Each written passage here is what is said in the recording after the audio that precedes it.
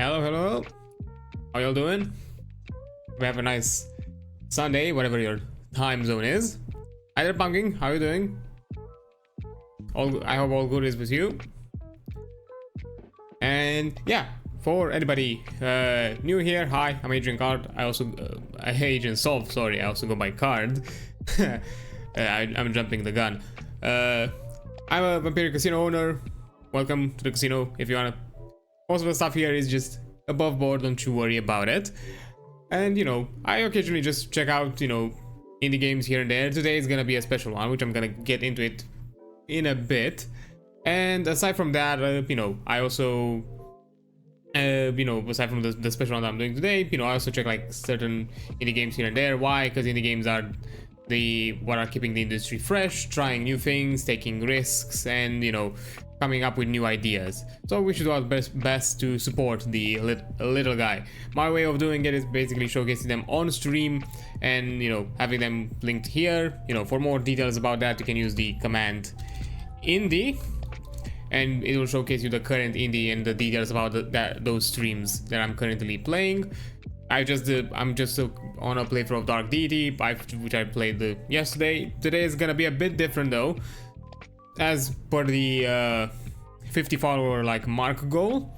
I mentioned I'm gonna do a special indie showcase with games that are overall exclusively to itch.io, which is kind of a platform, for those who do not know, where most of the independent developers, especially the really small ones, kind of post their projects. It's also a platform for game jams, all that kind of sort, and not just video games. It's also a platform where you can post stuff like physical content like TTRPGs and board games, as well as comics, videos. I've even seen like stuff like soundtracks and music. So it's an interesting platform for anybody who's, you know, starting fresh and in basically they're new to the creative space. And I've made a selection of a few indie games specifically from a bundle that is currently available on itch.io, the Palestine Relief Bundle. It basically, for $8, you basically have a selection of over 200 games, TTRPGs, soundtracks, and so many other stuff. Like, it's a collection of items. So, you know, it's not just video games. And, you know, I've made a selection of a few games that are exclusively to itch on that platform, and I'm gonna play them today. I tried to find a few of them that were slightly shorter, so I don't play one game that covers basically the entire stream. So yeah, I also do hope, I do encourage you all to check out the bundle. You know, if you can, show support to it. If it's not within your means, at the very least share it. You know, spread some more information about it. And because at the end of the day, for $8 you get a lot of cool stuff, some really well-known indies, some obscure ones, and some that are, I think from what I've seen, there are also working into putting them on other platforms like Steam and things like that. So, you know. But anyhow, aside from that, I also, you know, to add to my description, I also, you know, cover other stuff like, as I mentioned, TTRPGs are also another thing that I like covering. There's a good selection in there as well. Maybe I'll look at some of them whenever I find the time, because there's some new systems that this bundle basically gave me access to now that I have with it, so I might check them out. And, you know, as well as occasionally chill out, play some RPG games. Also like to go through game series, especially like some of the more influential games of the industry, that kind of stuff. So yeah, but you know, as to kind of finalize the general like coverage, I also, as I mentioned with the kind of follower mark and all that kind of thing, my current goal right now is to also get to affiliated. I'm currently checking all the boxes with the exception of the a viewership average. I'm still grinding to that 3 viewers average monthly, and you know, hope, you know, if y'all can support me, then, you know, when I get to the point of affiliated, there's gonna be some changes. I'm gonna stream a bit more often, a bit more frequently, yeah, more frequently and slightly longer than my usual.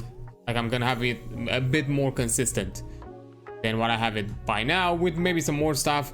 I've seen some interesting like reception with some of the streams that I've done this week, and I might rethink some of my schedule in the future, but I kind of need to you know, enable myself that kind of flexibility to do it. So I'll have to think about it. Probably next week's schedules, it's still which is gonna be about posted soon-ish. I just need to receive a response for before I can post it. It's gonna be a bit more of the usual, just because, you know, after like two weeks consecutively where I've done a lot of streams, I'm probably just gonna keep it to the usual next week. Even though I'm gonna start off again with another stream on Monday. So yeah, just so you know, I am consistent with my schedule, because, you know, I don't want to make excuses when there is none there. Because, you know, I'm still, my schedule is still quite flexible, so I shouldn't necessarily, if it isn't something urgent, I'm not gonna cancel a stream. Okay, but anyhow, I think that kind of covers it. So now, before I jump into the game screen, because I have to make a quick change here, because as I was testing to see if this game was capturing properly, apparently it has like a quick dialogue thing at the beginning before it gets me to the title screen. So I do want to jump into it as I'm playing it. So let me open the launcher. Okay, launch. Let me jump into the game. There we go. Because there's a bit of text that I'm also gonna read.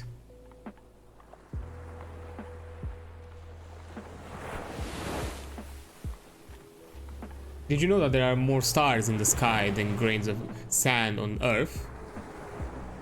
I know, it sounds crazy, but it's true. Tell me, with all those worlds out there, do you think there is anyone listening to your prayer?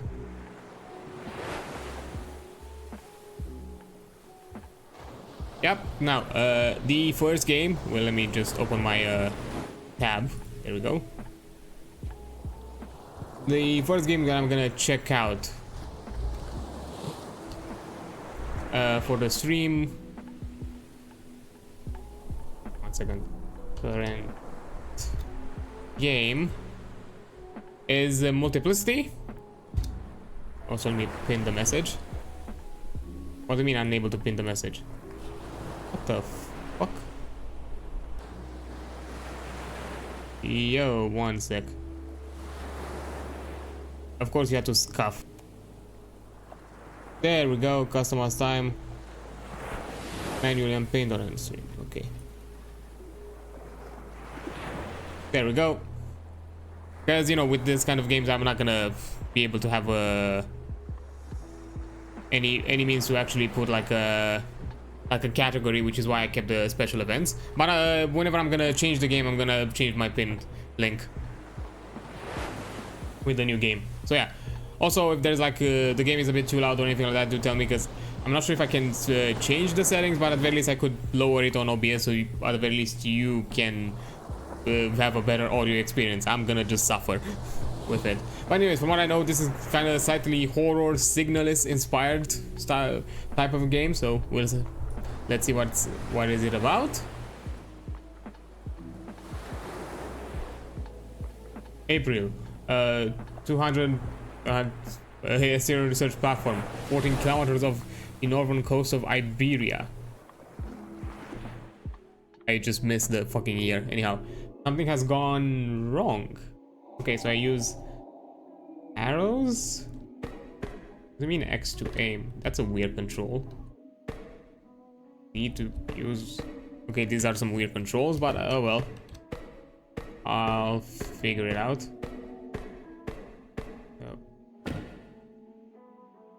What is that? Password encoded in the crystalline structure. We've gone to great lengths to protect our secrets. Outside key. I got some pistol ammo. Should I bother him? Nope, I should not bother him. I should not bother him. Nope, I should have not done that. He can't come here, can't he? It's fine, it's fine. I'm fine.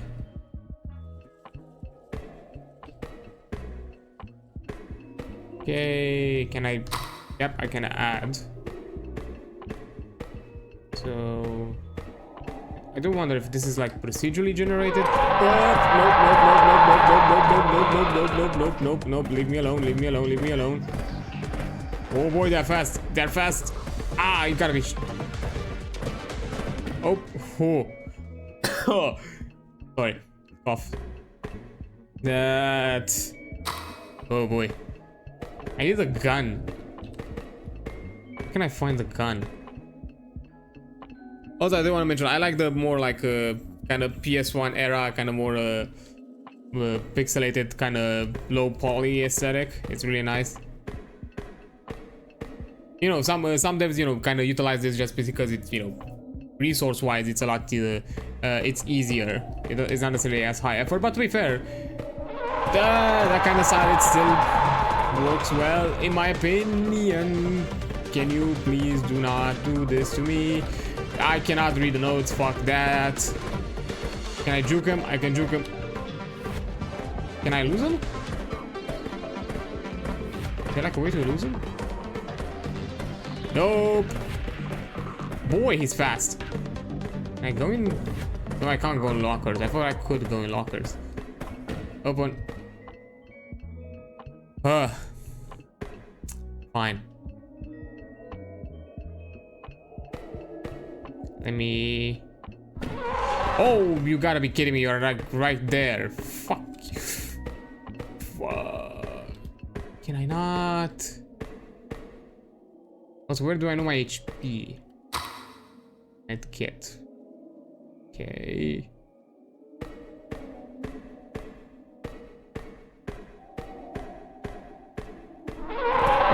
Can you not please now? Oh, you gotta be shitting me. There are two there. Yoink. I'm out. Oh, I saw a gun. I saw a gun.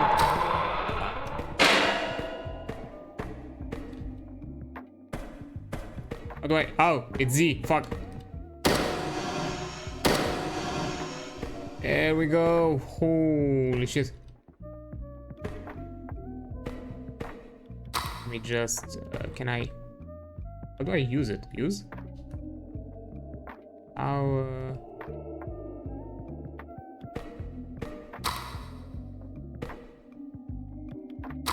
Let's see. Can I cycle?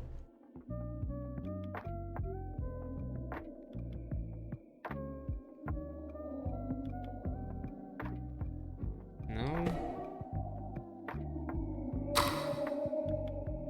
How can I use it though? Oh yeah, I can pick up the med kit. But I hold one? No. Do I click? No, because I don't think I have like mouse key inputs. See, because I know X is for aiming.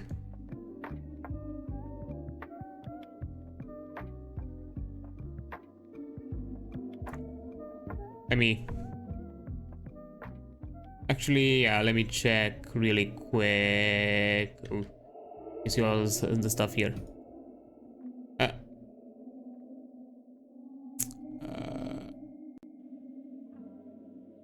How did somebody mention how to use the medkit? Because I just don't want to necessarily struggle into figuring it out.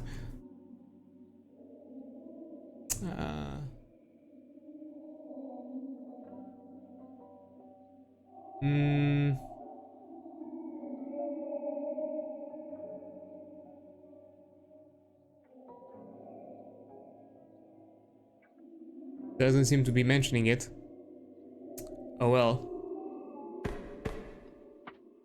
I thought maybe somebody would have commented on, because I'm expecting I'm not the only dumbass, but apparently I might be the only dumbass who doesn't know how to use the medkit.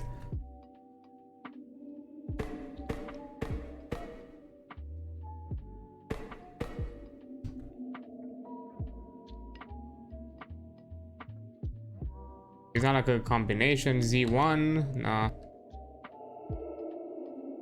X1, nah. I have no idea. I'm not sure which is important, the key or the... Fine, I'll take the key.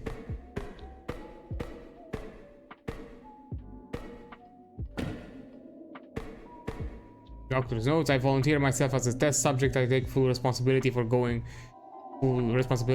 forward.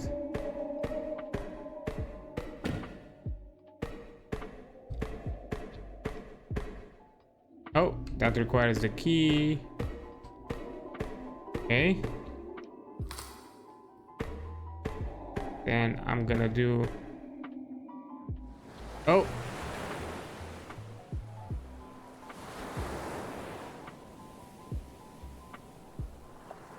Imagine a ball pit. Filled to the brim with all the colors of the spectrum. You could make arbitrary groups, 2 white balls, red ball, and 2 greens. Choose a pattern and count how many times it is repeated in the ball pit.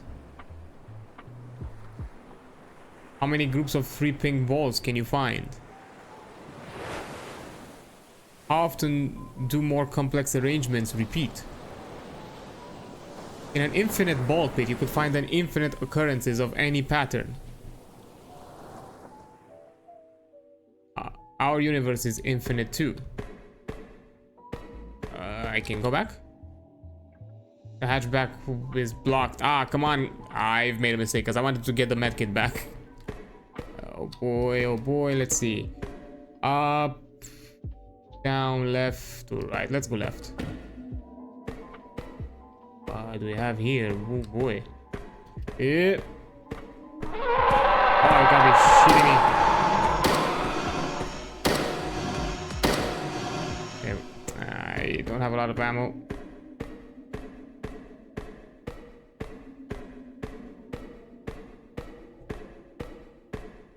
Up is the only way, apparently so.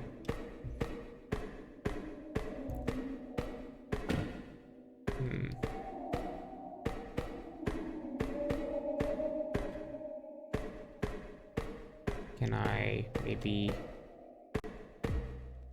I could shift around. Ooh. Oh, another medkit. Still have no idea how this works. Oh, hey, there it goes. Going decently well. I mean, this is the first game. It's pinned in chat right now. I mean, actually, it's right above your message anyways. Also, let me just give you a quick shout out. Damn it. There we go. There it is. Yeah, it's going fine. This is like the first game, which is apparently kind of a... It's a horror-ish Signalis inspired game.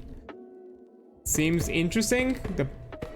Although I see that I don't have HP and I want to use the medkit because there's like those 3 dots. I don't know how to use the medkit because I'm using the use input and it doesn't work. Thanks, it might be the old Metal Gear top-down stuff. Yeah, I think it has a bit of that kind of inspired PS1 era style games. Ooh. Oh. Wait. Shotgun ammo. Okay. Oh no, he saw me. There we go. Fine, I don't have any other ammo right now, so I'll take it. I would love to figure out how to use the medkit, because I'm afraid I'm gonna die soon, and that's not gonna be fun. Because I think I'm gonna repeat like the entire game. Let's see. Oh, you gotta be shitting me! Come on, come on, come on, come on, come on, come on, come on, come on, come on, come on, come on, come on, come on, come on, come on. Ooh, what's this? It was always the biology kit. This would be easier, but with you here. But then would I be doing this? What's this? Fragment B. What's fragment B? Are you okay with me talking about content creation stuff, or would you like to rather focus on the game? Go ahead. You're open to talk. I mean,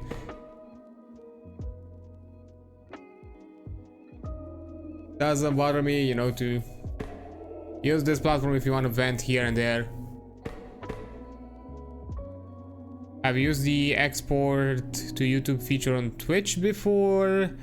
No, I usually, because when I do the OBS stuff, I also record a separate instance of the stream, and I edit that one. I don't export it directly from Twitch. I edit because I usually cut my breaks and all that kind of stuff, and my and the downtime between starting stream and end stream. So yeah, I usually just take that recording, edit it, and then render it, and that I upload that one to YouTube. I don't think I've actually exported directly to YouTube anything from Twitch. I was thinking on doing it with the clips, but even with that one, I probably would prefer to download them first. Yeah, I was just curious because I was trying to that for the first time, and I have no idea. My guess there is probably you're gonna render it. At the very least, they'll probably upload it. I think they do some form of a render before it, because even when you download the VOD locally from Twitch, I think it does a bit of rendering process before it gives you access to the download. So it might render it and just put it there, but I'm guessing it's gonna be at the quality of the actual stream. So in case you wanted to do something higher quality, if somehow, let's say, even though in my case I'm not doing it because I know it's gonna eat a lot more resources, you could do like a recording at a higher quality than your stream, and then the VOD on YouTube could be at a higher quality.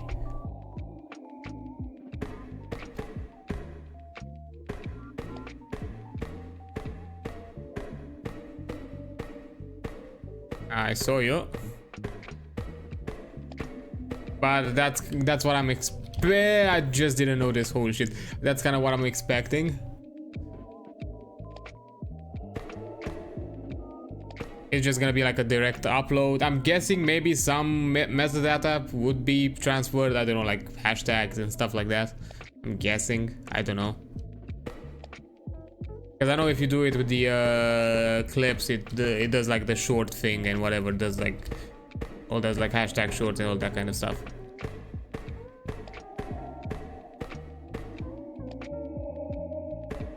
Oh, come on, and there was nothing here.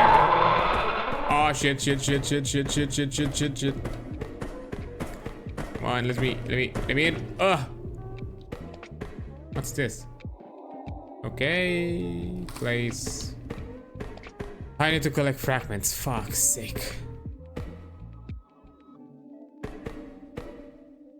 Let me go down. So it's middle top. Okay. What is this? Pistol ammo. Okay. What the fuck? The world back together. You can't stitch the world back together if you kept trying. What's the... Thanks, was more curious really because this is just kind of streamlines my process, will make YouTube more consistent for me. I don't need to locally download the videos slow. I mean, yeah, you could do it. Me personally, I prefer to do it with the whole shebang of doing it locally, just because I want to cut the downtime.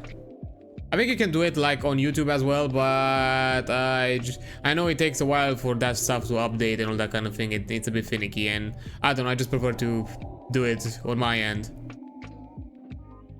I might be looking into it as well once my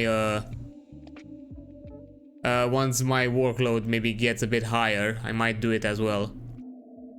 Because to be fair, what my idea was gonna be, at the very least once I'm getting affiliated, the backlog on Twitch is gonna be under the subs, while the VODs will have uploads at a 24-hour time difference. So basically, if you sub, you have the benefit of just watching the stream right after it ended on Twitch. But if for those who did not sub, they can find the VOD 24 hours later. That's kind of my idea, and maybe to streamline the process, because I had moments where I wasn't able to do it like on schedule, just because the longer the stream, the longer the rendering time, and depending how I'm scheduling my time, I might not have enough time to actually do the render. So I might just sacrifice the editing element of it to just directly upload it, and in the meantime cut it with the YouTube editor. That's probably what I'm gonna do as a compromise. Because at the very least, with for example, with the which stream, I think Either with this one, actually, yeah, either this one or the other like special stream, the TTRPG stream. It took a while to actually have it fully rendered at HD on the schedule time, because I woke up a bit late. I didn't have a time. It was like a 6-hour long stream before I rendered it and uploaded it. Before the full render on YouTube, on the YouTube upload for HD, it was already posted on 480p quality already, and I don't really like that to be already public and it's at shitty quality.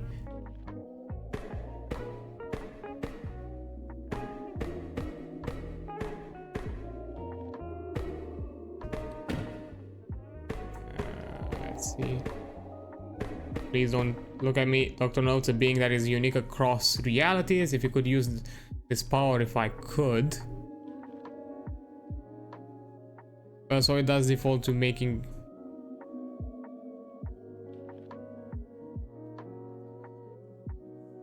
So it does default to making your uploads private, at least. I'm guessing so.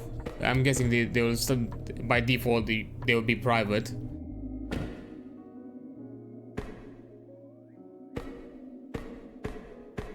Oh, found another fragment. I get there from here. Let me see.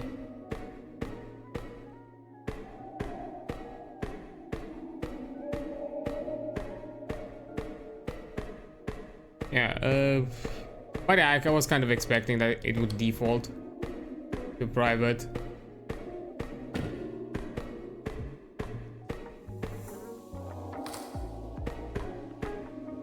Okay.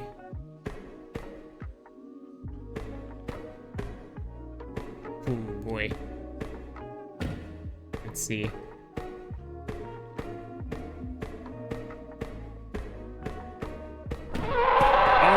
Shitting me.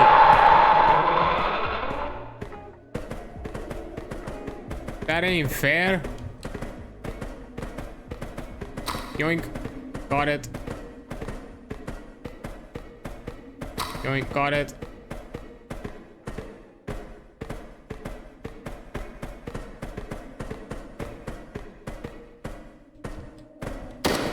Ah, missed it. Ah, shit. Well, let's see, where do I respawn? Please tell me you saved some progress. Please tell me you... okay, I'm gonna be here a while. Z, skip, fine. Ah, shit. And it is randomly procedurally generated. God fucking... I thought this game was gonna be shorter. Oh boy, it's gonna take a while.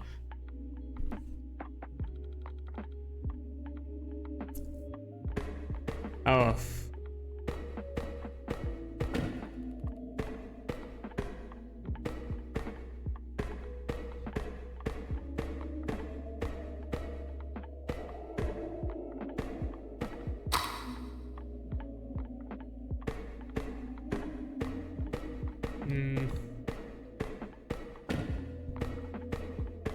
To be fair, I'm not blaming the game because it's like this. I'm totally fine with it, but you know, my plan with the stream was to play a few more games, not just one.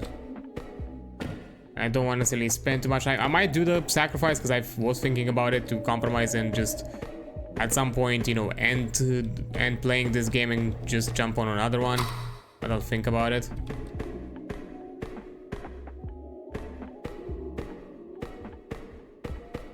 I'm still not exactly sure how they detect me, because I have a situation like this one right now where, you know, I was just barely passing by and next to him and it didn't trigger him, but then in other moments he just feels like, you know, at the slightest approach in the field of view, basically he's triggered. I volunteered myself as okay, I've read that note before.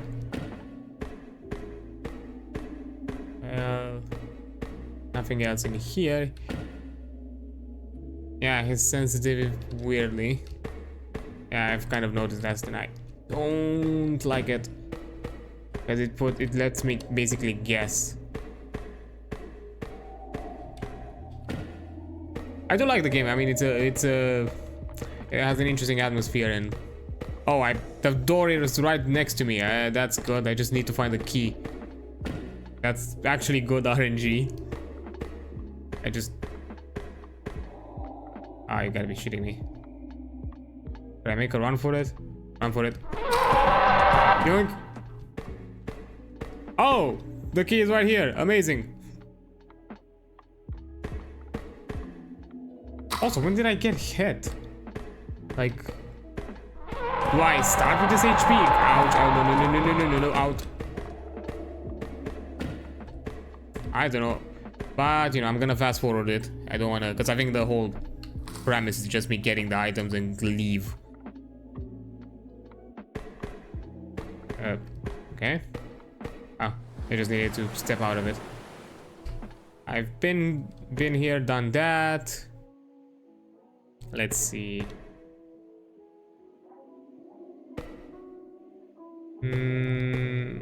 Let's try up this time. Although, actually, yeah, I know I changed my mind. Oh, a fragment, nice. 3. I'm not gonna take the shotgun shells because I still only have the pistol. Ah, damn you. To be fair, the thing that I kind of find annoying is that it triggers everybody in the room.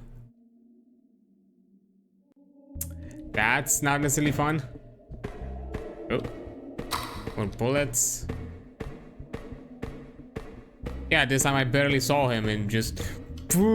See? That time I trigger him, this time... I'm not sure if it's about positioning because he basically has his back around. I'm not sure exactly... Because I'm guessing... although it's the Godot engine. I don't know how the Godot engine works. But I'm guessing it might have some kind of view cone or something like that with the AI. That kind of shit. But still, man. Oh, no.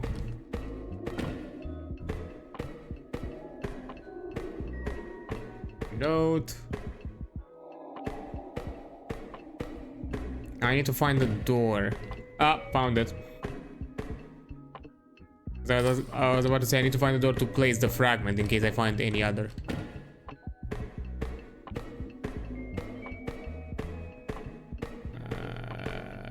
Because I want to be a bit conservative with my ammunition. I don't want to, like, you know.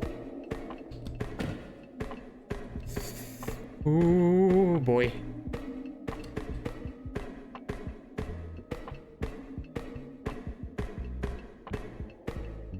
Oh, there's another one. Yoink. Now I need to go around them.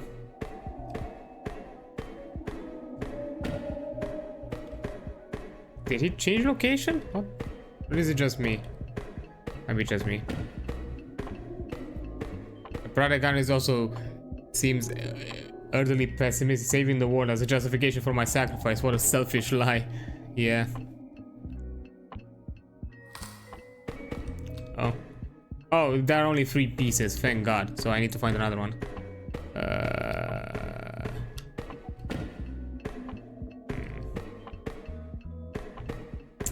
Is there like a way down here?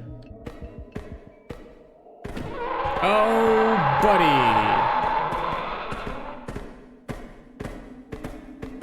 Please tell me there's a way out in here. Please tell me there's a way out. Please tell me there's a way out. There's no way out. There's no way out. No. I've been betrayed. You see that medkit? Well, again, I don't know how to use it, so I'm not gonna bother. Maybe the medkit is a lie. Maybe that's the whole spiel with it.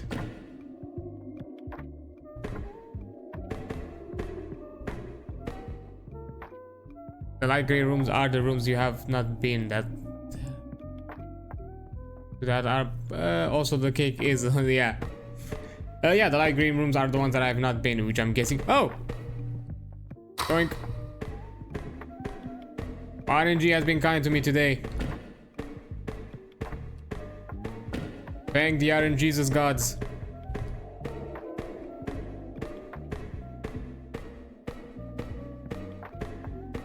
Yeah, the grayed out like boxes, like slightly grayer.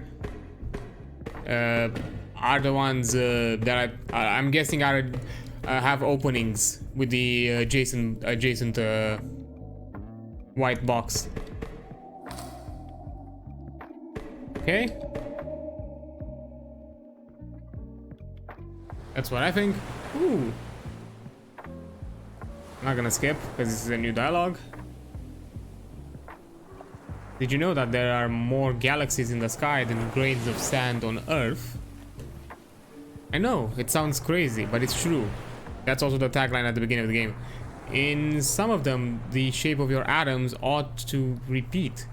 That's all we are in the end, particles forming a pattern. Somewhere far from here, you are repeating your life, every single second of it. Ah yes, the multiverse's fury. I'm guessing we're playing by the lucky number 3. Like, I need to do this 3 times. Huh? I just move forward? Oh boy, is this nuts. You know, I hope nobody has vertigo here, because this could be a bit inducing.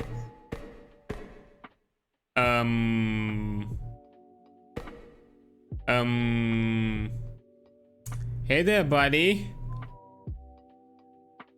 How you doing? Brother? Oh. Drama. Oh no. Elena? Elena? I don't know if it's Slavic or not.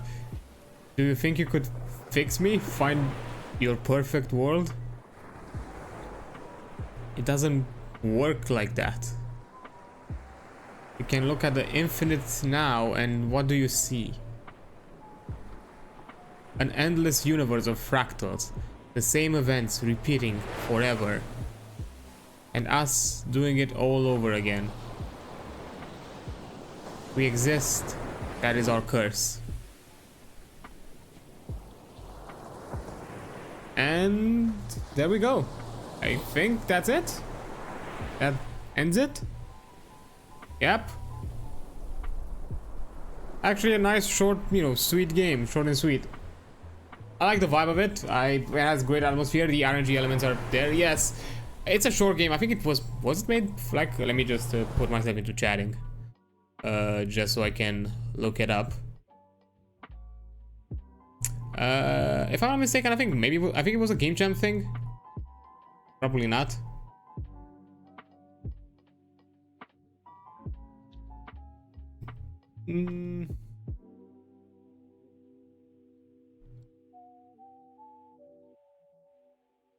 Nah, I don't see any mention.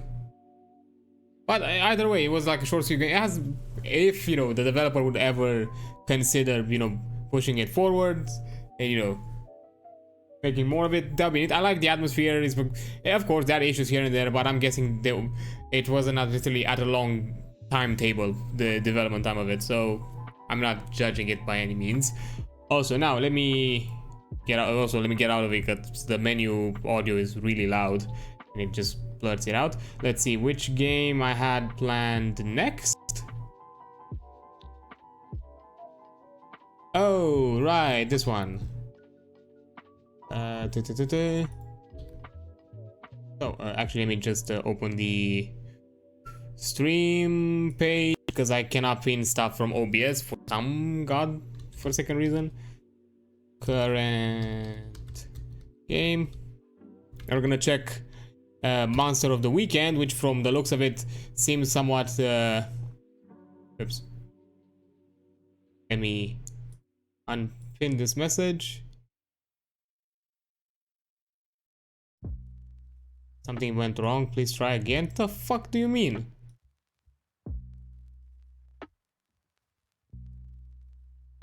What do you mean I cannot pin the message? Ah, there we go. Done. I had to actually refresh the page. Okay, so this one, from what I've seen of it, looks like somewhat Pokemon inspired. Let me just open it on the HIO launcher. Also, I haven't fully checked every game before streaming, so I have to figure out exactly how I'm gonna capture them as I'm playing. Ah, god damn it, this is This is a windowed game. Fuck. Let me see how I'm gonna do this. Studio mode. On the go, actual. Actually, I wonder if the game capture works for this one. Maybe I can do it like that.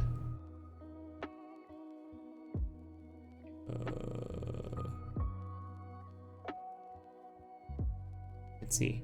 Click. Does it work?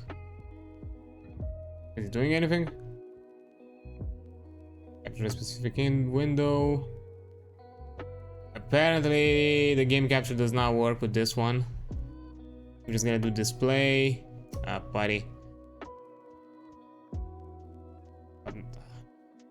I hate that the preview window is so small. Window capture might work. It does not see the app. Oh, actually. Oh, it worked. You're a genius, Ghost. Thank you.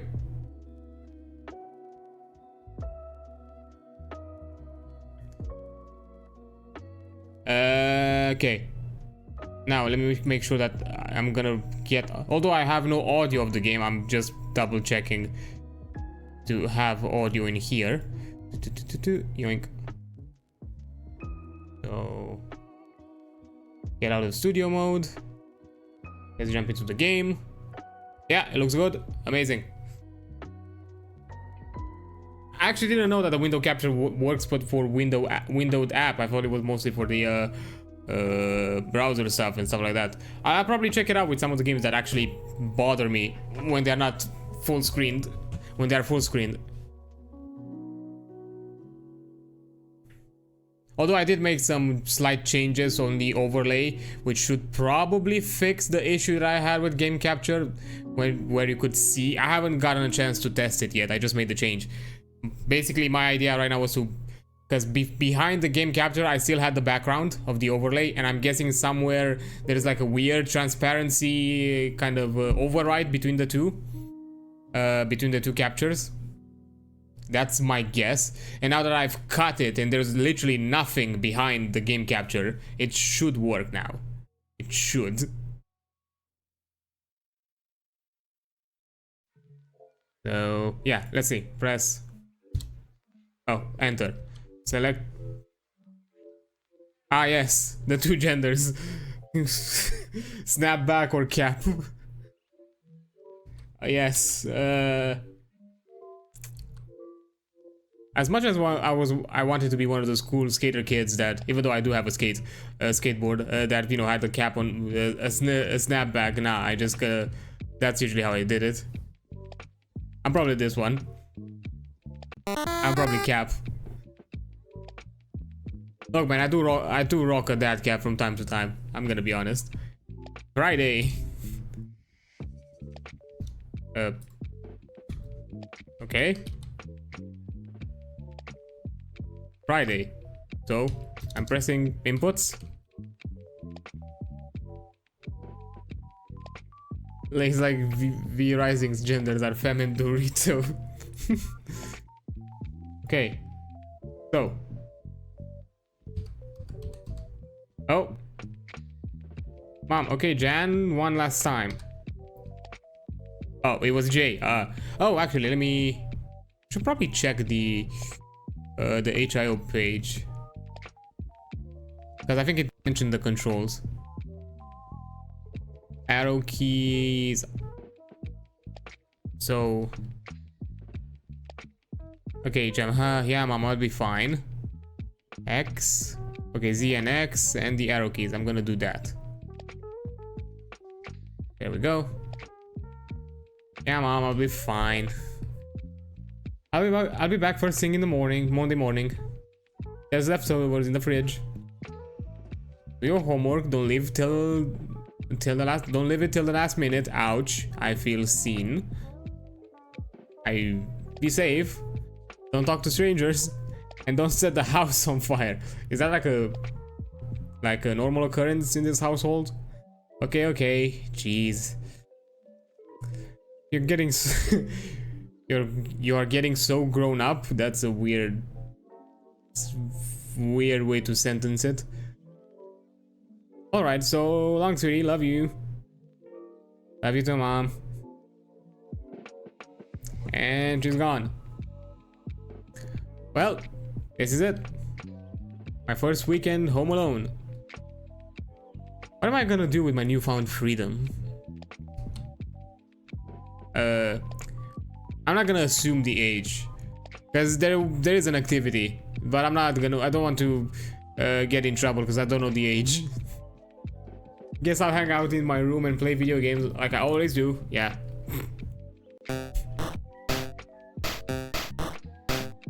Oh, wait, that's some sound. Z, anything useful in here? Come on. Alright, garbage. Goes out on Thursday. The only thing in here now is an old coffee filter. I'll take it. You filled the filter out of a trash can. Amazing. Oops. Oh, I can go here as well. I thought Let's see. It's my homework. I should get to it at some point. Leave it for now. I have all weekend to do it. Also, there's a way to lower the volume. Let me open a volume mixer because it's a bit loud.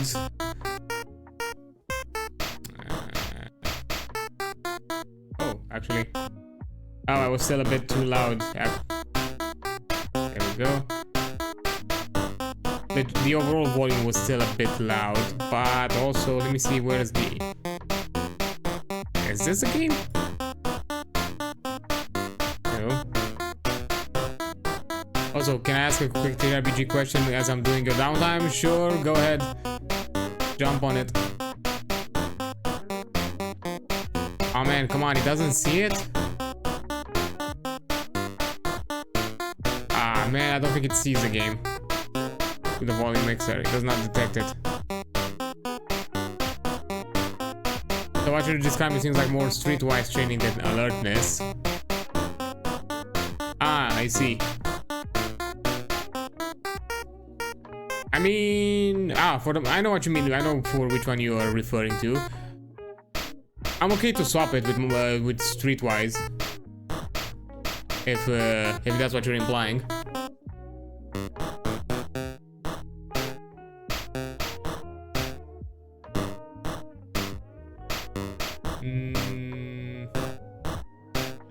Actually, let me figure something out real quick. Oh, I'm just gonna spare you a bit of the loud volume. So I'm gonna just slightly lower it here. There we go. So, okay, I wanted to clear that with you. It's just that streetwise is being more familiar with the local town in general and what places are where to go to do stuff. Yeah, fair. That's fair.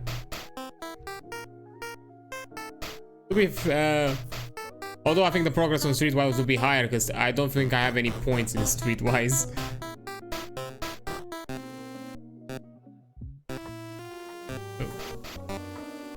I can play my game. Let's see. My dresser. I keep my extra hats in here. Sure. Take one. You grab a spare hat. You never know when you need a spare hat. Trophy? My old little league trophy. The plaque says best outfield flower picker. Amazing.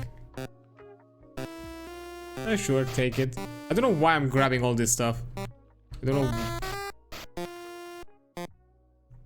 My trusty bed, it's freshly made, or at least it was a few months ago. What do you mean? When did you change your bed sheets? Oh god. Oh wait, I forgot. I'm stuck on that really hard boss battle. Ugh, maybe later. I feel ya. I had moments where I... What happened? What the heck was that? Oh, that came from outside. I'll check it out. Book Catcher Zero. It says monsters develop different abilities based on what they're fed. Ominous.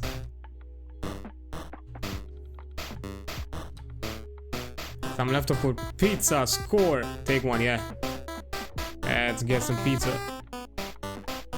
The stove, useful for lots of stuff, or at least it was for people who know how to cook. I usually stick to the microwave. An indispensable tool for non-expert chefs like myself, yeah.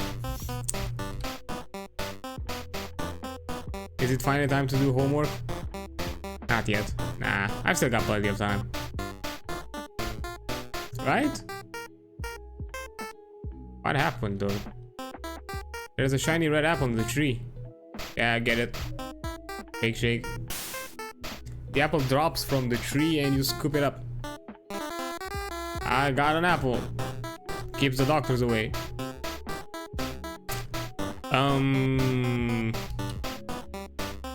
That's a large egg. That's a child-sized egg. An egg. It feels warm. Take it? Ah, yes.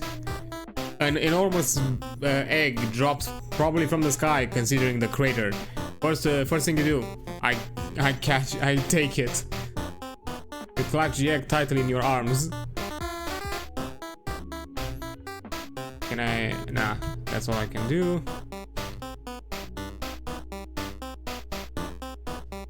Can I do something about it? Like, can I? No. Guess I'll set it down here. Huh? It's hatching. Ooh. What is it? Actually, I don't know. It looks like a... Hungry? Huh? It can talk? Hungry. Oh, okay. I'll get you some food. What should we feed? The pizza or the apple? Hungry. Can I not just... Huh? Where are you going? I guess I need to cook the food? Maybe microwave pizza? Mom said she didn't have a microwave when she was a kid. That can't be right though. How did they cook anything? The stove sits untouched and it probably will remain for the entirety of the weekend. The cold air is nice. Okay.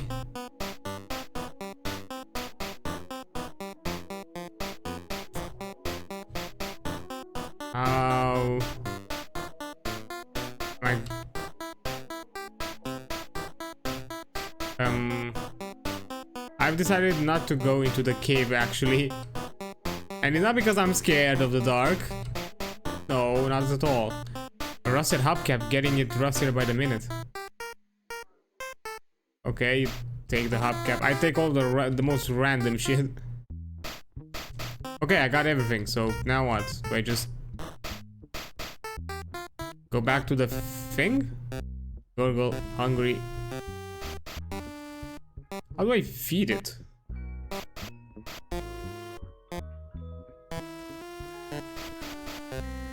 I'm missing am I missing a control that the game didn't mention? Forward slash.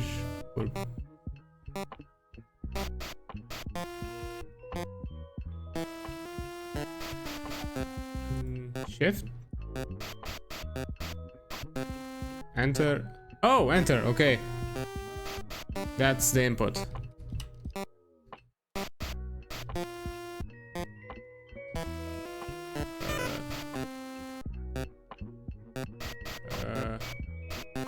See, plenty of cheese and roni.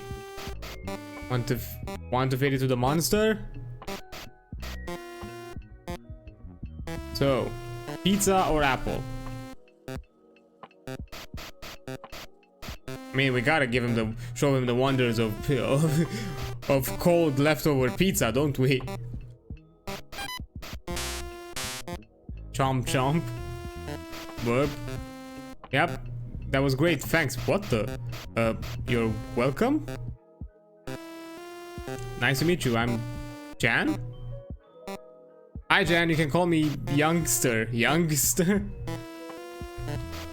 Youngster, you're nice. Let's be friends. Okay. I was gonna kill me if she finds out about this. It is kind of cute though. Jam and Youngster spend the evening getting to know one another. The little creature didn't know where it came from or how it had appeared, and yet the two got along easily. Jan felt a sense of kinship with the creature. But that night, something very strange happened. Saturday? What the? Well, I'm trying to figure out like what's up, what's down with the creature and... Oh, I see it, I see it.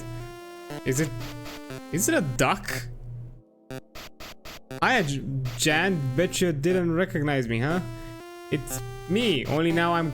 Yeah, it's a duck. I'm Quackster. Pretty cool, right?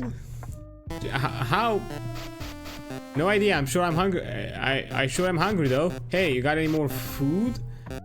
Yeah, of course. I'm sure we can find something. Come on, let's go explore.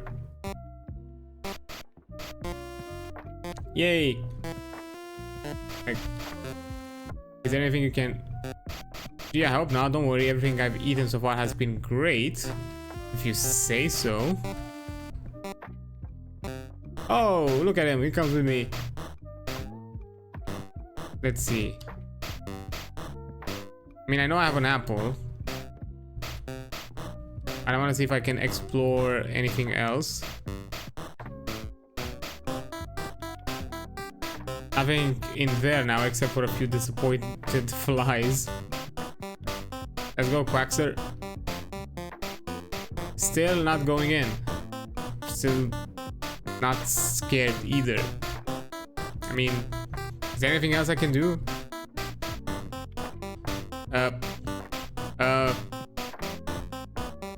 Quackster? What's your favorite color, Quackster? Easy, red, the color of a watermelon. Wait, watermelons are green too. Maybe green is my favorite? I also like chocolate, and that's brown. Donuts are brownish, but they have sprinkles in all different colors. Gee, Jan, this is harder than I thought. How is this turning into a question about food? Hi, Jan. I mean, could you move away? I'm stuck. Are you for real? I'm stuck in this place. Like, Oh, I can reset it. Thank you. The devs thought about it.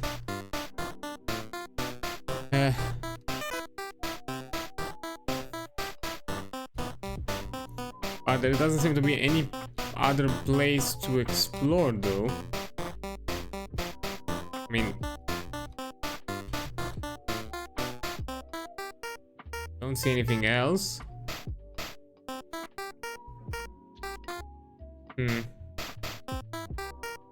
I guess I'll feed you the apple.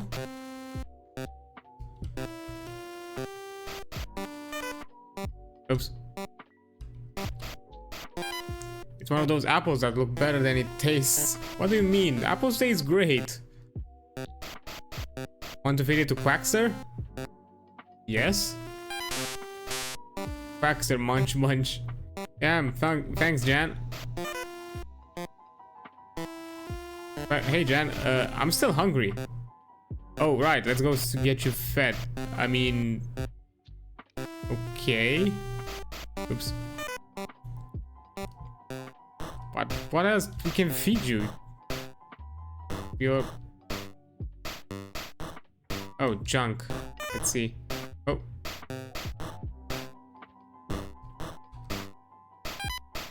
I mean, I have a coffee filter. I have A rust cap? That's not actually food though. Oh, can I give you my hat? Actually, let me actually check this. Can I give him my hat? Stuff. My second coolest hat. Oh, he's still gonna eat it. No. So, I'm out of food, so I only have junk. I mean, coffee filter technically has coffee in it. Like, it probably has the leftover, you know, mulch. Like mulch? I don't know how you call it actually in English. Like the residue that remains after you know, filter coffee.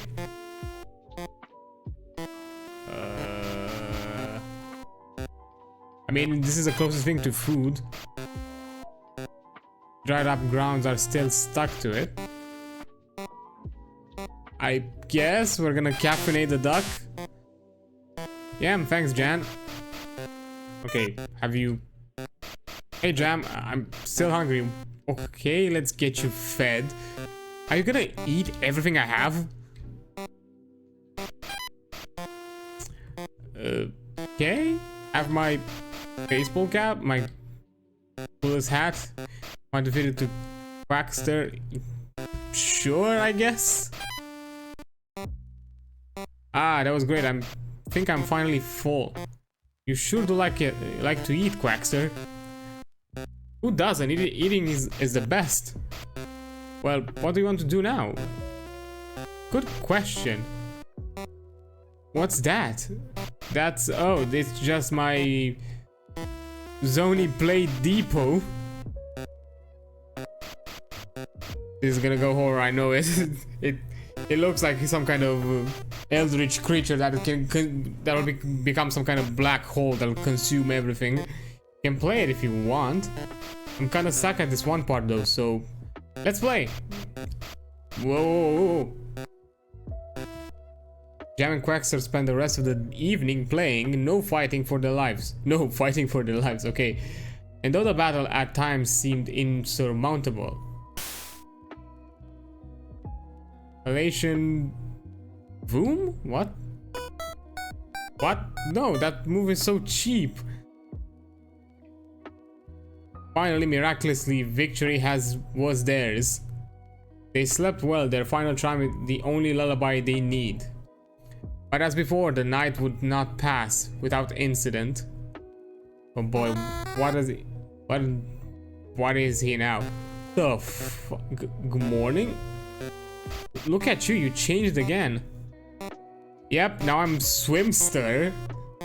This is so cool, I can't wait to see what you'll turn into next. Oh boy.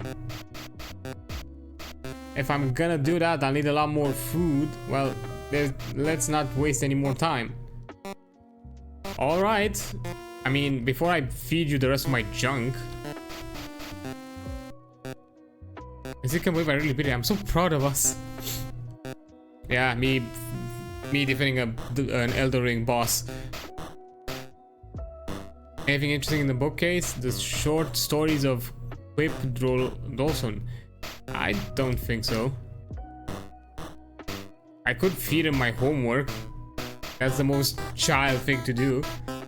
There it is again, my old nemesis. Is it time for me to do my homework? Not yet. No, never. I've still got plenty of time. Yeah, it's Sunday, it's fine. Tomorrow is cool, but it's fine. We have time. It's still early in the day. What is this? Ow, this bramble bush is pokey. Adrian, don't worry, I'll... A slash? Oh, nice one, Swimster. Hey, there are some berries in the bramble. We scoop up the berries. Was it there before? Like in the previous day? Because I didn't notice it. It used to be a clubhouse or fort or something. Obviously, it hasn't been used in a while.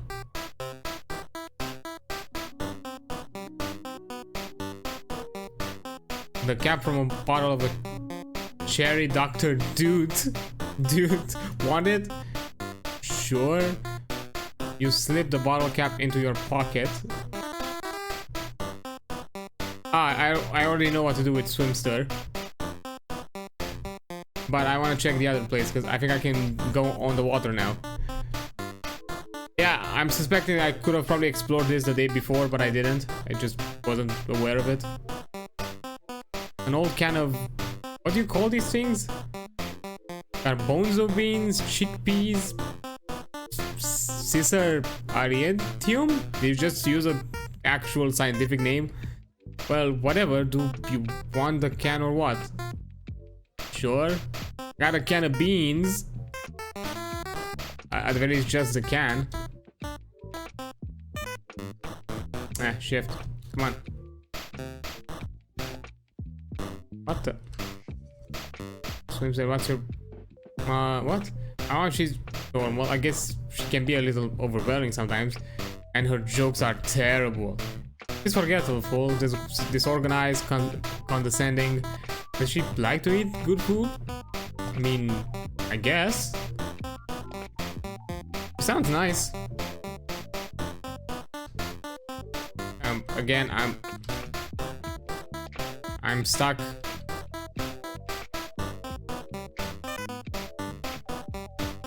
I am...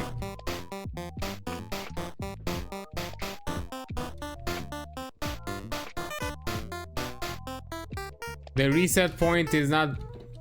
oops, sticky keys, damn it. The reset point is not well placed. Come on. Like for real.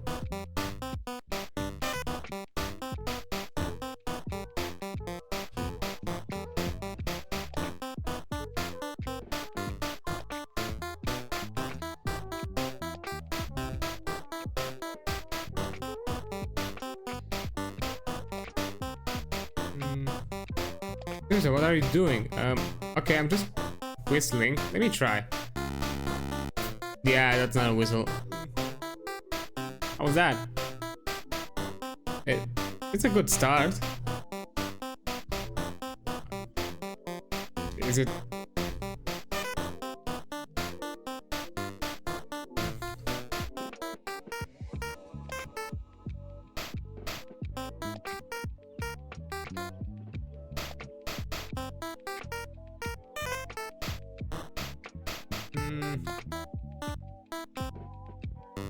Do I have to reset it? Are you for real?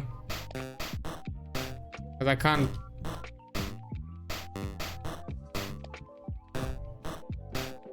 Ah.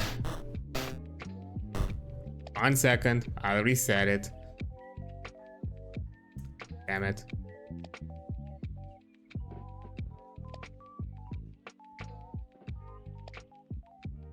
Let me check. Yep. It seems to be doing the thing. Yeah. I'm just gonna fast forward it. Come on. Yeah. Thanks, Mom. Leave me alone.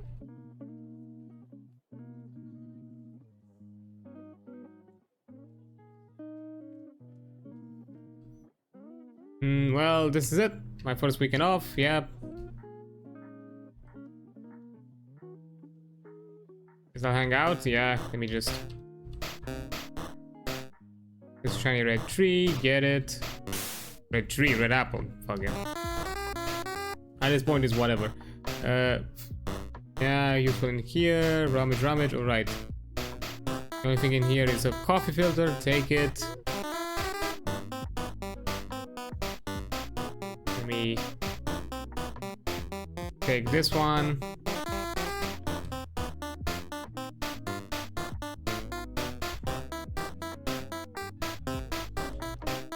Nothing to get from here until the egg comes.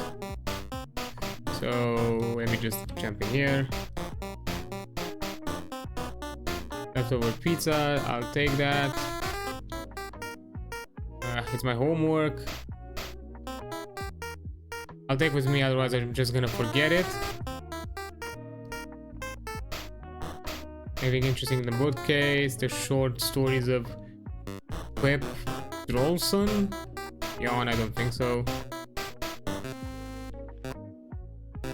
The dresser, yes, I'll take the cap.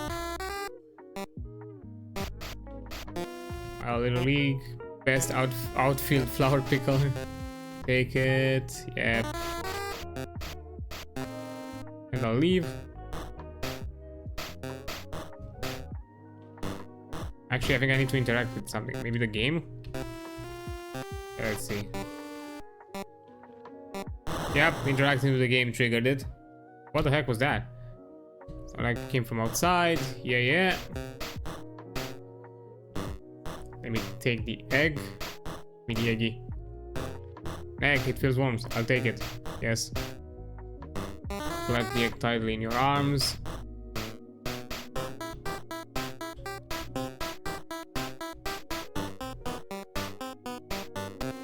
I guess I'll set it down here. Yes, it's hatching.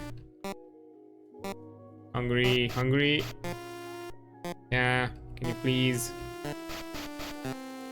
Okay. I'll start with actual food, as I did before. Oops. I always forget it's enter and then I have to press Z. Yeah, let's feed it. Chomp. That was great, thanks. You're welcome. Nice to meet you, I'm Jan.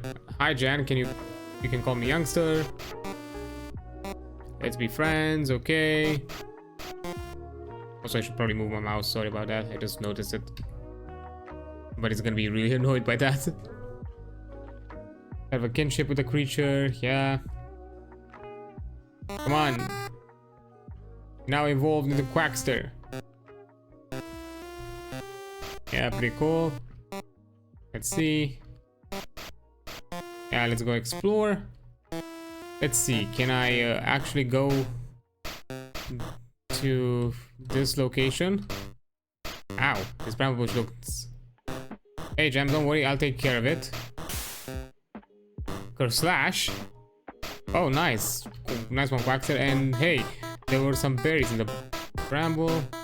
Scoop up the berries. Okay. Used to be an old clubhouse kind of thingy. The can from a bottle of cherry Dr. Dude. Want it? Yep. What is this? A tiny little plant. It picks out the soil. I guess I'll have to wait for the plant to grow. Well, that's just irresponsible. Somebody left a thing of plastic six-packs rings just lying around. Yeah, let's clean it up. Want to give it a hoot? Yeah. What's a...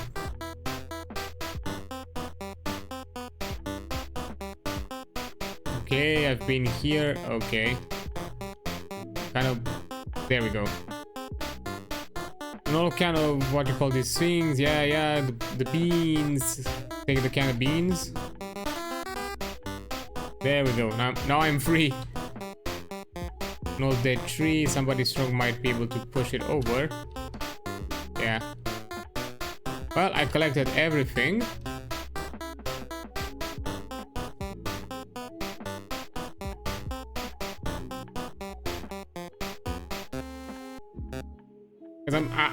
I'm pretty sure with the I can't go in the water until I actually evolve him into Swimster. So let's see. Quackster, so this is your room, Jan? Yep. Not very exciting, I know, but are you kidding? Look at all this great stuff. Well, if you like the stuff in here, we should go find some more. You bet. Lead the way, Jan. Okay. I'll feed you an app. Oops, I always forget. This time I'm actually gonna, because I have 2 pieces of food, so I'm gonna feed you food. Going to feed it to Quackster, yes. Munch, munch. Thanks, Jan. Another one. Handful of berries. We want to feed the Quackster, yes. Thanks, Jan. And now I think I'm gonna continue. Oops. And again. As I mentioned, coffee beans are food adjacent, I guess. The coffee filter is food adjacent. So, here you go, Quackster. Ah, that was great. I think I'm finally full. You sure do like to eat, Quackster?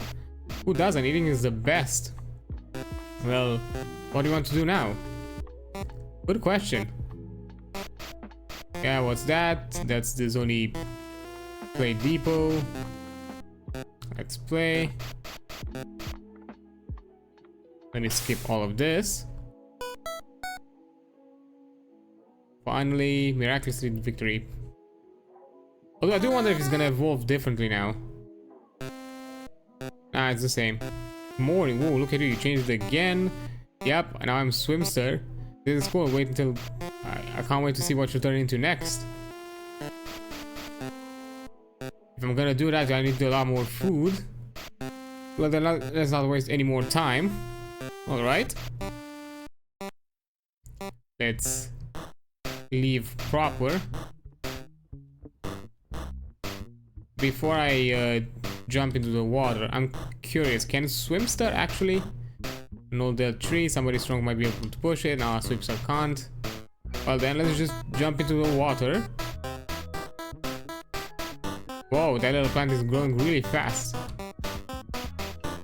I'm gonna get my socks wet. Swimster, hey Jan, why don't you ride on my back?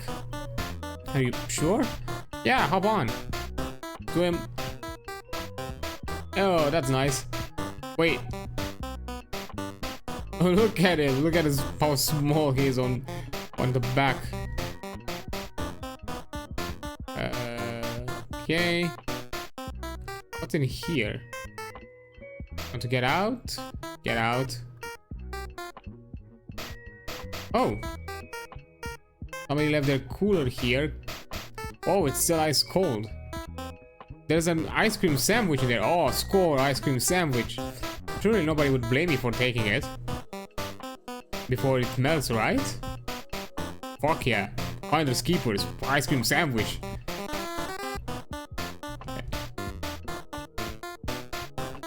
What a pretty shell. I'll pick it up. Pop the shell. Can I do anything with the chair?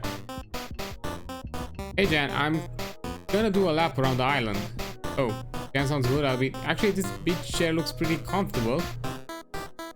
Ah, this is life. Just a lazy sunny Sunday. Another care in the... Ploosh? What happened? My bad, I forgot you were sitting there. And did a cannonball. Drip. You should try the chair, Swimster. It's surprisingly comfy. Okie dokie. Yep. Something's not quite right. Yeah, I guess it's not as comfortable for you, huh? It's okay, I'd rather be hanging out with you than sitting down anyhow. Well, let's just leave the place then. Pull up the HIO page and this game looks cute. Oh, hi there, Troy. How you doing? Let me just quickly... Yeah, I'm checking some indie games right now from H that are, I think, H exclusive. Even if I see ghost matches about it going horror down the line. They're just believable. Yeah. Let me give you a quick shout out. Yeah, if you wanna like check out, I think although it's linked above, but you can use the hpal command and gives you the link with the bundle. Of course, I'm gonna shout out all the friendos around here. But yeah, there's like a cool like a bundle that also helps with the kind of Palestine like relief effort. So if you want like over 200 items, which include indie games, TTRPG stuff, comics. I think there's some soundtracks here, like some soundtracks and some music albums here and there, and I have also a few comics and books. So yeah, it's a long list of items. It took me like literally a few hours to filter all of them to pick out the games for today.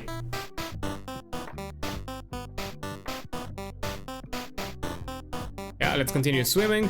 Yeah, from what I've seen, like this game is like kind of obviously Pokemon inspired. Doesn't look like I can... Nah, I can't get up from there. I'm just looking for food for the weird guy, because I don't know I don't know what exactly... Oops, let me move my mouse. I just There's a few games I've picked up on itch that I should get around for playing. Yeah, as well, because you also get like stuff like Coffee Talk, which is actually a really good like indie game from that bundle. Only the first one. I think it doesn't have the second episode, but still, technically you should play the first Coffee Talk before you jump into the first one. Yeah, it's been eyeing Coffee Talk, and yeah, I mean for $8 you get a fuck ton of shit. Like you also get some system. I think you get Fist. You might also get something. I think I've seen some mech TTRPG stuff. I think maybe there's been like a cyberpunk one. Adrian, there's something at the bottom of the river. Want me to fish it out? Sure. Yeah, also I'm considering like I might do a Coffee Talk as well. I don't know why I'm maybe gonna steal Link's idea and maybe do it with somebody else or with a few peeps to do the voices for the characters. That would sound like a fun idea, and not just play it solo. But don't tell Link that I said that. Actually, you can't tell. It's fine. Swimster, what's that? Is it tasty? Yeah, nice work, Swimster. Here, secretly safe with me.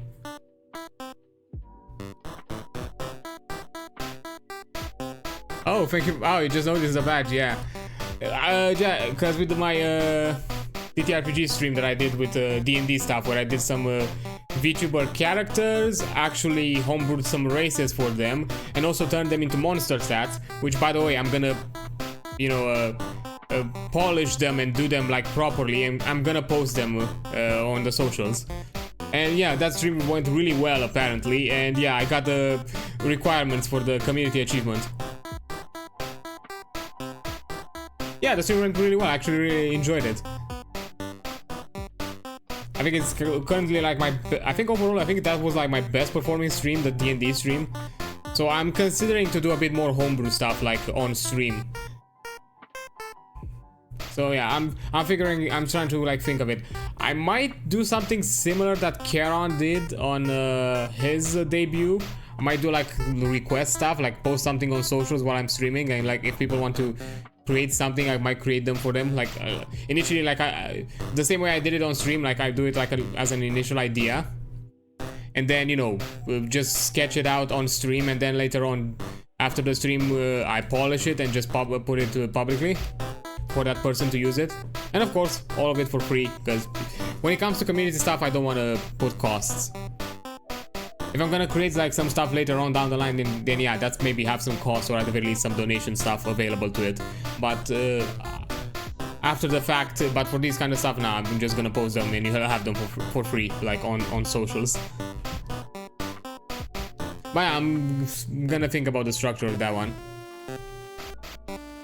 Also, one thing, let me check if does the volume mixer now see it, because I would appreciate, because it kind of annoys me on my end at the very least. I lowered it on OBS, but on my end the game is really loud and I can't seem to lower the volume because the background music is a bit too much for me. But oh well. Let's give it the ice cream sandwich. Ice cream Sammy. Do I feed it to Swimster?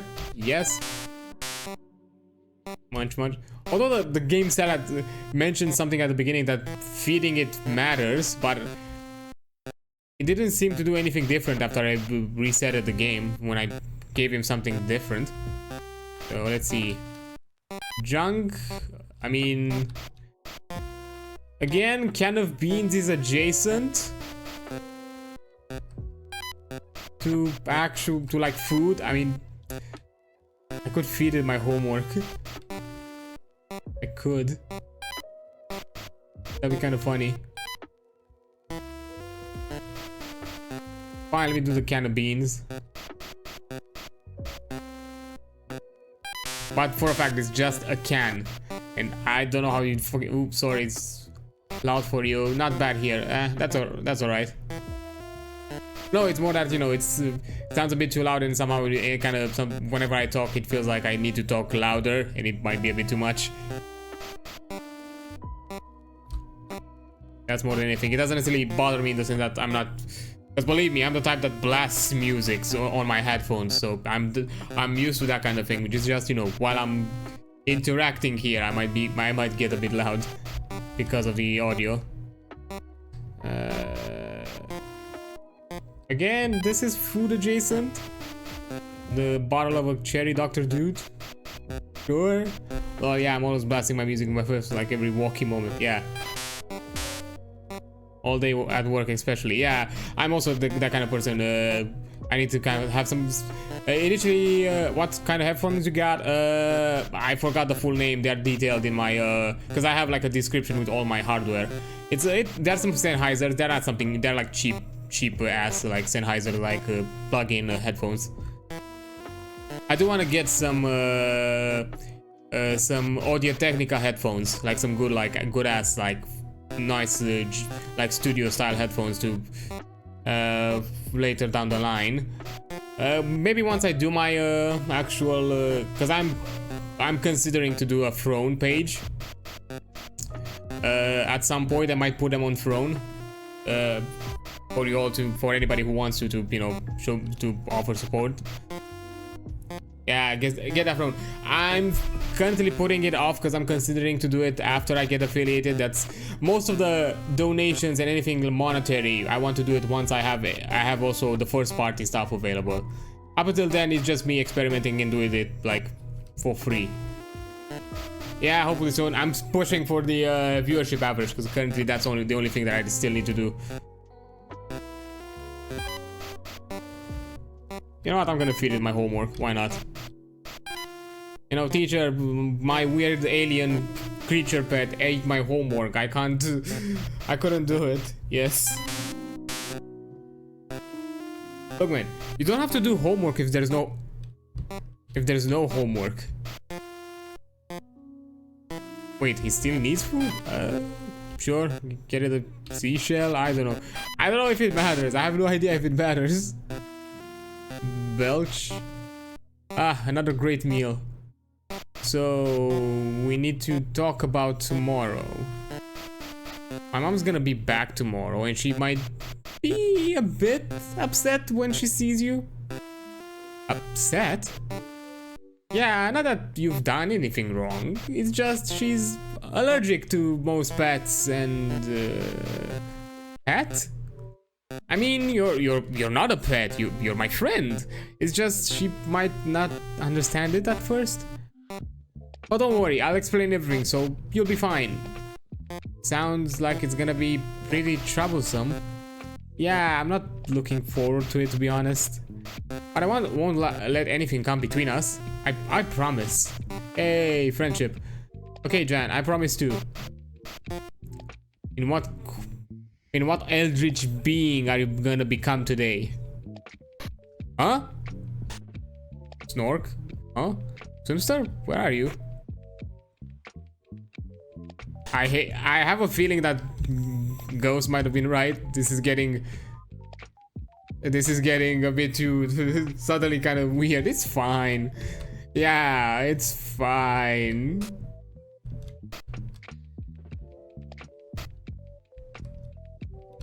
I can't interact with anything, apparently. This is... You're not back here. Are you in the weird cave that I don't want to go in? Because it's not because I'm scared of the dark, it's just I don't want to go in. Seems it must be somewhere else. Not here. I think it... Maybe not the dead tree? No. There's a playground. Not there. Oh, the plant, the weird ass plant grew. Okay, weird. I see. What's all this? Is it like rocks? Is it like a maze? Weird. Yep.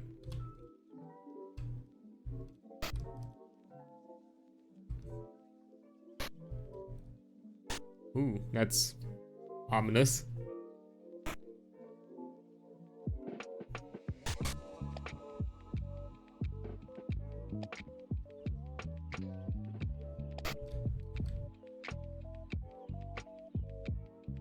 Okay, oh, this was a bridge. I thought it was a gate or like like a fence.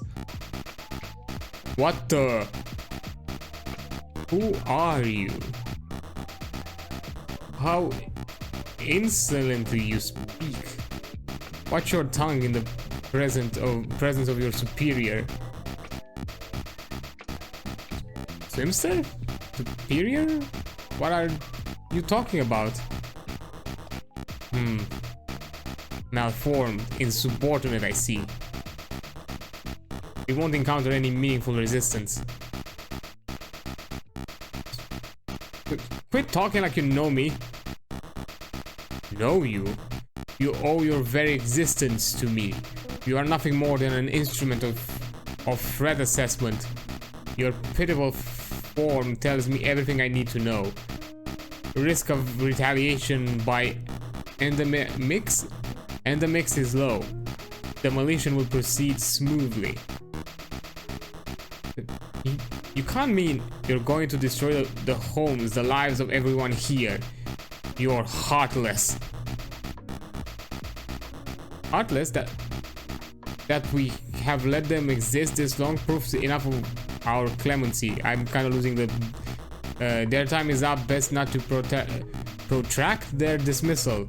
Some big words here. Ooh. Yeah, well, I won't let you dismiss anybody. I'll stop you. I'll protect Jan and everybody else. Don't make me laugh. The biggest threat to these people right now is you. Your body changes by the day. Your urge to feed grows ever stronger. Even if you oppose us, your very presence here dooms those you seek to defend. You're wrong. You test my patience for the last time. Cease this impotent posturing. Swimster, what's going on? Oh my god, we got a Godzilla. Oh no, not Hass. Wormster. Jan, thanks for everything. What? What the? Whoa! The game suddenly changed.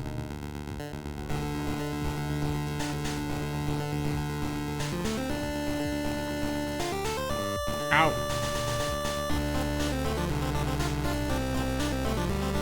This is a...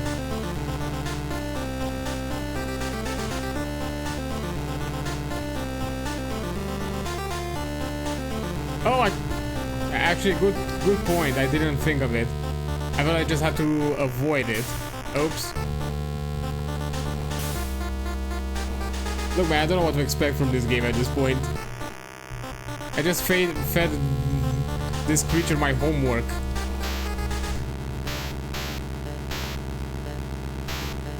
Ouch.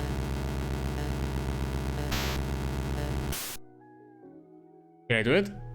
No.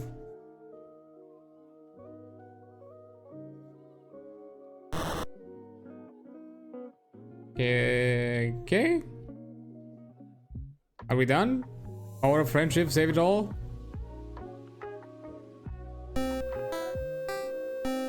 Oh no. Oh no. Mom's gonna be mad. Mom? Jan? Oh my god, I'm so glad you're okay. I'm okay. Oh, hug. Dang, I was hoping for the power of friendship could put out that fire. Yeah, I can't believe you actually set the house on fire. I didn't have set the house on fire.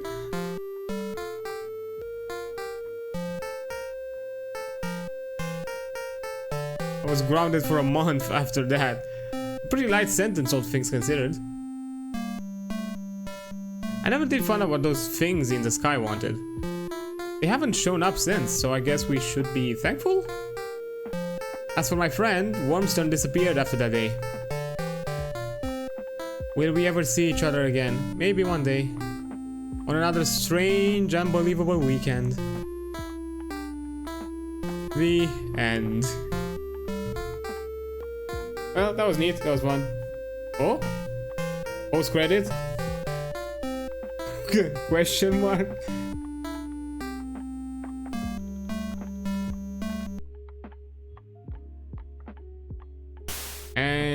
yeah, mostly went back to the title screen. Yeah, that was actually a fun, really fun little game, short game. Okay, so now that we've done this one, let's see what else I had on the list. Let me check.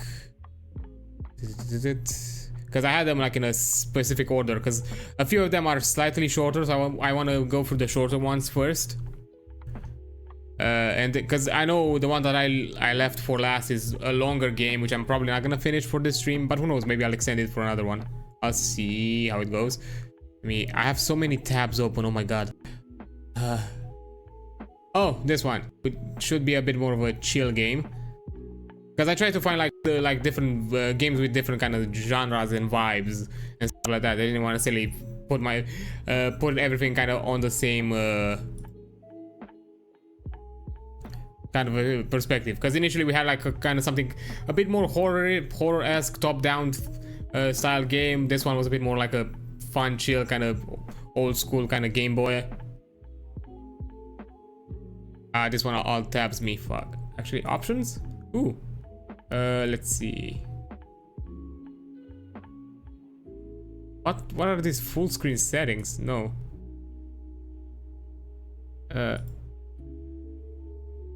I have to put it on full screen because honestly, this is the resolution it offers me. It's a bit abysmal. Oh boy, this is something, and it all tabs me. Fuck you. Because if I don't do it, because then I cannot maximize the window if I let it windowed, and it's really tiny. Like, yeah, it's really tiny. I don't want that. Okay. Actually, this one audio-wise sounds a lot better. Let me actually check the studio stuff. Of course, you all tapped me. Fuck you. Let's see. Oh no, this is the. Actually, no, this is the audio. Let me put the audio first. Click.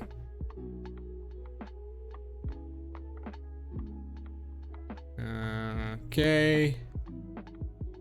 Let me check the game captures. Window capture. Let's see. Click.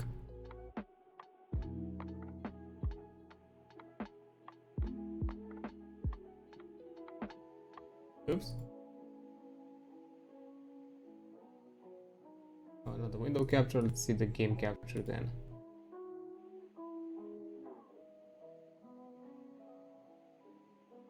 Seems fine.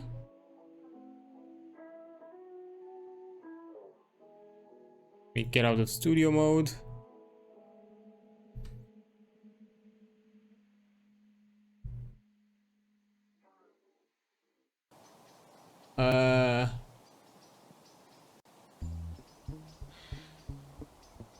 You gotta be kidding me. Because it doesn't look the same on screen. I think it bleeds through. I think it does. Because here, where you see that, I think you'll see it black. On my screen, it's not black. It's not like this darker brown. It's actually some kind of pinkish color. Ah, son of a... Fine.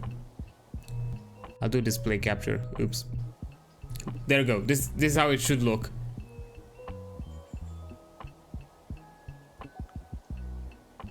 Okay. Oh, actually, I forgot to... Ah, damn it. I forgot to put the link.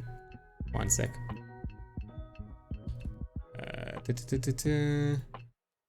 Let me not unpin after. Unpin the message.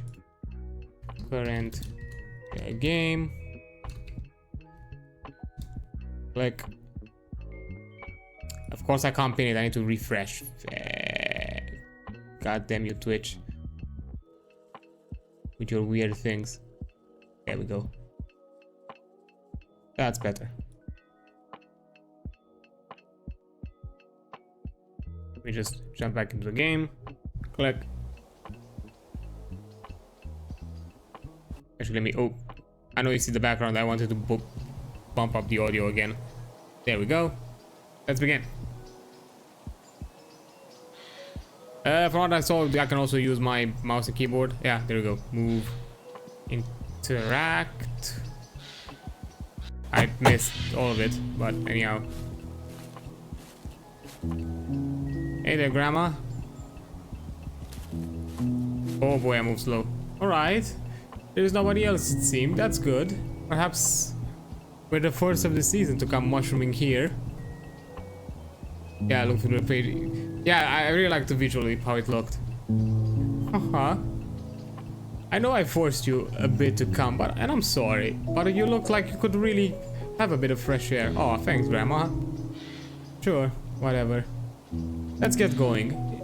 It's the season for penny bunnies, so you'll have to look for these. Oh boy, I really hope this doesn't get emotional, because this is a bit too soon, I guess, for me. If you don't recognize a mushroom you find, just show me, and we'll have a look together.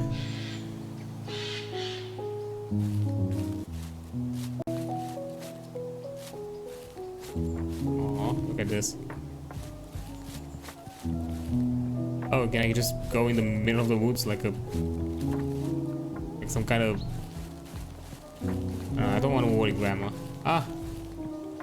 They're back.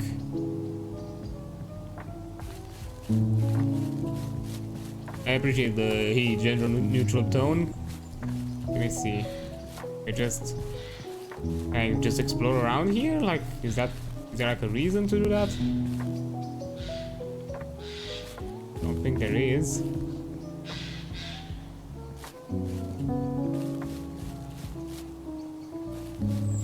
I don't think there is. Oh, I like the kind of the shadow aesthetic. Like once I'm like in between the trees and stuff like that. That's actually nice. So you don't necessarily get lost in the foliage.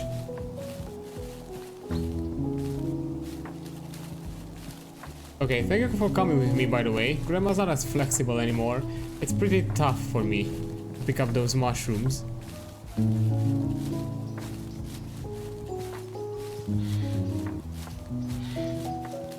Sure. Oh boy. I know this game's gonna pull something.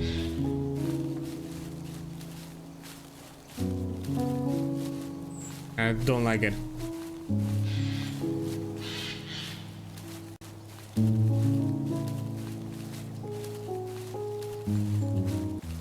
Oh, look. One mushroom? Oh, you already found one. You're really taking this seriously, huh? I'm not surprised. You always like to make a challenge out of things. Don't worry though, if you don't find enough penny buns, Grandma's got some ideas for what to eat this evening. Let's see, what do we have here? Well, it seems you're good with this one. Great job. Hey, but don't forget, if you're not sure if you have the right species, always check with someone before you eat them. Mushrooms can be really dangerous, Grandma. Grandma doesn't want you to get ill, you know, or trip balls, depending. All right, let's look for some more. Actually, now I'm a bit. Don't go far. Have I missed any? Because I didn't notice this beforehand. I don't think I did, but I do want to check. We're going.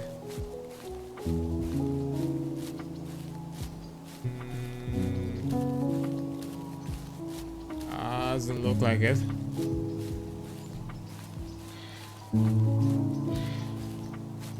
No, it's fine. I'll just move back. Ah, Grandma. Heard anything on your adventure? Okay, let's move forward. There we go. Remember when we came here when you were younger to build huts and everything? That was a long time ago. I guess that's what you do in that blocky computer games nowadays with your friends, right? No, I don't anymore. Ouch, that's too real. Ow. Oh! Found another one, Grandma. Let's have a look. Ah, that's also a penny bun. You were worried about these rotten parts, right? It's okay to look. Look, we can just remove this part and voila! Another one for us to eat. Go us! Alright, let's look for some more of them. Okay. Here we go, Grandma.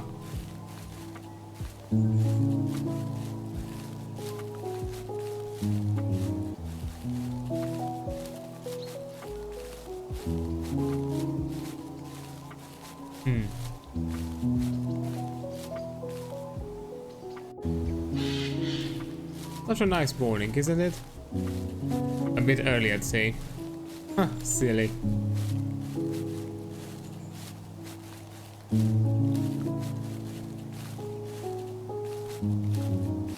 Oh, found one.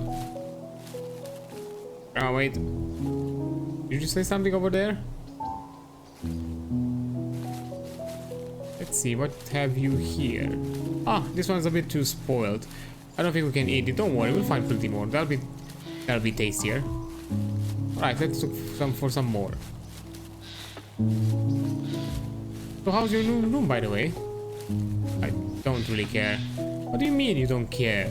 How come you don't care about your new room? I mean, it's fine. I don't want to talk about it, okay? Alright then.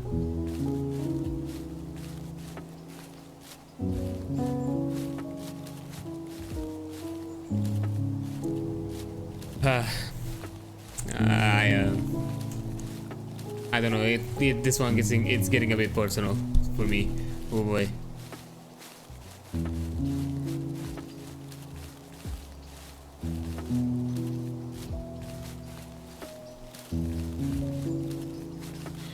Let's see. Any more mushrooms around?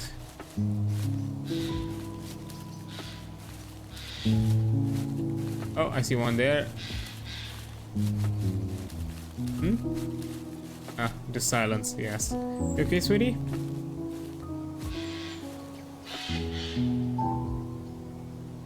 One mushroom. So, what's this now? That's also a penny bunny. You're worried about this rotter pods, right? Ah, okay,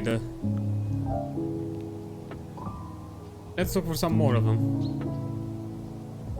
Okay. Just follow Grandma. Don't get lost, Grandma.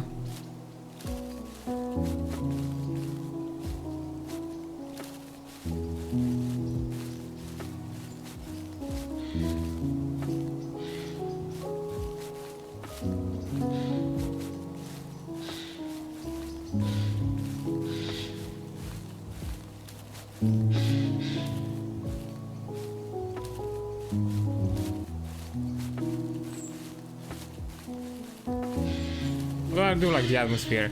I'm expecting this game's gonna pull at my heartstrings at some point. I just feel it. And I'm not sure if I'm ready for that. Oh boy.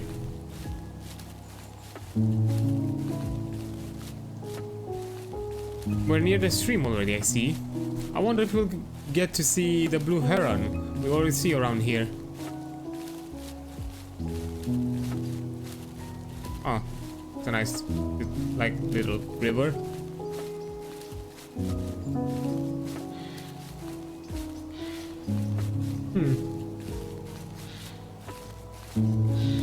Weird, usually we see the blue heron around here, right? Maybe it left for the winter. You're right, maybe it went on vacation.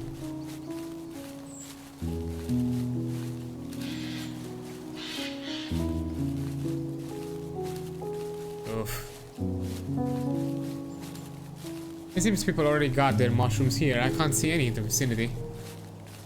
Well, probably too late already, Grandma. Don't give up just yet, sweetie. Grandma should still find a whole lot.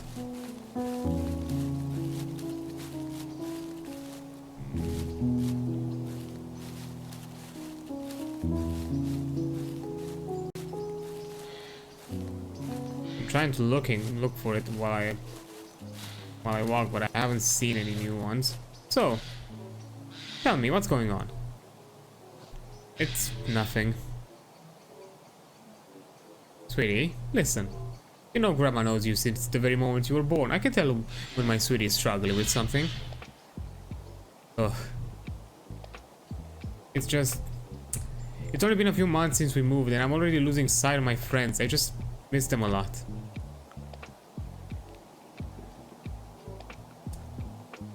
We still chat regularly, but it's really not the same. Don't you play that blocky building game with them anymore as you used to? Well, it's not as fun now. I'm not around that and stuff, no. There are new in-jokes I don't get because I missed something that happened offline, things like that. How about your new school though? Have you made any new friends there? I had to miss the first month of school because of us moving house. So I don't feel as though I'm really part of my class. I kind of feel like I don't belong there, I guess. Ooh, boy, I feel ya. I really feel ya. Have you told mom and dad about all this? I don't really want to talk about them if that's okay. Sweetie, of course that's okay. You know, I worry about you. And since we don't see each other so often, I worry even more. If you tell me what's going on, I can maybe help you. So what? Well, thank you for telling me about this.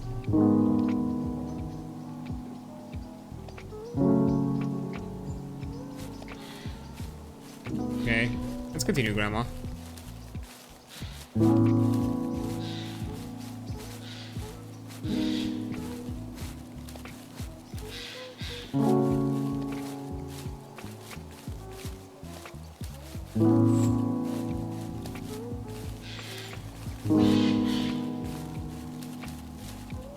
There are no mushrooms, just empty? Really?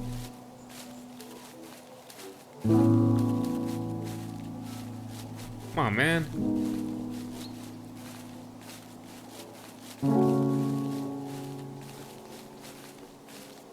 Damn, Grandma's spry for her age. To sprint to catch up. Grandma? Where? Oh no. Oh no, don't tell me I'm older. Ah, oh, damn it.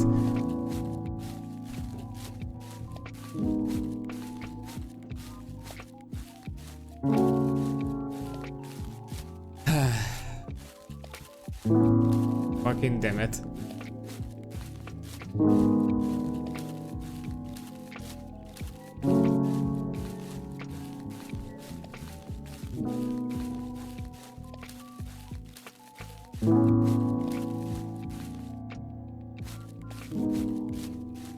Just walking on a lonely road.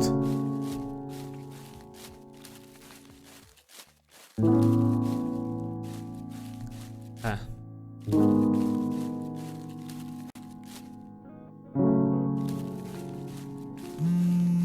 Oh.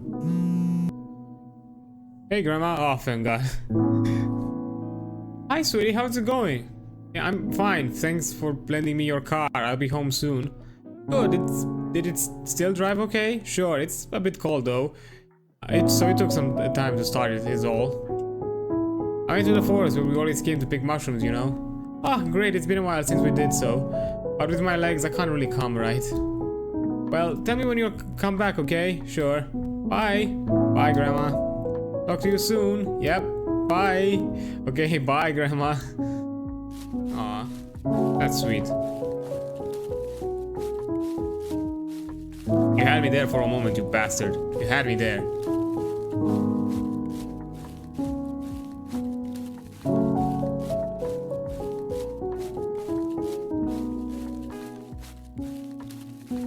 Oh boy, buddy.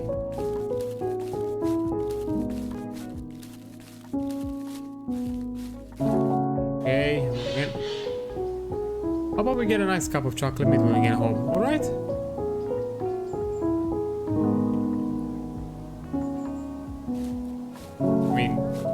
I'm down for some chalky milk. Fuck yeah. Let's see, what have you here? Ah, that's also Penny Bunny. Okay, it's the same dialogue, I'm gonna skip it. Grandma started repeating herself with her old age, it happens.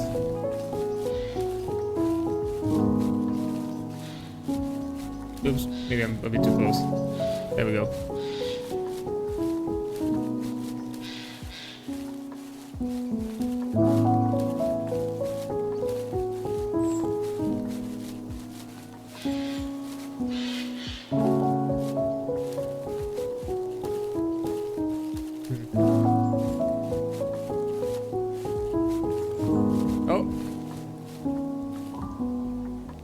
what's this now? Oops, that doesn't look quite right. That's not an edible mushroom. No worries though, I'm sure we'll find more. Alright, let's look for some more. Oh wow, does this game have anything like when it comes to like actually collecting more? Ever since the forest fires years ago, they decided to actually take care of it nowadays. You might not remember it, but this place used to look a lot different. But with time and care, the forest became healthy again. And now people can hardly remember the way it looked back then.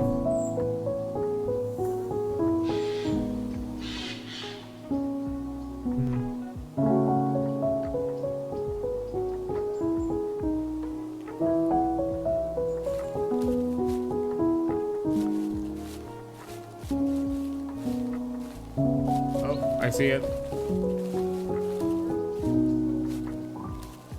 Let's have a look. Ah, that's also a penny bunny.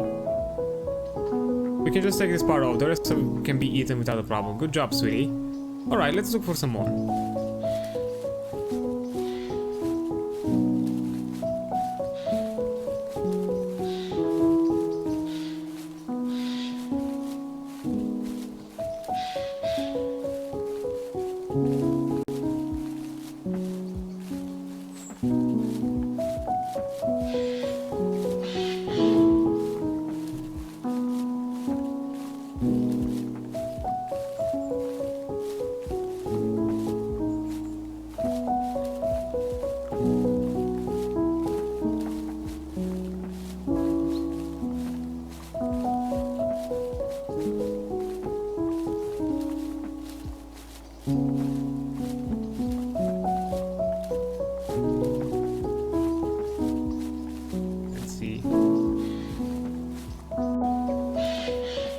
I'm mostly just taking the atmosphere. I don't know, just this game got me a bit in the kind of reflective mood, I guess. Because yeah, it's a bit close to home.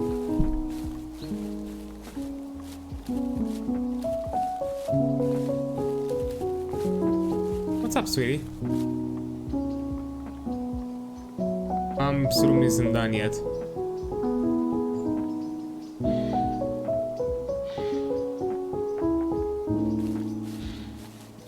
Okay, that was it.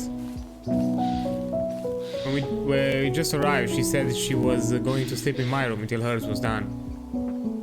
But it's been months now and the workers aren't coming any longer, so I don't think her bedroom will be done anytime soon.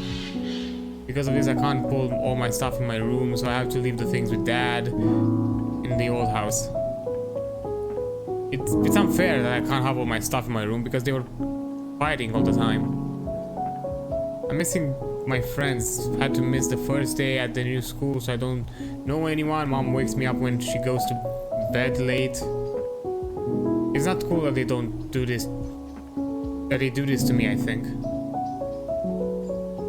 Mom says I should be grateful for the things we have. But all I have is my friends and Dad, and being at the other end of the world, solely forgetting about me. Sweetie, he won't forget you. Don't worry, it'll all be fine once the dust settles. In the meantime, I'm here for you. You're doing amazingly well, you know? Despite what you're going through. It'll all turn out fine. You'll see. Come on, chin up, sweetie. Let's walk. To take our mind off things for a bit.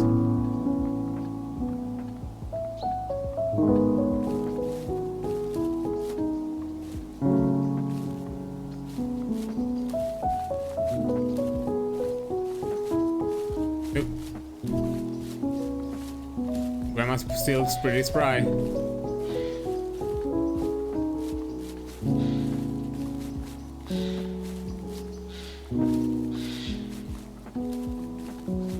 Okay, let me guess, another transit. Oh no, it's not a transition yet.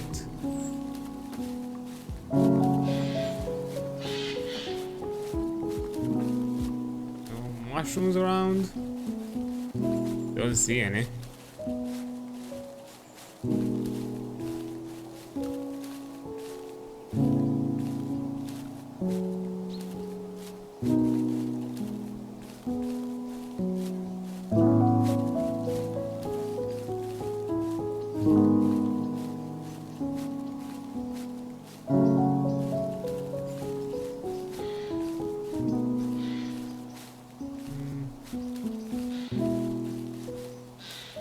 transition.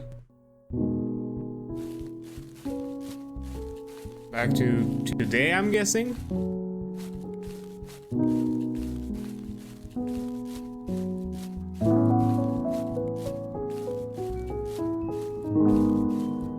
I'm gonna get like another phone call or something, like your mom call me or something like that.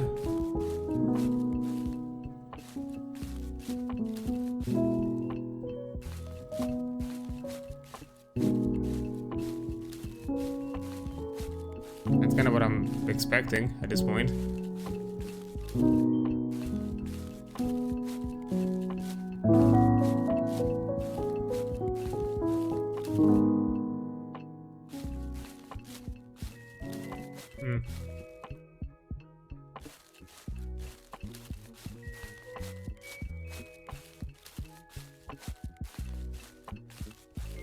Oh, it's a bit snowed in, but yeah, still can find your way around.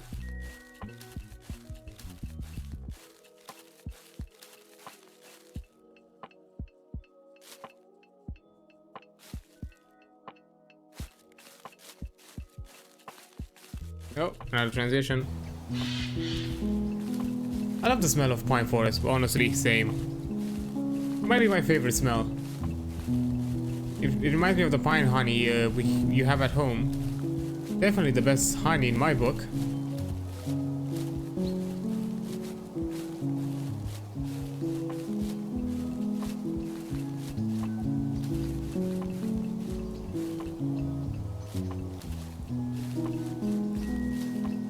We're nearing the lake, it seems.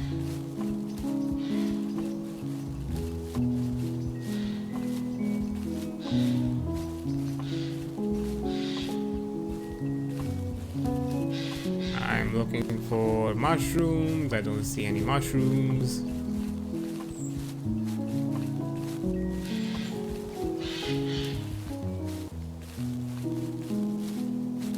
Any? Do you see any? Remember when I told you about the day I arrived in the country for the first time? Yeah? Before I arrived, I never seen any snow in my life. When I grew up, the only place you'd see any snow was in crushed ice with some sugary syrup. So when I arrived here, seeing all the snow everywhere around me, Grandma couldn't resist eating as much of the icy sweetness lying around about everywhere. So what happened? Well, obviously I had a stomachache for days. So that was my introduction to this cold, snowy country. After I got better, however, I didn't lose my appetite for some nice ice cream once in every so often. And slowly with time I learned to live in such a different country, made new friends, and I even met Grandpa here. I'm sure you'll be able to find your place at your new school.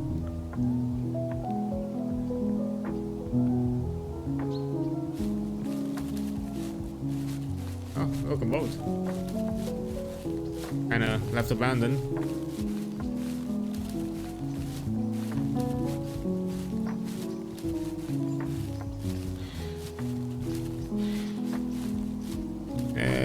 Can't see anything. I don't know where I'm going.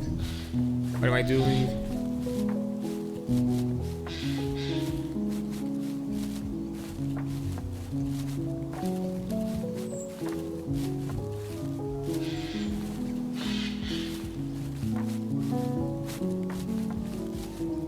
Overall, visually, I really like the game.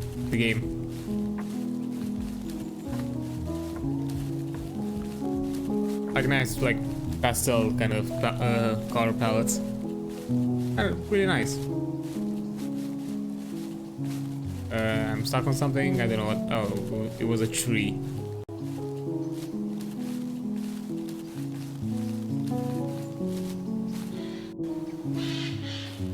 Okay, continue moving forward.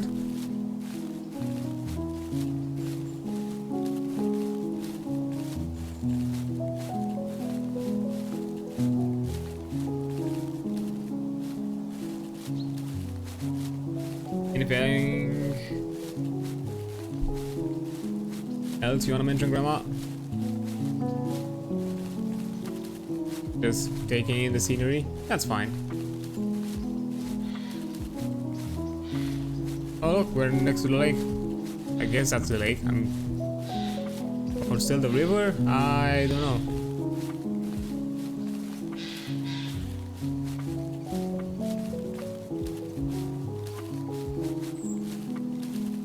Old shed. What I haven't seen is mushrooms in a while. What are you doing, Grandma? Well, we reached the bird watching cabin.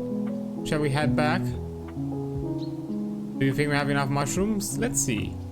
It seems we only found 5, but that's okay. With this we can make a nice risotto. Or perhaps some Bordeaux style porcini. Nice. Yes, very nice. Let's head home then. And now we're back to the present. Fuck, but some risotto sounds really good. Oh boy.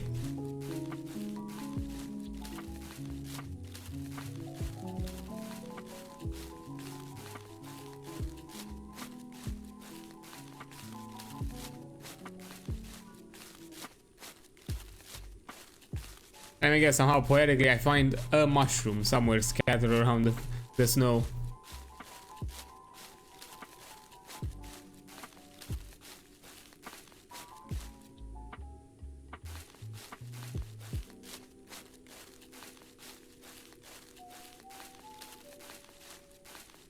I agree, kind of the change in atmosphere and all that.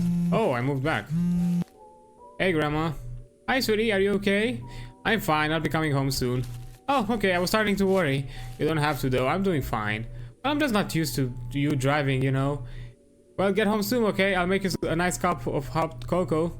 Awesome. I'll be right there, Grandma. Ah, that's nice. In honor of my grandmother. Ah, god damn it.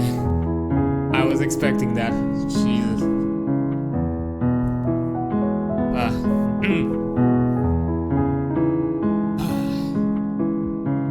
I'm just gonna leave it for a bit because I need to take a bit of a breather. I'm a bit choked up. This is what Rumpus for encouraging me.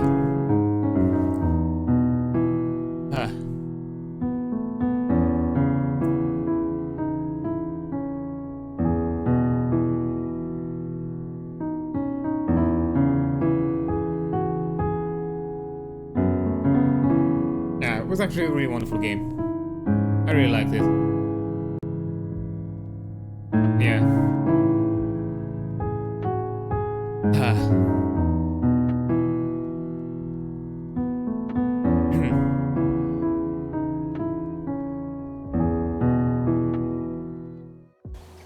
That was it. Whew, okay. Oh, 1 second. Just give me a breather. Moment to take a breather. Ooh. Ah. There I go. There I go. What oh, there you go. My mouse got locked in the game actually. Let me just get out of it. Okay, so let's see. What else? What else? What was the other game that I planned?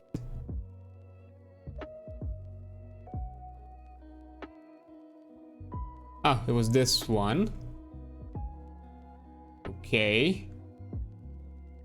But before I jump into it, I'll take a short break. You just grab a bit of a snack, have a refill on my drinks, and I'll continue. Because you know I'm planning this stream to be slightly longer than my usual stuff. So yeah, I'll be right back.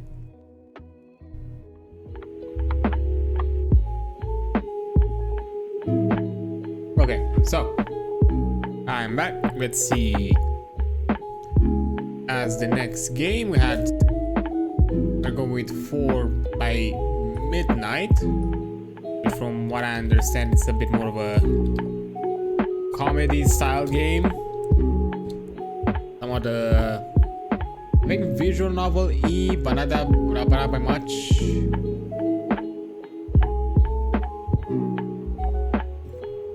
In the message. There we go. Let's see. Let me just this. Okay, let me just open the game. Oh.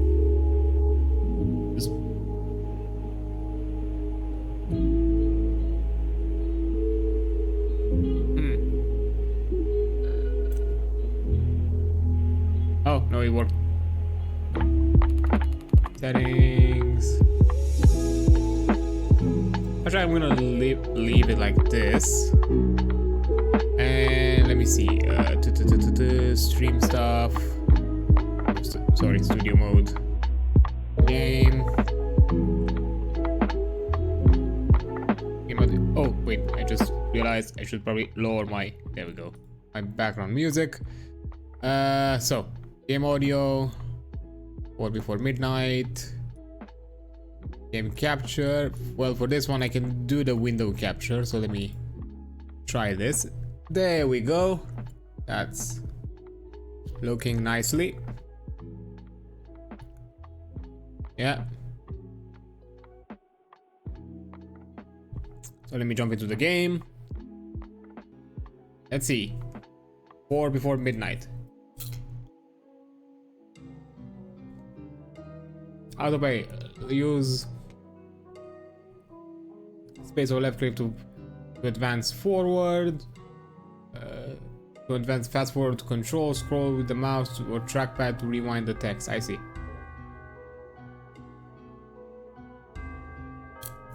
I think it's intended to be this choppy. I'm guessing it's just frames of animation. Once upon a time, the kingdom of Eklek? It was the night of the royal ball, and the revelers from across the kingdom have gathered together at Castle Elifnor in celebration of Prince Felix's birthday. The party was a festive time as Eklek had ever known. Was as festive as Eklek had ever known, and everyone at the castle have been swept away in the merriment, laughing, drinking, and dancing to their heart's content. Everyone, that is, except for a certain fairy godparent, was about to have a dreadful busy evening. Must suck to be them. It's you, Ivy. You're the fairy. Oh. Well, that bites. And just when I thought that things were finally going right with this assignment, or at least not going horribly wrong as usual,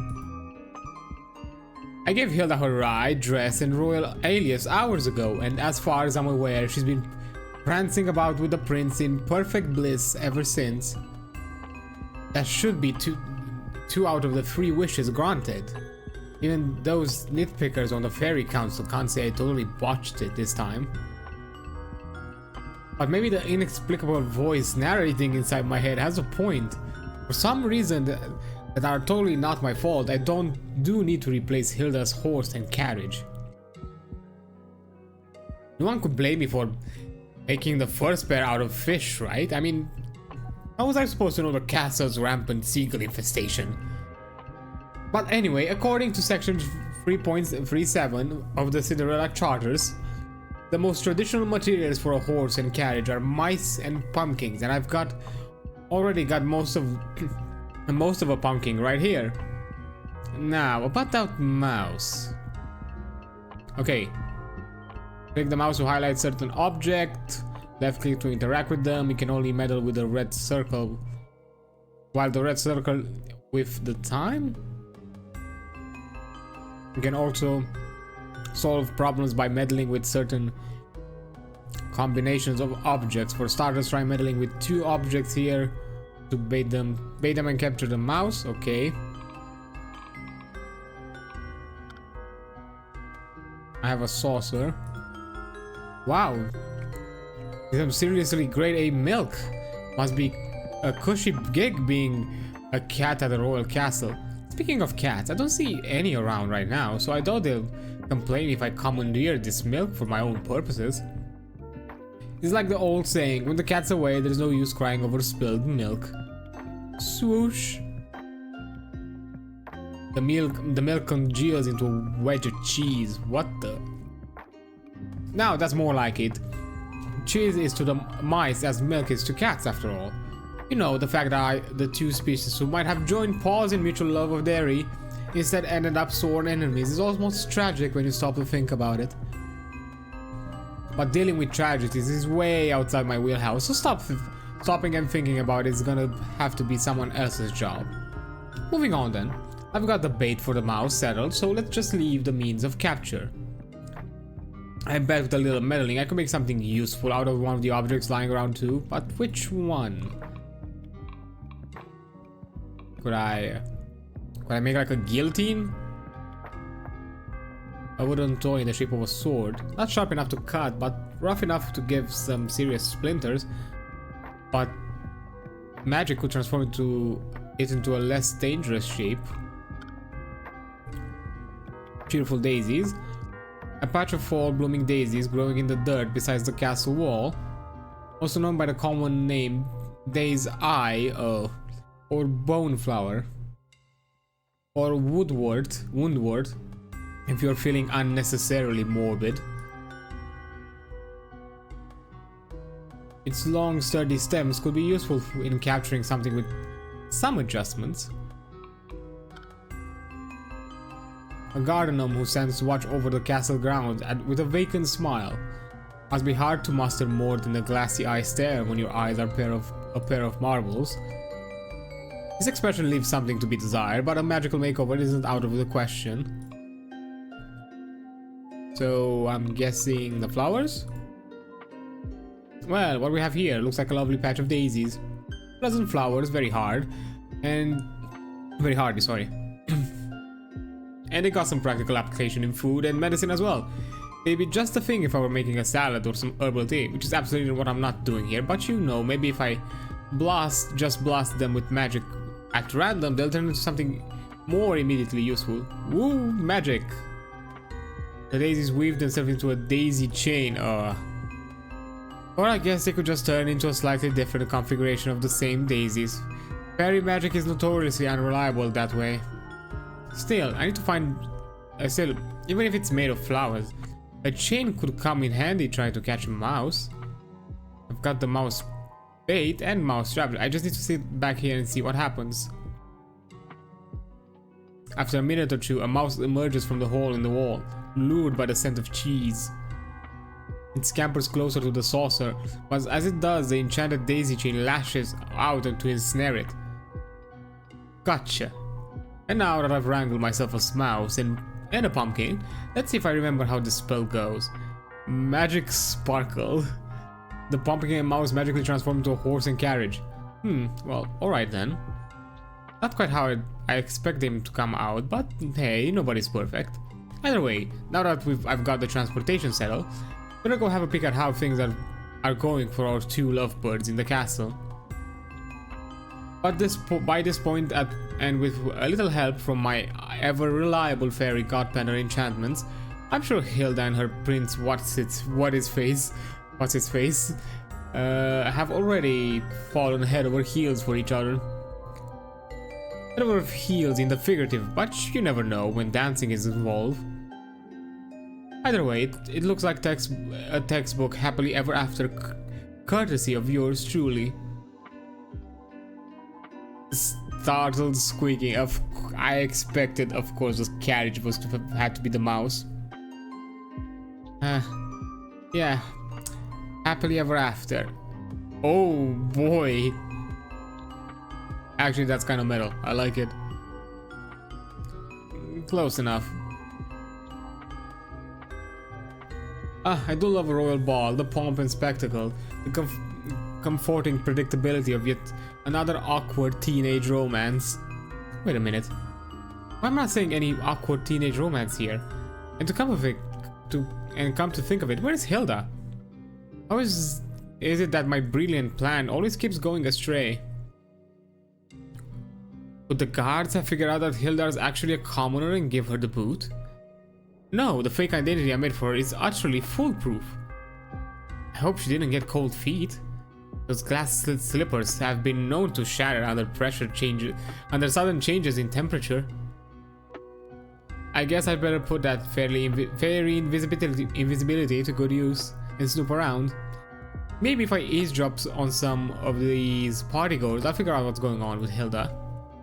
Arrow keys or go-to buttons at the top and left and top right of the screen.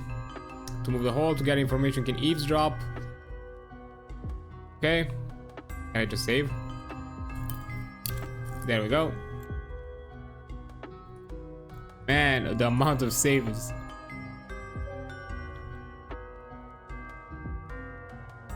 Oh.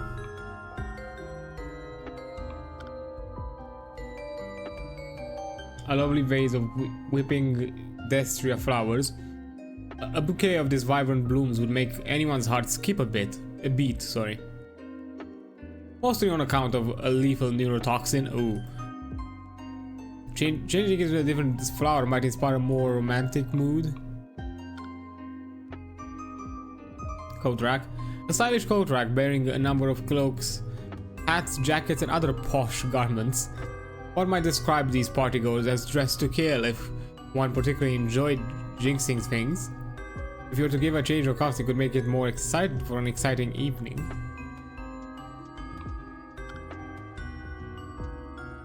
A decorative suit of armor made for a knight of unrealistically tall stature, or of two smaller knights standing on each other's shoulder. A touch of magic could breathe new life into this hunk of junk, so to speak. Okay, let's see. Stairway. Ooh. Oh. These look like vampires. If I ever saw any. Of course they are. Countess Van Pier. Honestly, Emma, you had one job. Yes, ma'am. A job even a zombie could do. Not that either of us perfectly normal humans would know anything about zombies, of course. Of course not, ma'am. Do you know how much trouble the Duchy of Darkwood would be if anyone finds about your little mistake? I wouldn't be surprised if the Duchess has you cleaning out the coffins for a year after this. The coffins that we keep in the case of a plague and absolutely never slip in. Just to be clear to anyone who might happen to overhear this conversation. In defense, ma'am, the baleful blade of blood murder is completely identical to the decorative court sword you were going to give to the prince, except for being extremely cursed. If we'd gone with the artisanal sword like I'd suggest instead of the mass-produced ones. Well, the duchy's on a very tight budget, you know. You can hardly fault me for being fiscally responsible, if you insist, ma'am. Regardless, this is now a situation of the utmost urgency. If you don't act now, everyone in this castle will be in mortal peril. I trust you know what must be done. Yes, ma'am, I scouted out the area and procured the non-cursed replacement sword already. Already? That was fast. Where'd you find it? I bought it for 11 silvers at the flea market in the castle town. Alright, fine. We'll go with the artisanal sword next year. Dodgy courtier. Just look at the castle neat stuff they got here at castle. No, just look at all the neat stuff they got here at Castle Elifnor. Fancy clothes, gourmet eats, and more gold trim than you can shake a gilded stick at. And it's all ripe for the taking. And just to be clear, I mean the taking by me, the elusive gentleman thief, only known as the Thing Taker. Boy, original. Wait, I mean the Phantom Obtainer, or Burglar the Great? Huh. Maybe I should steal a better name too while I'm at it.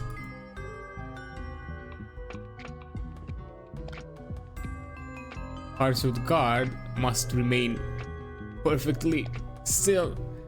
'Tis the ancient and ceremonial duty of the royal guards of Eclech to stand utterly motionless for hours on end, our poise unruffled by earthly concerns, and yet I've developed the most terribly itching upon my nose, and I fear the need to scratch it may soon overwhelm my solemnity. Such terribly and bristly price to pay for my majestic mouth mane. I don't think I ever got like an itchy nose because of a mustache. A pile of presents given to Prince Felix for his birthday. It contains such delights as a pair of golden socks, of course, a padded throne cushion, and a cursed sword that thirsts for blood. Yeah, no, that's totally fine. Nobody in the gallery. Ooh, ballroom. Let's see. Isroff. Quick, plot, act natural. I suspect we have an impersonator in our midst. An impersonator? I mean, oh, you mean one of those people who dress up as famous bards and play at parties? Well, yes, I did hire one of those. Sorry, but that's beside the point. I forgot to chime in with my nickname is also Prince what's his name, yeah. I mean, it happens.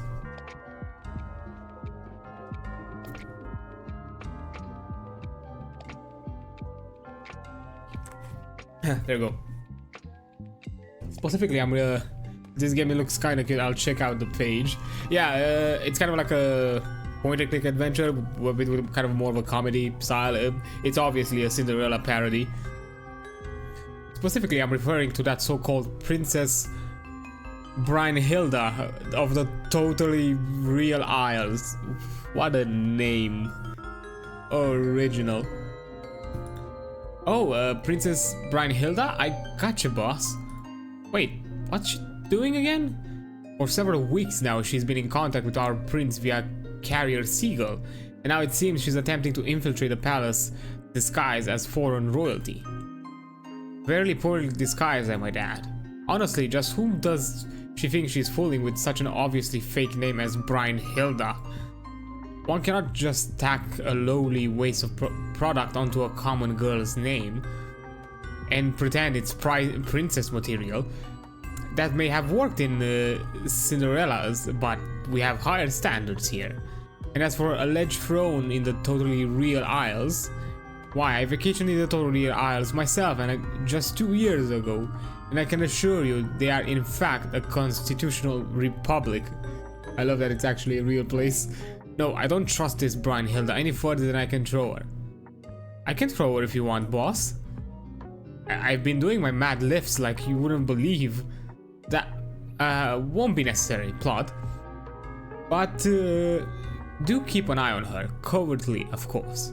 And keep her away from our dear prince. The lad may not recognize a red flag when he sees one, but I most certainly do. Yeah, well, yes, I did also hire a bard, I can tell. This is...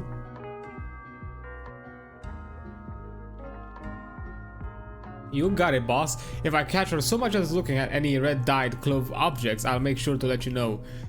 Thank you for the commission. I will check this game out. But yeah, all of these games I do also hope for you all to check out, because I think some of them might have some special things. I don't know. I'm not sure with the Multiplicity if you had anything special if you were like exploring the entire areas, because it's like procedurally generated. Similar with the game after that, which is the Pokemon one, because that might also have some different things. Oh, I see Wonder Song in the bundle too. I hear good things about it. Yeah, I also saw it and I heard some things about it. I'm probably gonna check it out at a different stream, because Wonder Song has also been published I think simultaneously on Steam and itch, and I wanted to do something that was like itch exclusive, or at the very least have been on itch first before before they were published anywhere else, because there are also a few of those cases. Yeah, absolutely pick up the bundle. To be fair, it has some interesting indies, also some TTRPG material. I think he has some like D&D 5e like monster stats, homebrew, and items for like a campaign setting, for like a custom campaign setting, something like that, from what I've seen. Also, which I forgot to mention, I'm not sure if Ghost is still around, there is also a dating visual novel that it's actually inspired from Vampire the Masquerade. It's in the World of Darkness. It literally has a Dark Pact like trademark on it. I think it was actually done for like a, apparently there was like a World of Darkness game jam.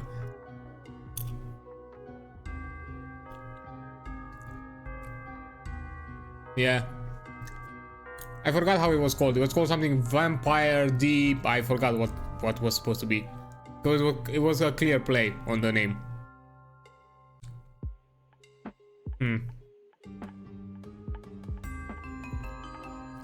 Well, when this ball is finished, you and I are going to have a long talk about figures of speech.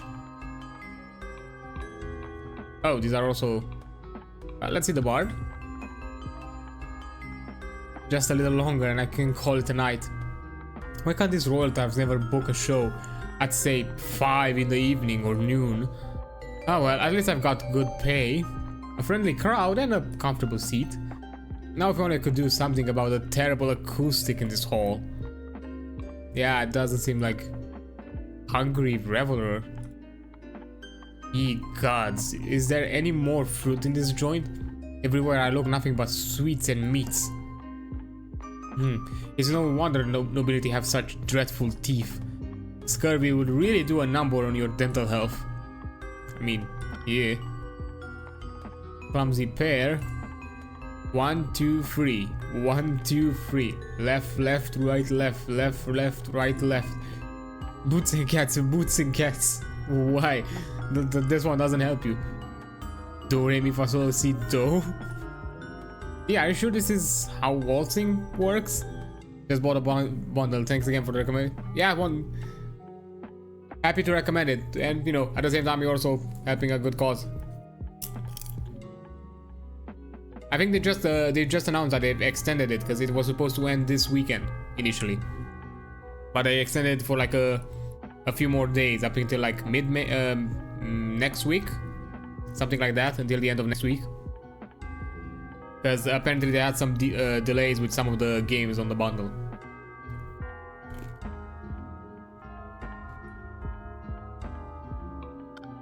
Yearning dancer, oh no.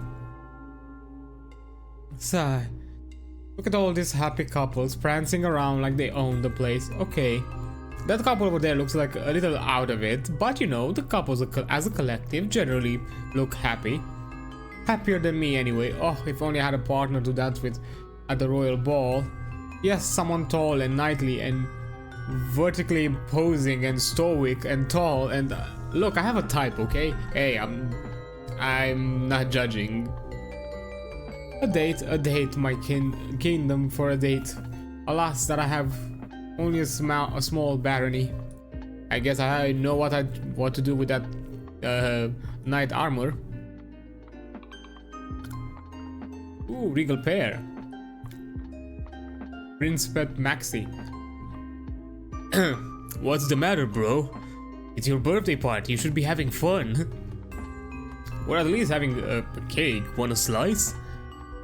No thank you, I'm sure the cake is delightful, but it's just... I had hoped she'd be here. Oh, are you talking about your secret pen pal? Not so loud or Minuit will hear. But yes, I'm talking about Hilda. In the last letter I sent Hilda, I invited her to the ball, but I never got her response. Largely on account of Minuit confiscating my carrier seagull. I thought she'd be excited to come to meet again in person, but I don't see her anywhere. Not that I'd necessarily recognize her if she's come in disguise, but surely she'd recognize if she saw me, right? Your face is kinda hard to miss. What with all your portraits everywhere. And what if Minuit already found Hilda and threw her in the dungeon?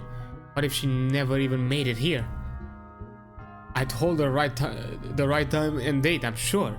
Well, at least I think I did. Oh no, what if I gave her the address to the wrong castle? Or maybe she's avoiding you. Kidding, of course. Look, I don't know what her deal is, but you shouldn't get so worked up over this. Stress is bad for your health. How about some nice calming cake instead? I picked a slice with extra icing. No, you're right. I've got to keep it together. She'll be here. I'm sure of it. The night is still young after all. Just slightly less young than it was 4 hours ago. God, this time is such a cruel jester. Well, still no sign of Hilda. But I think I get what's going on here. If my fairy godparent intuition is right, so pretty much 50-50, then Hilda has been turned into a frog. What? Or possibly a mermaid. I don't really remember how these things usually go. Alas, dear Hilda, you poor star-crossed lover.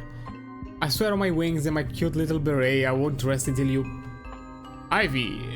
Ivy, over here! Hilda?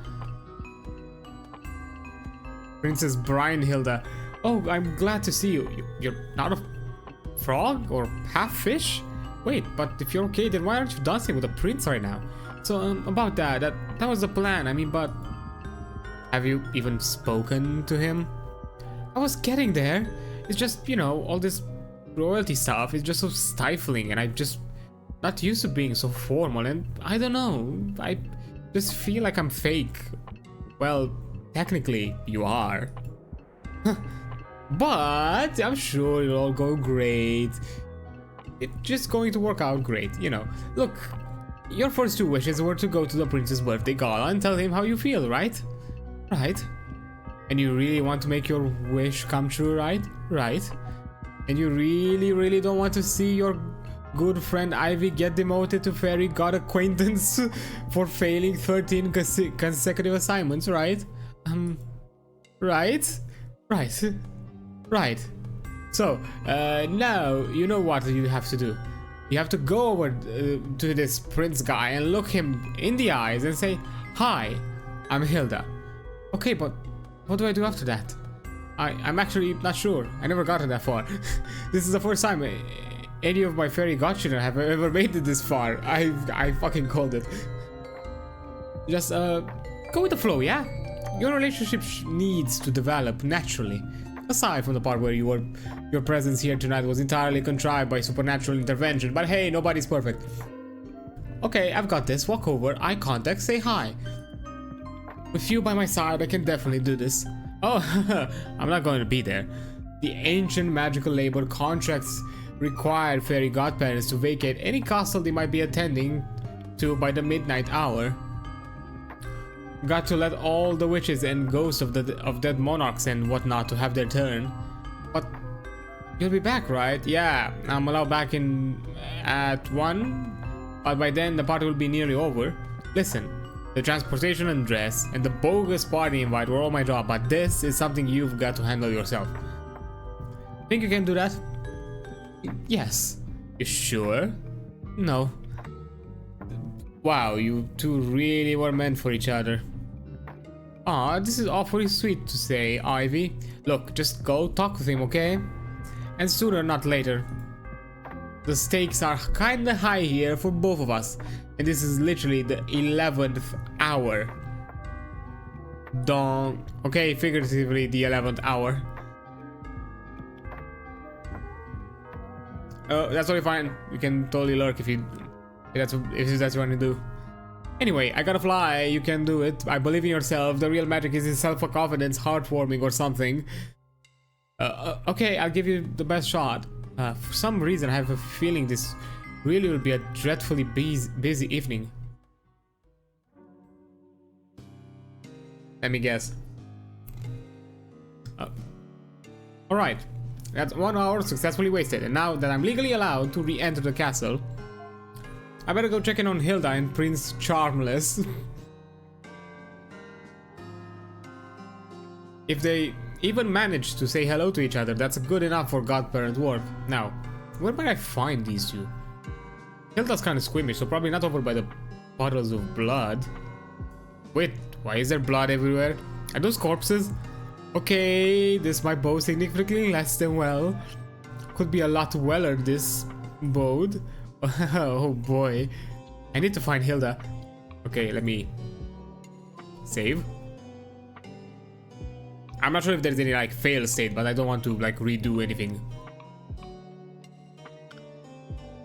Oh, wait, that's the vampire. An ambassador from the sovereign duchy of Darkwood, an isolated realm on the kingdom's outskirts. In death, she lies face down in a pool of blood. In life, she probably did that too. Yeah. Prince... the crown prince of Alex and the object of Hilda's affection.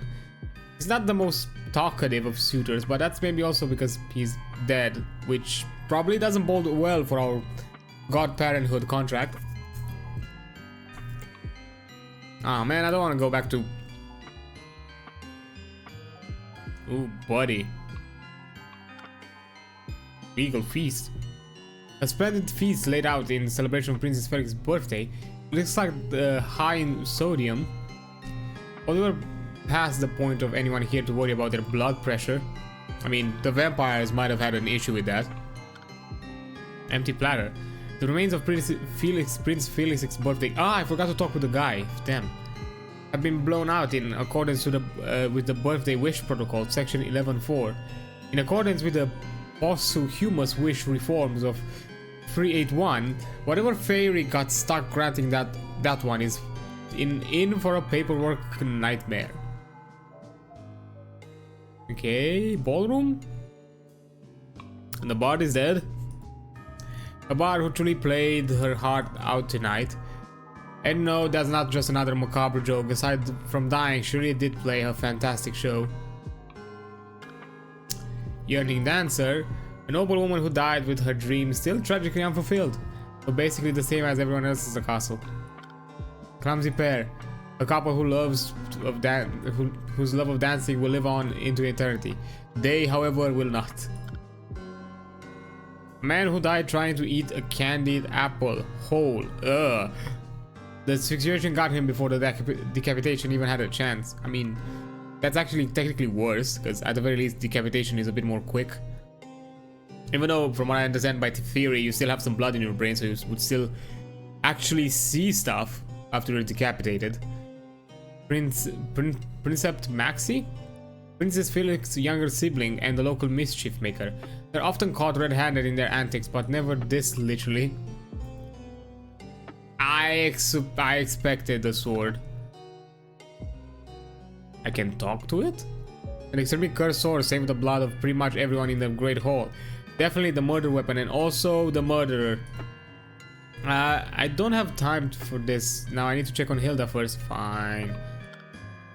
B plot. The captain of the castle guard and an amateur wrestler on the side. She's currently wrestling with being dead. Clock. The grand and decadent clock, seasonally crafted only from the finest wooden material. At present, it's eternally slave with blood. Fair enough, Hilda.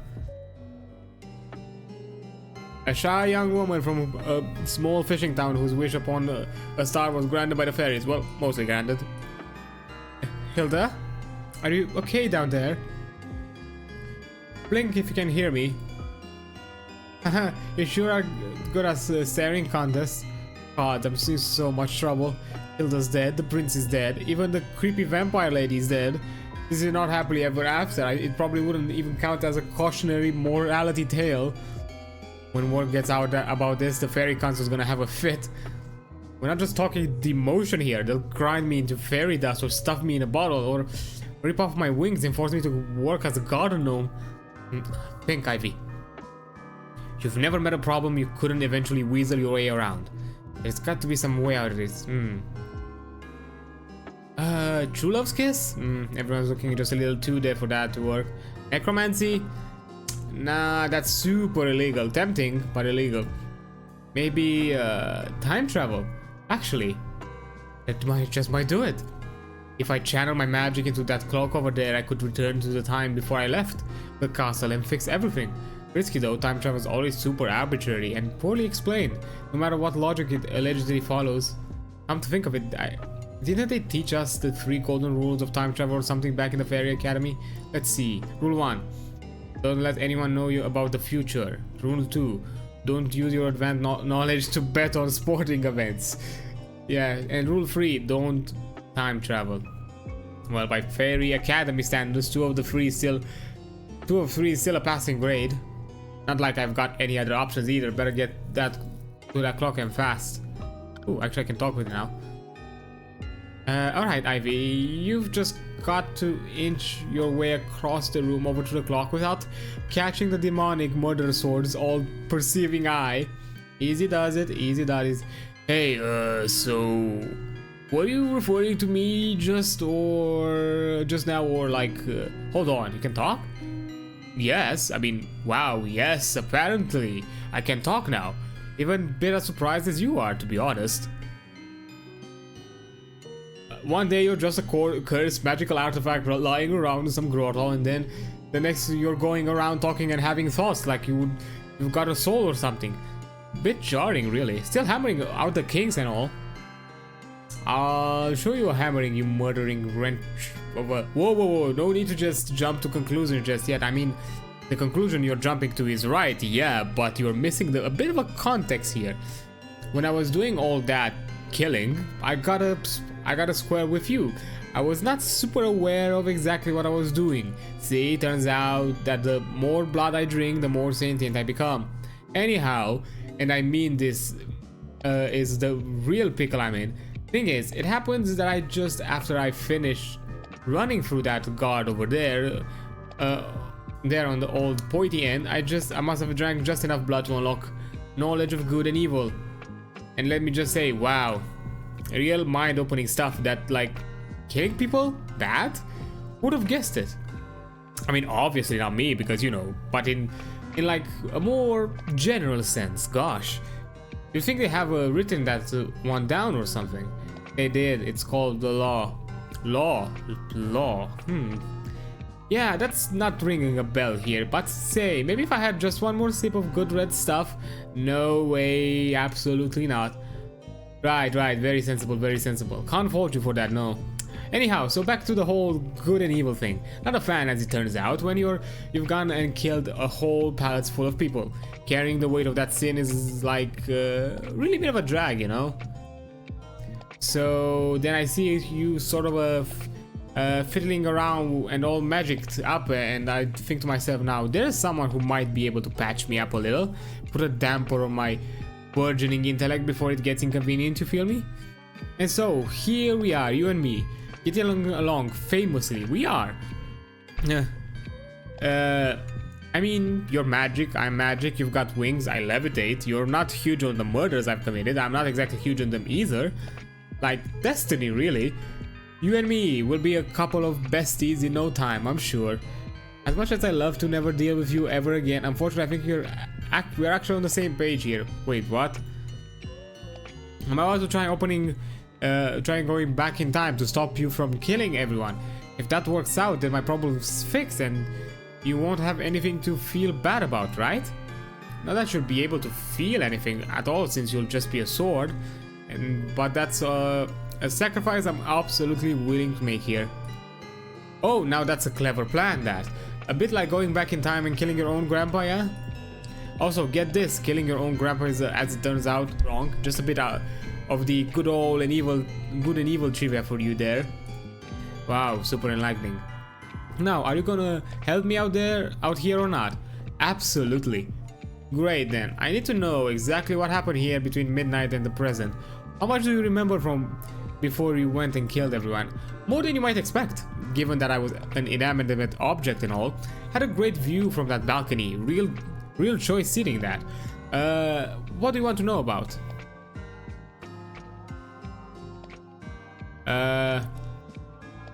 Minute, huh? Yes, I do believe I know the fellow. Blue doublet, double, stiff and formal. A little scary. Dead? I was sitting in a pile of knickknacks just above him, and I've got to tell you, he was a real wet blanket. Spent half of the evening with his nose in a book, and the other half nosing into other people's business. Kept staring at that old wolf over there like she was up to something. And hey, it turns out she was, but still a bit impolite, you know. Some of us are still a little self-conscious about being inhuman monsters spawned from the dark abyss. Very sensible of you. How was the contest? The countess?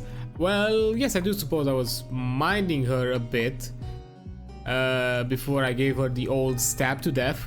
You know, me and her go back ways. Wouldn't you know? Used to keep me locked up in her armory of the curse at the bottom of Lake Bloodmire. Has some good pals down there. pals who I now realize were in fact also bloodthirsty murder weapons like myself and definitely not good people. But you can't choose your family, yeah? But anyhow, back to old Fangs. Let me tell you, she did not appreciate some of the aesthetic choices for the decor around here. Much more of a blood and darkness type person, you know? So I mean, if you want to look at it optimistically, killing her was really doing her a favor. Did Hilda do anything of note? What you mean, the purple ass? I'm sure I saw her try to make a beeline for the prince over yonder, but then that blue brawny guard in the blue tabard started chatting her up. Must have yapped her ear off for an hour straight, I reckon, until I cut in, you know, because I'm a sword. Okay, so maybe it's not that funny. Anyhow, as for what they were discussing, I couldn't honestly tell you. Something awfully boring, I guess, but I just don't have the patience to sit and listen to all that sort of small talk. I've drank enough blood to have a pretty solid grasp of conversational etiquette, I feel, and I have to say there is nothing that irks me more than someone who just drones on and on with no point. Plain old inconsiderate is what it is. You feel me? What is the meaning of life? Let's go with the hard questions. You know, I've been wondering about that myself. All this living and existing, what's the point of it really? The vast indifference of the material plane, the impenetrable thickets of our own inner worlds, and between the two, the bewilderment of two souls connecting. The scaffolding we construct to navigate all that chaos, does it mean anything? Does it have to? Could the fact of our having constructed it be enough? To what end do we live? Try as might, I cannot solve the riddle of the purpose of life. Of course, if you'd asked me 10 minutes ago, I'd probably have answered stabbing people. Well,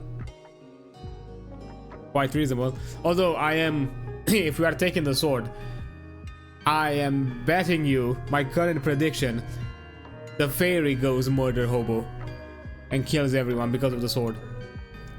But anyway, back to the past. Alright, so how do I do this? Do I just like pump this thing full of magic with reckless abandon, or do I be a little more precise?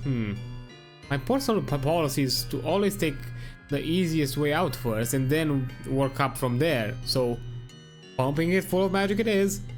Return to the past now. Huh? Did it work? I don't feel anything.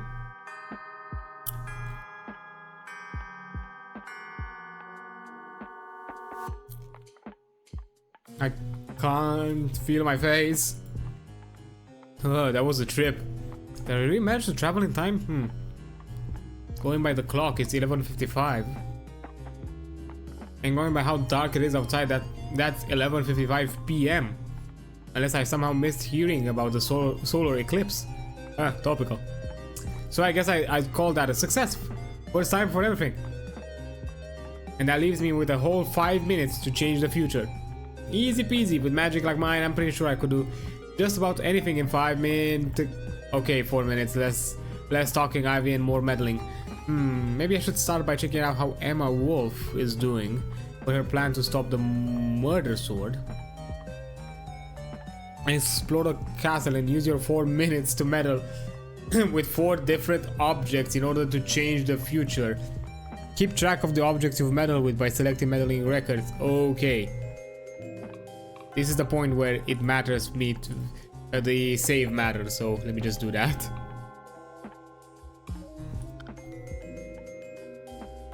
Oh boy. Eavesdrops. And so that's how I resigned the second of the 8 rooftops over the north wing of the castle. Of course, there's still 6 rooftops left to reshingle, which I will now describe to you in super thorough detail for the next hour. And hey, I'm really sorry to interrupt, but I'm actually supposed to meet with the prince and I, so should I? No. Sorry? I mean, no way I'm letting you guests walk across the Great Hall on their own. I'll escort you over there myself, very carefully and slowly and indirectly for safety reason. Safety from what specifically? Castle Elifnor may look peaceful on the surface, but it's actually super haunted. Like there's this rat wizard lurking around, and and the worm demon, and not to mention the knight of the with no noggin. I don't think I don't know about the first two, but the knight with no noggin is just a bedtime story. You know, totally fictional, just like fairy godparents. Or wait, hold that thought. The knight with no noggin isn't just a bedtime story. My sister Lucinda told me she saw her this one time, and Lucinda never lies. Lucinda said she was 7 feet tall, armed with a giant axe wrapped in a blood-stained black cloak, and had nightmares about her for like 5 years, and still do sometimes. Isn't the knight supposed to be 10 feet tall, armed with a soul-drinking sword, and clad head to toe in blood-stained armor, neck to toe? That's... oh man, that's even scarier. But don't worry, I'll be right there by your side the whole time, watching you over you constantly. Never leaving you alone. Oh, great, that's just what I... sorry, needed.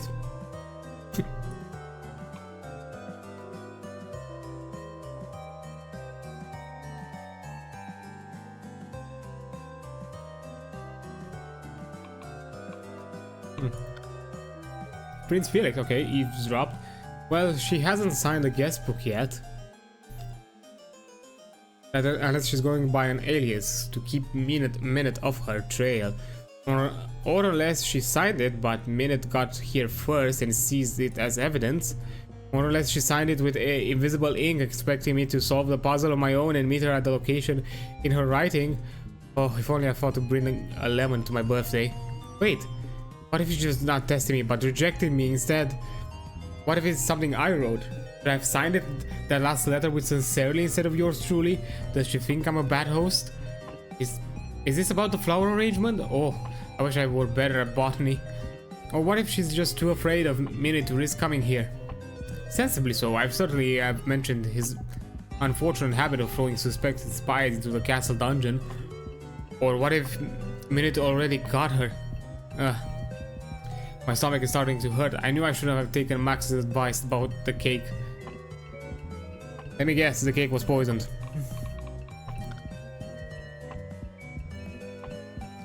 Just keep smiling, Lampriya.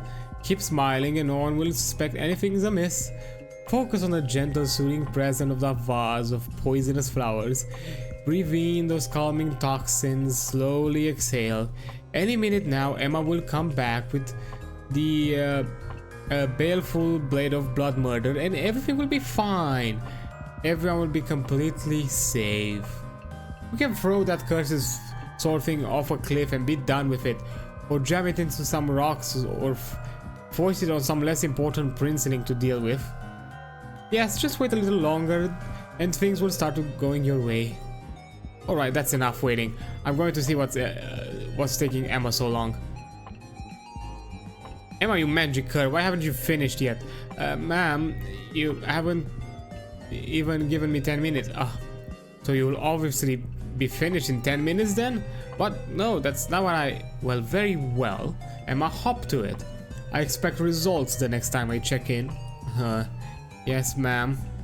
I feel much better with that off my mind. Perhaps patience is truly a virtue.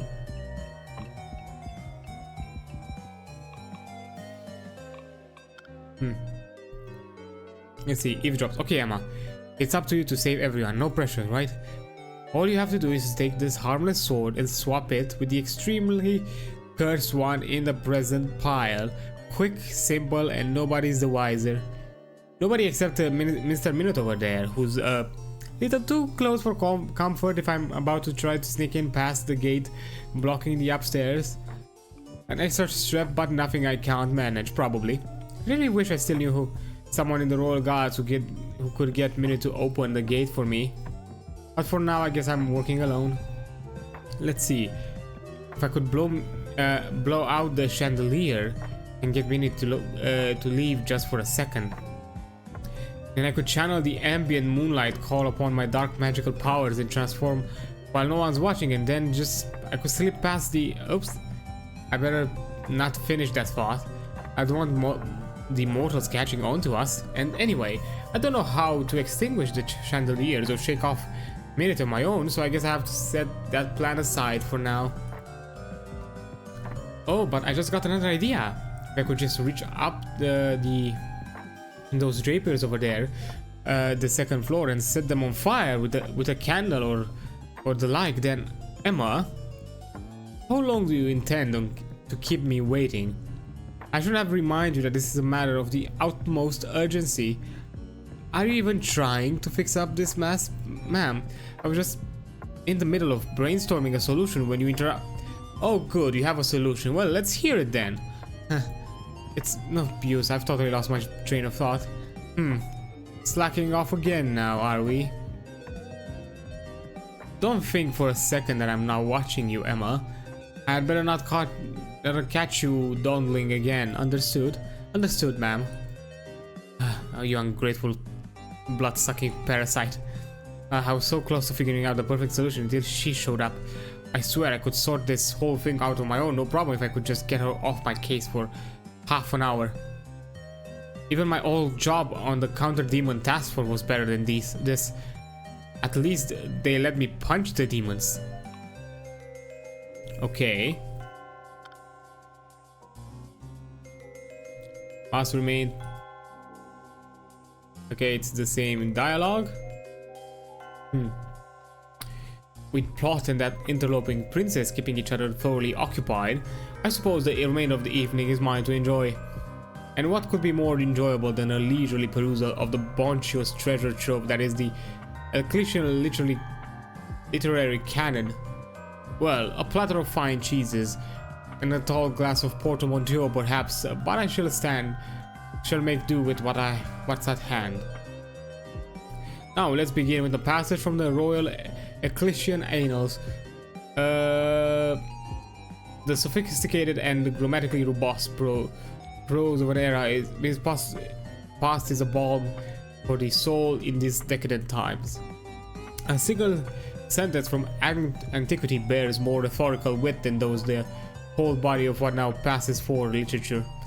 And if I set aside an hour or so for my reading, perhaps I could even read 2 sentences.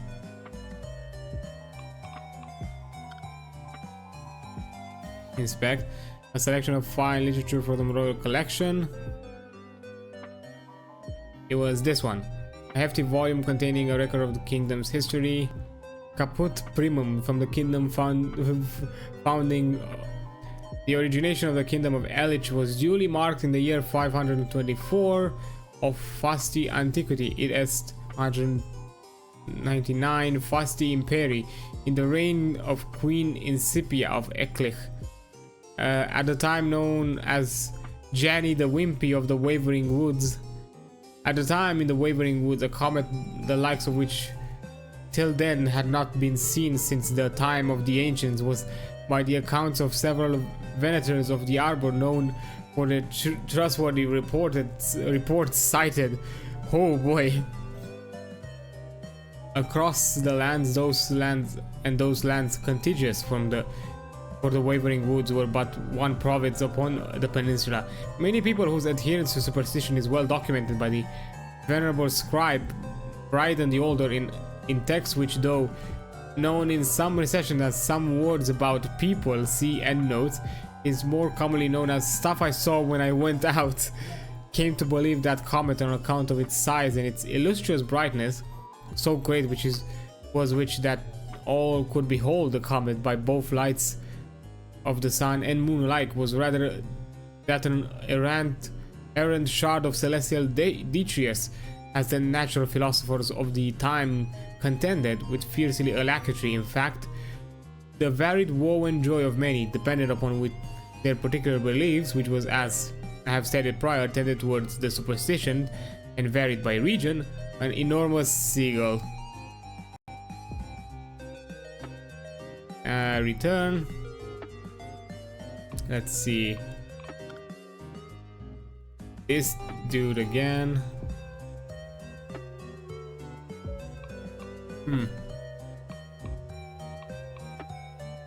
Let's see, so also let me save here. I have to figure out how to solve this.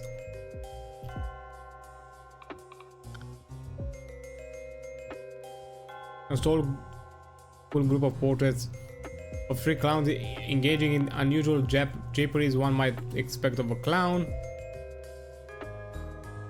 The shading is a little amateurish, but the dynamic pose make it excellent demonstration of gesture drawing.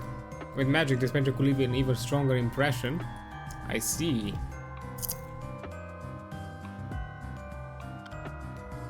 The chandelier.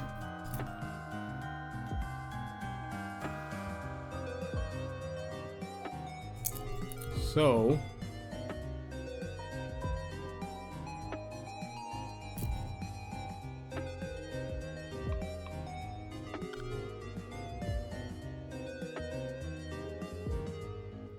the royal farming may be loaded, but really skimped on the party supplies.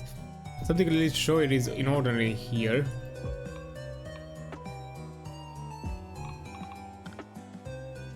Why did I even come to this ball? Aside from being required to record the official minutes as part of my job, I mean, just got to ride in out another hour or so, and then it's over. Until the Archminister's birthday next week anyways. Oh boy. The remains of Prince Felix's birthday cake, judging by the scattered candles, he just turned 18. Judging by the faint fleeks of spit scattered across, he's not very good at blowing out candles. Certainly no one would object to a fresher cake. Eavesdrop. Oh sweet birthday cake, how I've missed you in the 5 weeks since the last time someone had a birthday around here. The fluffy sugary frosting, the sweet soft whatever you call that part of the cake that isn't frosting. Minute says I can only have one slice, but what Minute doesn't know won't hurt him, or more importantly, me. Plus, even though it's way past my bedtime, with this much sugar in my system, I'm unstoppable. Oh man, just think of the late night hijinks I can still get up to. More fake entries in the guest books, some humorously placed kick me notes, maybe even some. Okay, so my first set of hijinks should probably be finding a supplementary source of sweets before the sugar crash fully sets in. Wasn't there's some candy in the ballroom?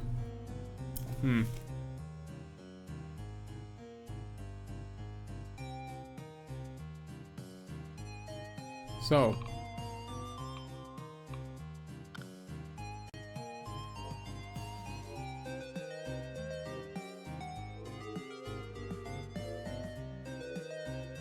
okay, so currently my plan would be chandelier, photo, the fruits,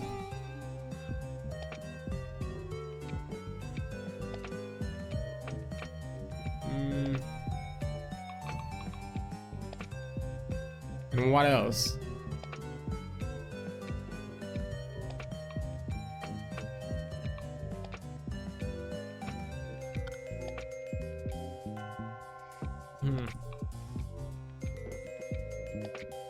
I can meddle with 4 of them. Oh, maybe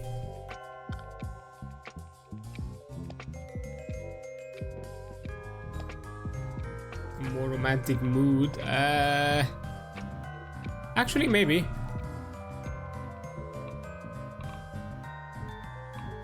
So let's see. If I meddle with these, no way Hilda and Felix are far enough in their relationship for those to be appropriate. Maybe save that for when they have their first breakup. For now, voila!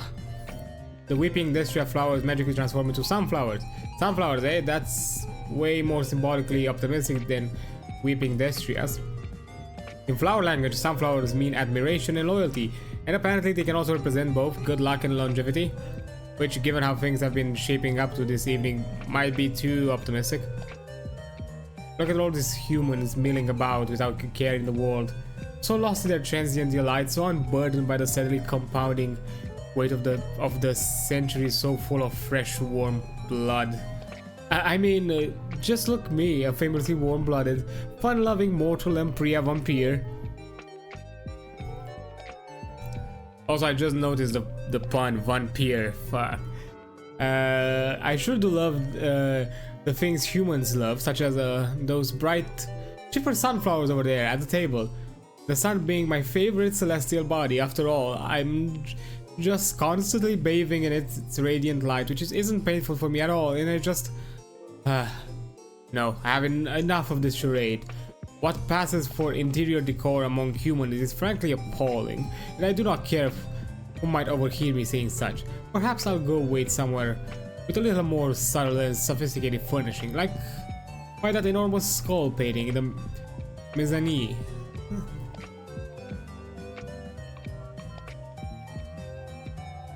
Okay. Kind medal. Must resist to urge to sample cake. Come on, Ivy, you know the human food doesn't sit well with your stomach. Maybe I could magic it up a little to make it less delicious? Here we go. It's now more even irresistible than ever. Curse my instinctual moth-like attraction to deadly flames. Oh, more cake. That's not a super sure where it came from, but I've never been big on asking questions I probably don't want to know the answers to. And it's a good full set of lit candles too. I could use them to make a little sculpture out of the wax drippings, or maybe to open and then surreptitiously reseal the royal mail. And this evening just gets better and better. But wait, what if this cake is actually sucks or something? It did magically appear out of thin air, and magic food usually has like a curse on it though. Turns into dust in the morning or something. Before I go all in on this cake, I should diversify my sugar portfolio in a little with some candy or like... Really?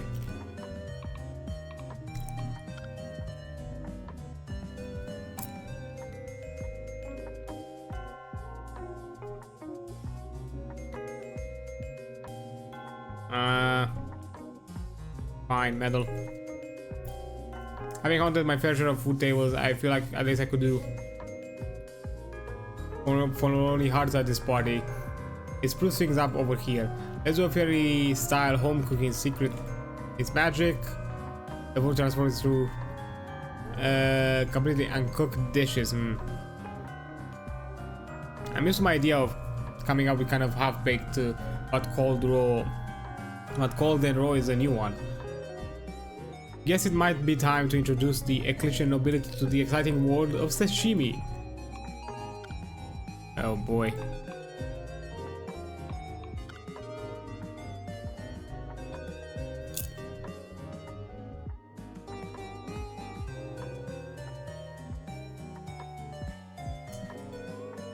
One second, I think I have an idea.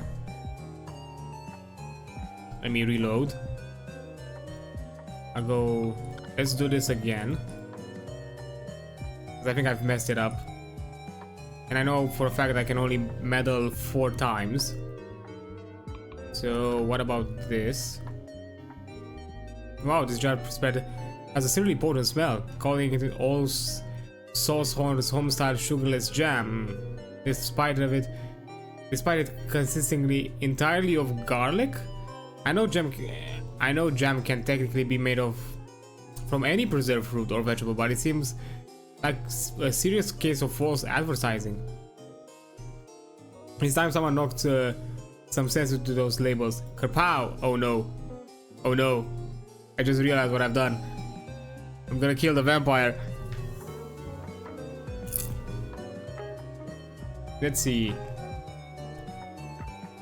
Now it says all shrooms are extremely lethal, mortal, killing poison.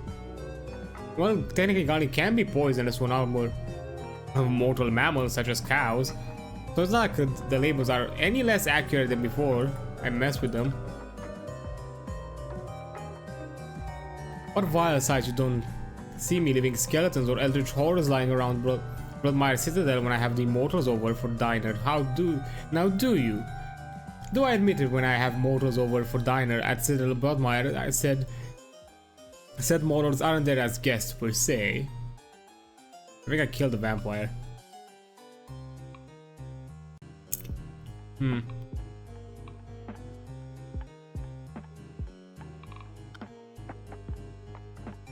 Colorful clowns rank even lower than jars of soup or dogs playing poker in the terms of tasteful decor, if you ask me. Of course, they didn't ask me, but why should that be an issue? Thanks to the powers of magic, I can force my aesthetic presence onto anyone. Behold! The soulful clown painting expands itself into an enormous soulful clown tapestry. Or apparently the magic can force their aesthetic preferences onto me. I'm gonna have to have a long talk with the magical home decor department when I get back to Fairyland. The tapestry tram fixes it. The gallery is occupied with its soulful glaze. It doesn't seem like anyone wants to stick around. Okay. Ah, they're still around. Fuck's sake.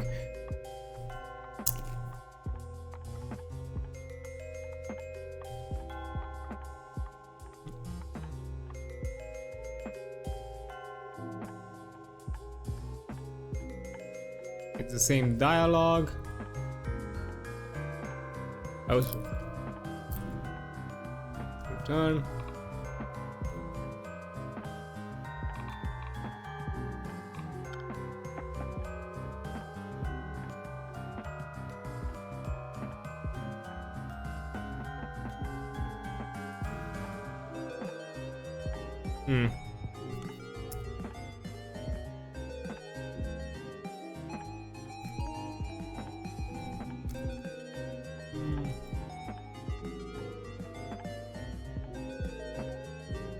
If I could use magic to make my... Sorry, I forgot to read. If I could use my magic to make this can a little more easier and delicate to the fairy digestive system. Sator, arepo, tenet, opera, rotas. The bowl magically empties and refills itself with ripe bananas. Bananas, what a waste of magic. I mean, yes, I could digest a banana if I wanted to, but I don't want to eat a banana. I want to eat candy. How terrible the temptation of forbidden fruit. And by that I mean candy and not the actual fruit. Phrasing. How terrible the temptation of the forbidden artificial fruit flavor. What's this now, huh? Where did these bananas come from? Is some manner of sorcery afoot? Mysterious, deliciously fruit-scented sorcery? I had not thought that sorcerers had such a good taste. I'd better get started eating. To show them magnitude appreciation. Dong. Well, that's all 4 minutes finished. I guess I get a better move on. The possibility that Hilda and all the others will all die gruesome deaths while I'm out maybe frightening, but that's nothing next to the penalties of butting in on someone else's time slot. Good luck. I think you're gonna need it. I think I messed it up. I'm pretty sure I messed it up.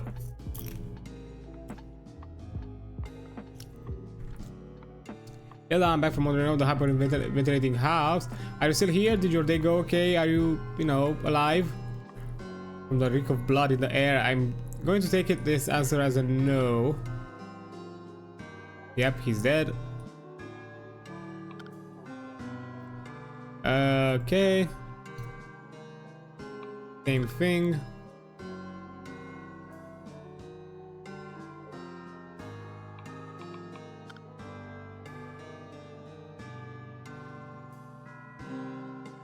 Okay.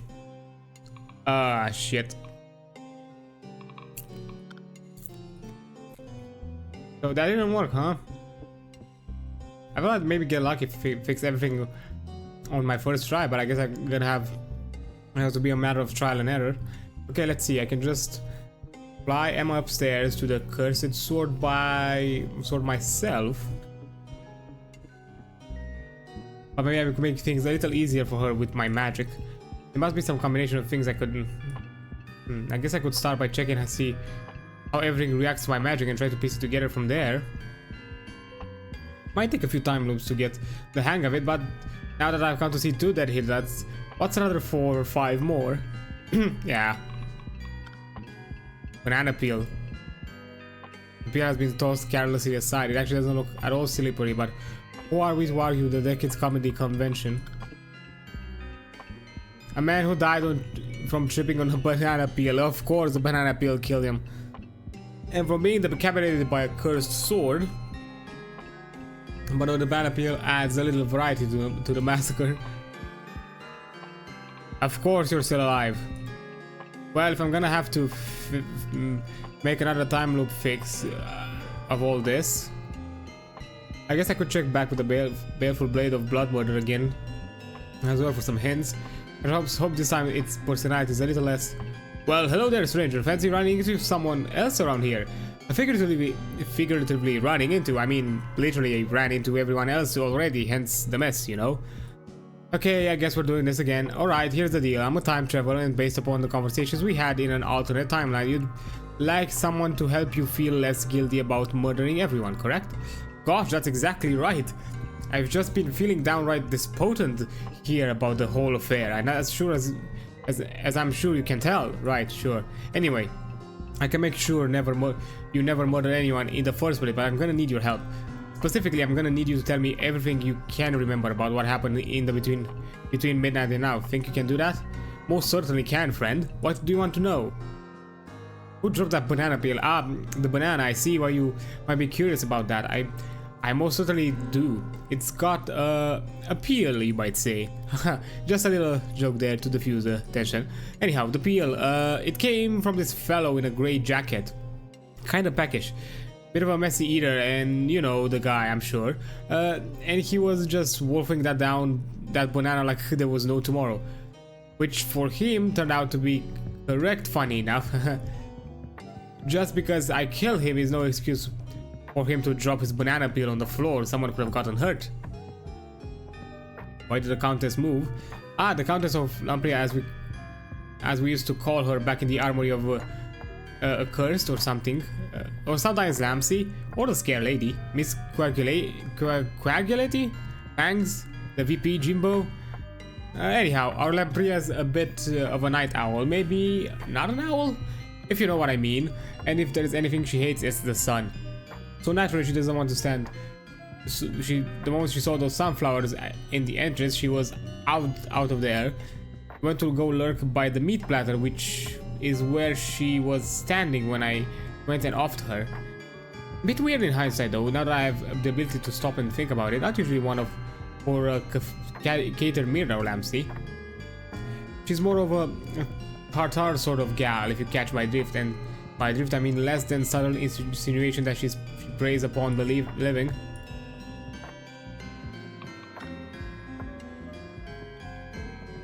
You better hope not. Rewind.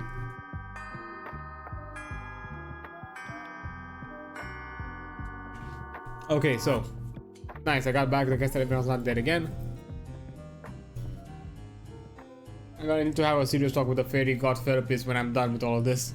Now, then to do attempt number 2. Wait, so technically my third attempt? Ah, let's go with 2. The lower number will sound better in the council report. If you ever find yourself lost what to do next, you can use the objective tab at the bottom of the screen for a reminder of the current storyline.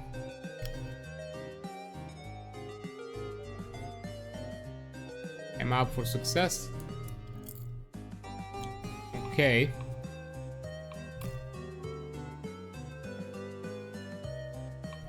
I have an idea.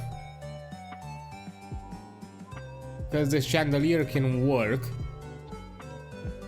She can also vanish, I hope. I hope she'll also vanish. The monochrome of arms of House Horoglyphs, the royal family of Eclick, flanked by crossed branches. The branches were originally intended to be laurel, but after Eclick chopped down all its laurel trees in the coat of arms mania of 637, pretty much any old sticks will do. I'd probably look more impressive flanked by something more practical. So I think the prince still needs to be alone. That's my guess.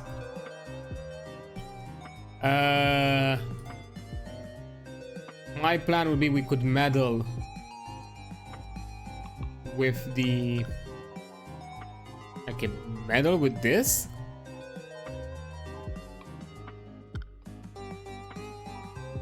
A pitcher of cool refreshing water with slices of lemons floating by. Someone has optimistically mislabeled it lemonade. A picture of choice drink could help raise the spirits in a sense.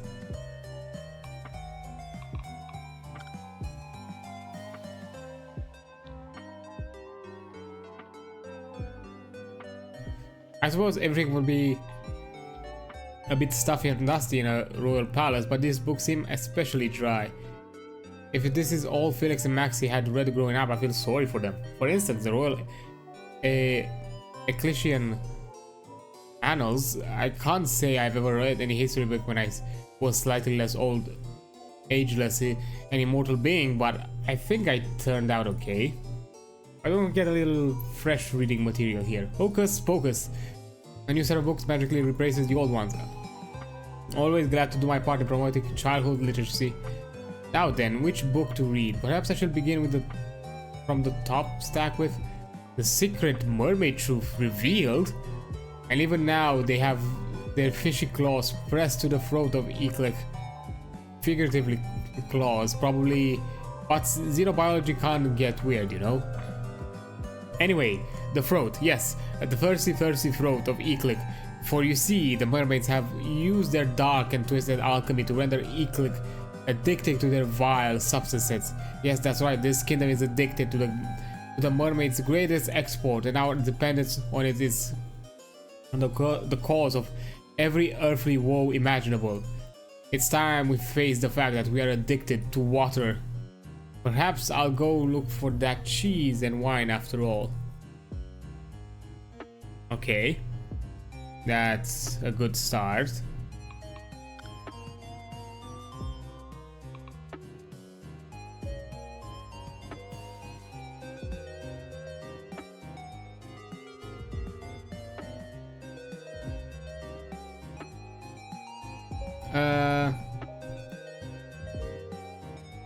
I mean, look, two. I've done 2 of the 4.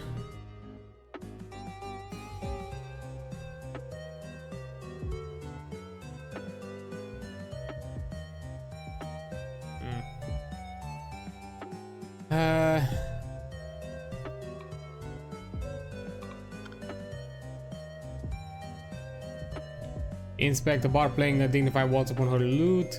She's dressed in the likeness of famous 6th century bard Carmina Vocabo. Her garb is not very period accurate, but this isn't exactly the SCA. Her choice of song has significant influence within the ballroom. Perhaps she'd be willing to take requests.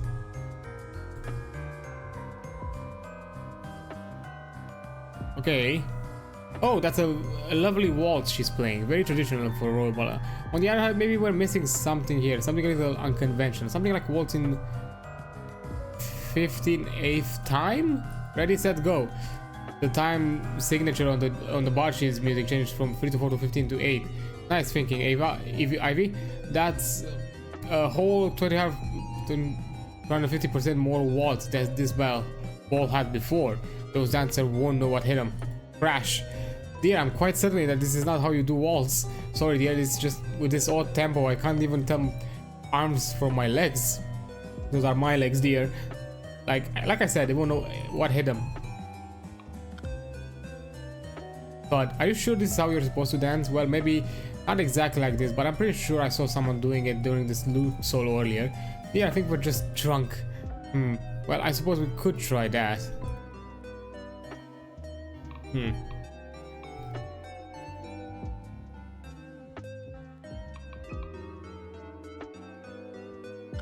Oh, are you for real? Is that? Oh no, if you catch me, I'm done for. Though, to be fair, I've never actually spoken to him before. Maybe he's not as stern as Felix says he is.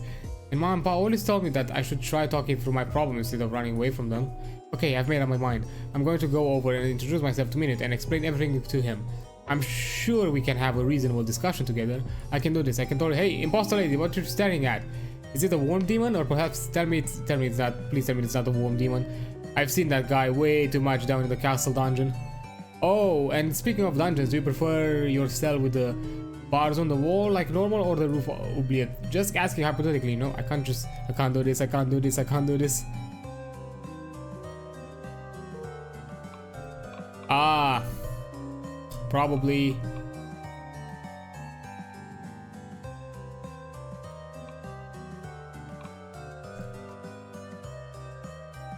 Yeah, I'm loading because I know which one to do. So we meddle with this one, so they run away. We meddle with this, so she's also gone. And we meddle with this, so he's also gone. And then we go back to the ballroom, flicker away at the intentionally faint star. This one is fierce. Please forgive the flowery language. The sight of melting candles inclines the soul of wax poetic. Wait, can I not?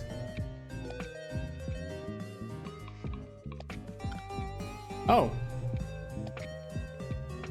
Gosh, the latch on this window has been rusted for its original fixture. I feel like somebody ought to replace it sooner or later, though. Perhaps I can offer a helping hand with that. The latch on the window disintegrates the pile of rust, filling the air with sharp metallic odor. Now the window looks like it get blown open next time there be such a stiff of a breeze around here. Which is to say that now, thanks to my intervention, they have no choice but to replace it. Nice problem solving, Ivy. There's something in the air that smells like blood. All of a sudden I feel rather hungry. Which, to be clear, is perfectly normal reaction to the scent of blood. Everyone likes the taste of hemoglobin, right? Don't. Well, that's all for me. It's finished. Guess I will move on. There's a possibility that Hilda and all the others will all die gruesome deaths while I'm out. Maybe frightening, but that's not nothing next to the penalties for butting in on someone else's time slot. Good luck, Hilda. I think you're gonna need it. Oh no, please don't tell me I made a vampire murderess. Oh, you gotta be fucking shitting me. Hilda, I'm back from wandering around aimlessly, hyperventilating outside. Are you still here? Did your day go okay? Are you from the reek of blood, I'm going to take the answer as a no.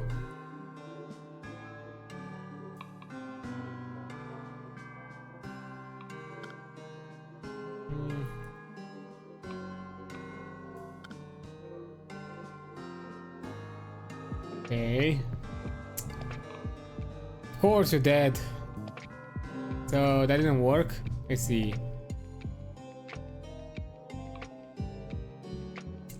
Yo. Okay. Let's why does it smell like blood? That was definitely not my doing, friend. Well, maybe partially my doing, more my doing than not even. But just to be clear, it also smelled that way even before I killed everyone. Personally, I blame the rusty lock on the window. Unnaturally rusty it was, and a keen taste of blood like I've got. I could smell it a mile away or a kilometer away, even a click on the metric standard. Do you know? Why did the countess move? So I should not move her? Maybe.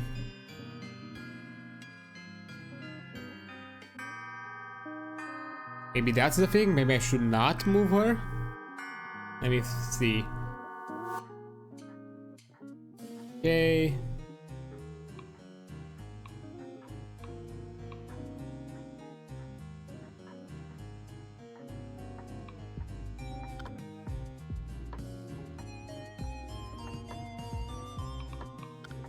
Let's see if I do it almost like blood.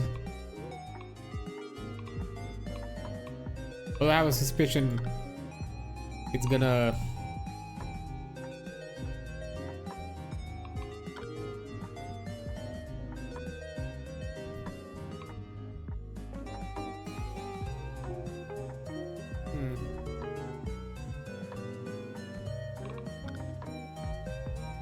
I have to get to the bottom of this business with the Royal Library first thing in the morning. The thing that such unsuitable reading material made into the collection sends up chill up my spine. If that travesty passes unnoticed, what else may have slipped without my knowledge? But there have been even tampering with the paintings in the Royal Portrait Hall, shenanigans in the Royal Armory, superstition revisions, surreptitious revisions of Eccles' yearly cabbage census. I should have to double test security around here, lest anything else transpires under my nose. And given how my vision has been lately for things transpiring and any farther away than my nose, I may need to acquire a pair of spectacles. Let's see.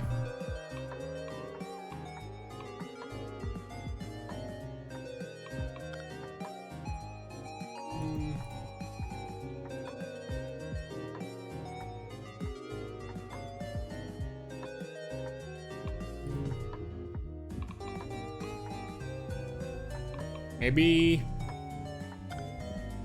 what happens if I meddle with since the sword is what's killing everyone, and since I have direct access to the sword right now, then I couldn't just zap the sword with some magic to fix everything itself. Seems a lot more straightforward than going around trying to kludge a bunch of random objects into a functional solution, and I do like straightforward. It's worth a shot at least. Be gone, sword, go on, scram. You are currently accessing the user settings for Baleful Blade of Blood Murder. Oh, this sounds promising. You may select from the following preference option. Change voice, update toggle kill mode. Connecting to the Ethernet. Downloading update Hexworks driver version 472. Beep. Hexworks driver has been successfully installed on the sword. General system stability that enhances the user's experience. Oh boy, what a useful update. Guess I have to figure out a more direct way of dealing with the problem. Does it count as meddling? Yeah, no, it doesn't.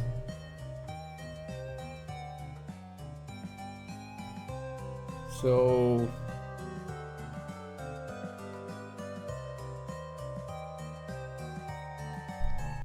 I don't think the suit of armor has any, or maybe I'll be something. Inspect a pair of flags modeled after the battle standard of the Queen Isiclia, legendary founder. Her flag's blank white design was chosen as a symbolic of her love of snow, her stress-induced premature graying, and her extremely conflict-avoiding personality. The color could be certainly more attention-grabbing.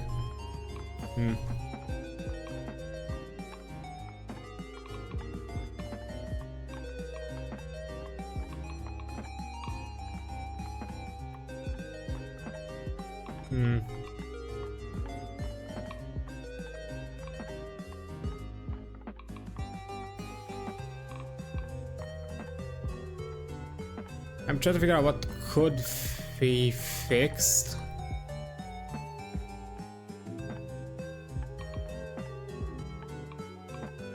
There's a coat rack.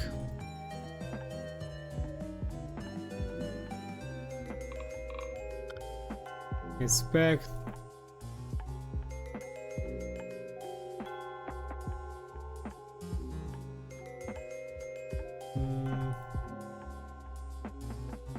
Felicitations, Your Majesty, from the Sovereign Duchy of Darkwood. The Duchess regrets that she's unable to attend the celebration of your aging another year, as is customary among us time-saddled mortals. Her humble subject, ferry to you her deepest commendations and well-wishings in her stead. May your life continue for another quantity of sequential years in accordance with the average human lifespan, and may your peaceful days be untroubled by wooden stakes, holy water, and garlic. Unless, of course, those are things which mortals such as yourself enjoy in your kingdom, in which case we wish you lots of all of them forever. Sincerely, your figuratively eternal subject, Lampriya Vampire, Countess of Bloodmire. Vandalized page. Recommendations. This Archminister Nox Minuit the 12. I hope your birthday has the most joyous and bounteous and goodest thus far. I just wanted to let you know if that I am as pompous and obnoxious as ever, as one is when is the Archminister. Being the busybody that I am, I cannot help but notice that there is a new latrine in the castle which has not yet been dedicated. I would be ever so honored if you would dedicate the latrine with my name, Minister Minuit, for all to see, for all time, meaning forever. Also, if there's any leftover birthday cake, you should give it all to your sibling Maxie, who most verily deserves it and absolutely isn't impersonating the minister myself for personal gain. Should thanks unto thee, may liege, from your faithful advisor, Nox Minuit, for real.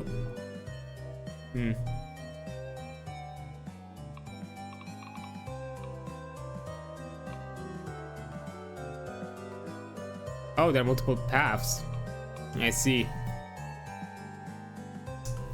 Let's see, if I meddle with this, aristocratic fashion is kind of boring, huh? The jewels and embroidery may look classy, but where is the surprise, the excitement, the drama? Truly avant-garde fashion should be blistering cutting edge, literally, if necessary, like Hilda's razor sharp glass slippers. Perhaps it's time I stirred up the eclipse sartorial scene with some magic. Keshi Fudin? The clothes on the rack transform into a range of tacky costume accessories. Let's see. We've got here a wig, an assassin's hood and cowl, a pair of novelty glasses with attached mustaches. Alright, now we're talking. Nothing better for thanking me for taking the world of fashion by surprise than a good disguise. Now if only I could make them glow in the dark, we'd have a proper fashion show on our hands. Dong. Was that 4 minutes already? Time sure flies by. Caught in a desperate struggle to keep everyone from getting sliced by a demonically possessed sword. I just hope the changes I made in time will fix things. Let's see. Are you serious? So everyone's dead again, huh? It seems like the third time is not in fact the charm. Wait, sorry. Make that the second time. Forgot about the whole not counting the first attempt for official purposes thing. I don't even want to think about the paperwork I'm going to have to file when this is over. For now, I'd better focus on something more immediate, calming, like the 6 corpses scattered about. Yeah, that's some real serenity here. Dead. Oh, Hilda. When I said I'd grant your wishes, I never thought that you would come to this. Heartbreak, maybe. Or imprisonment for impersonating a foreign dignitary, but definitely not murder. But don't worry, I can fix this. Just stay right there and continue not being alive. And all I need to do is turn back the clock again and no one will remember of this ever happened. Except for me in my nightmares every night for the rest of my life. Hey there. Alright, Mother Soul, listen, I'm trying to travel from an alternate reality where you killed everyone and I was sent here to stop you from killing everyone. Which obviously I could have done a better job, but it's been a long night, okay? Time travel, alternate realities, gosh, I mean that sounds pretty improbable and hard to believe, you know? But I haven't drank quite enough blood yet to unlock the capacity of skepticism, so whatever you're on about, I'm fully on board. Anything I can help you with? Nope. Return to the past. Farewell, my reality-hoping friend. Give past me my regards. Yeah, sure thing, pal. I'll just put that at the absolute bottom of my to-do list. Unseal the gates of time. Okay. So.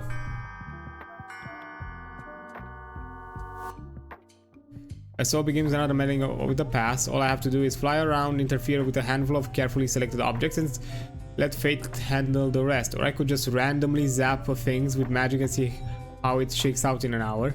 Decisions.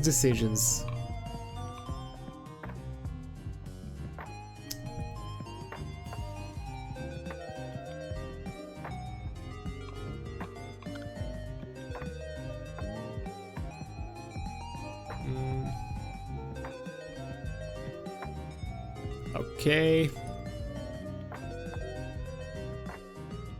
Let's skip.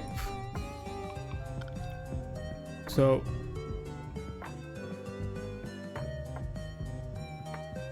okay.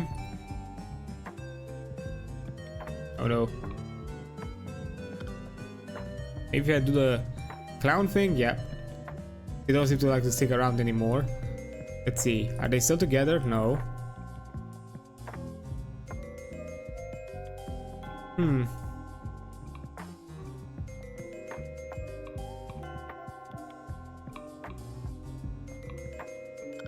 know what? For the heck of it, I'm gonna meddle with the armor. Love a good suit of battle-tested armor. Really sets the mood. If gothic horror is the mood you're going for, I think we can imagine something a little more cheerful than that. Ta-da! The armor rattles to life. Just, I love it. Just points up. There we go. Amazing. What a difference a positive attitude can make. Dong. And with that, the witching hour comes around last. At least according to the... You know, maybe if I apply for a position at the Witches Guild, I could squeeze in extra time here, cursing people and handing out like contaminated fruit. Don't know what I do with all the firstborn children though. I'm pretty sure this didn't do anything. Yep. Wait, the armor isn't here. Come on, don't be... Come on, don't be a massacre again. Don't be a... it's another massacre, isn't it? Yes, I better find Hilda's corpse. Where's the suit of armor?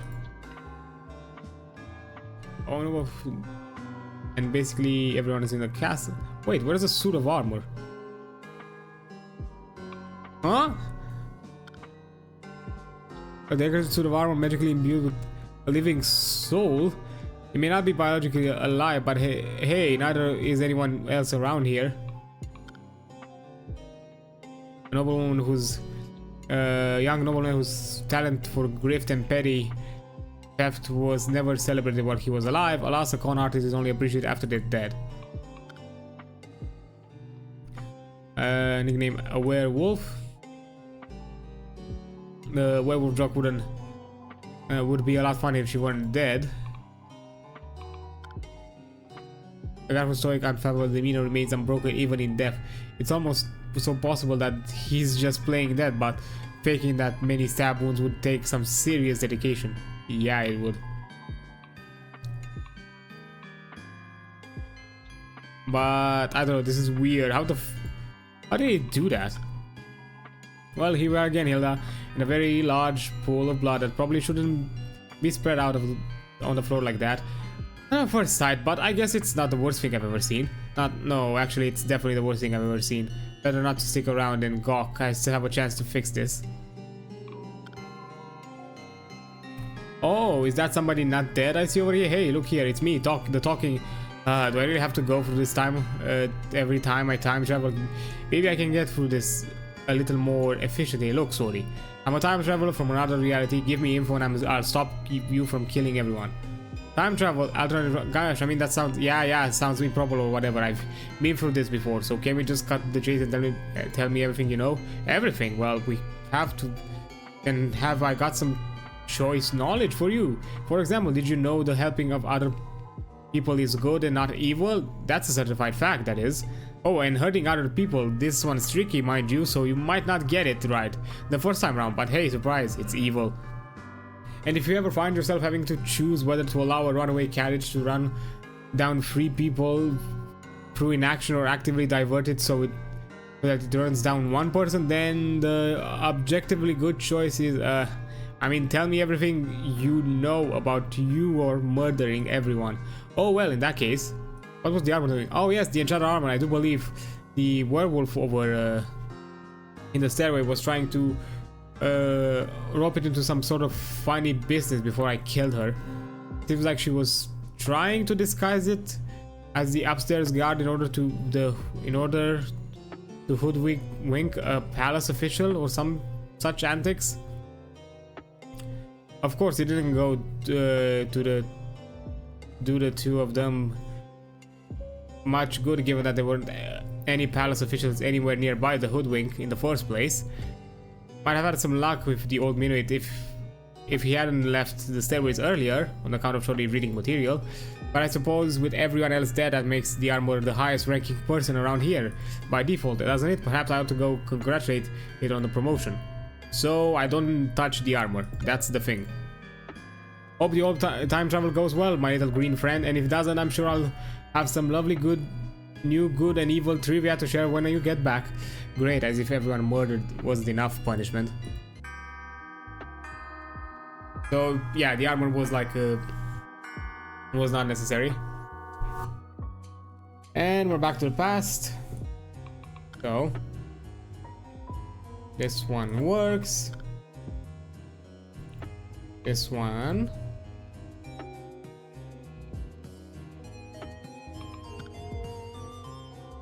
But I feel like these three are good options. I don't know what should I do with the third one.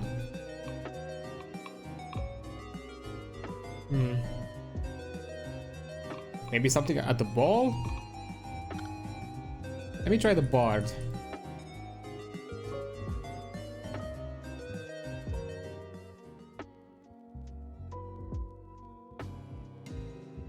Oh, you gotta be fucking kidding me.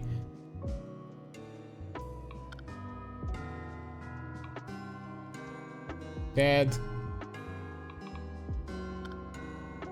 In addition to blood, I feel like I'm getting comfortable with it and uncomfortably less uncomfortable around the corpses as well. How to reflect on your own mortality when you can just wave your hand and everyone's back to life again. Also hard to reflect on your own mortality when you're immortal, but it's the principle of the thing, you know? So, hammer, sword, blood, good, evil, killing people? Well, it just so happens that, as I was saying, I'm from the government, the sword government, the government of Swordland, which belongs to you. I want to know what's been going on here. That's right on. Inexplicably non-sword agent of the Swordlandian government. What do you want to know about? If you're around, do tell everyone in Swordland hello for me, would you? Oh, and if you're running to the old Jimmy Claymore, let him know that it wasn't me who actively inverts chronology. But I want to know about Jimmy Claymore. Yep, this sure is the past, right? They say the past is a foreign country, but I feel like that doesn't really apply until I've gotten at least 20 years back or so. Feels like about as foreign as my backyard. But you know, if I did go back 20 years, I bet I could set things up so that Hilda and Felix met as children or something and save myself a lot of trouble down the line.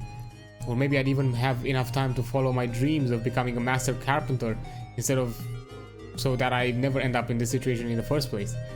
Oh, if I've only stuck it with a little longer, I'm sure I could have figured it out which way you're supposed to turn the screws. Yeah, the tapestry.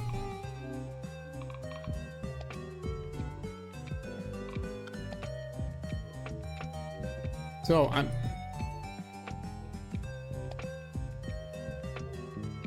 maybe with the tire bar will make the clumsy pedals even clumsier. See if they're not careful, they might trip onto something. Hunter's vampire likes to meet the rich metallic tang of blood. It's like scarlet things, flowers, vampires. The red drapiers in the stairway sure look flammable.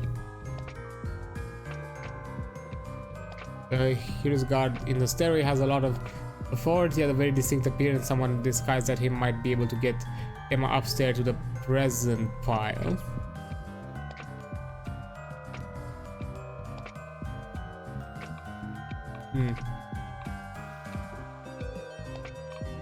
So, if I meddle this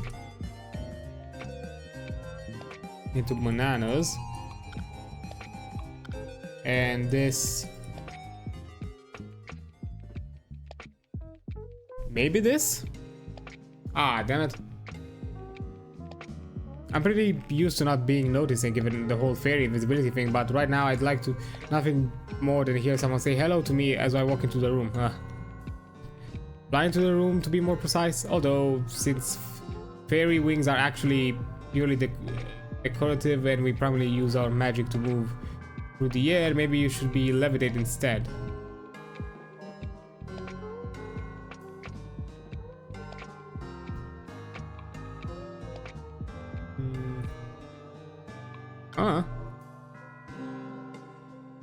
What used to be the statue of the sky goddess Linnea and proud benevolent protector of the kingdom until someone tripped and shattered it.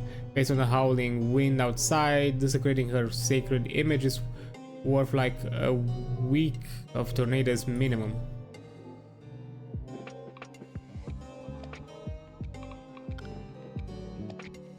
Oh, I got a conscience now. Excellent, excellent. I love a good conscience. I do separating right from wrong, keeping me on the up and up and all that. Though I'm less than totally sure why is my conscience materializing as a little green fairy. Yes, well, I'm sure it'd make perfect sense to you once you get another couple of levels of sentience. Oh gosh, can't wait to do that. Anyway, as your conscience, I demand that you reflect on what you've done and the events on which immediately precede what you've done. The more detail the better, since this is going on your permanent record. Oh no, not my permanent record. Better get cracking on that reflection then. What do you suppose I should reflect on? Who destroyed the statues? Right, so that's funny. That's a funny story. See, it started with this couple of dancers over there in the ballroom. A little below average at the dancing, those two. Well, more like bad at it, really bad. Possibly the worst dancers I've seen. Though I've only like seen like 4 or 5 dances, so you know.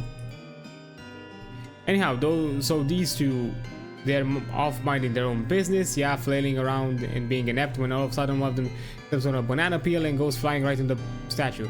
Cracked it right in half. They did. Can't imagine the goddess in there too pleased about that. No. Oh, and about the whole everyone being dead thing. Very suboptimal worshipper condition, I'll grant you that. We'll drop that banana peel. Ah, the banana, I see why you might be curious about that. Mostly do. Ah, I've read this. It seems stormy outside. Well, now that you mention it, it is a bit weathery out there, doesn't it? In the middle of the hey-ho, the wind and the rain, yeah? And I've got to say, weather, not so keen on it. There's the rust and the lightning and the snow. Oh, the snow. You wouldn't think those old dead wizards and what have you who made of me would bother giving a sentient sword a sense of temperature, would you? And yet here I am shivering right out of my scabbard every winter. Luckily for us, we got all these walls and windows to keep us all in the warm and dry and safe. Well, the two of us anyhow.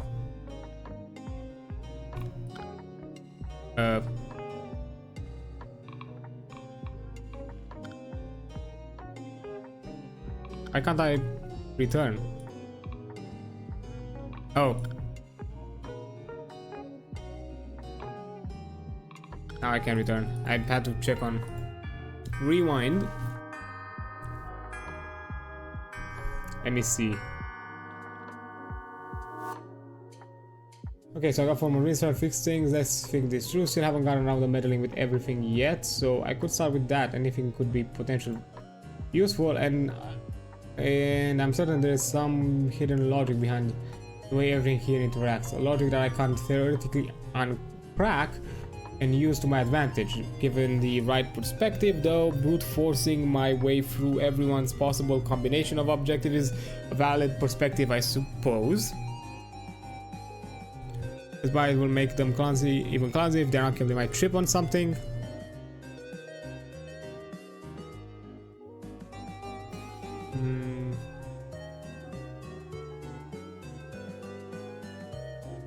The red rapiers in the stairs should look flammable.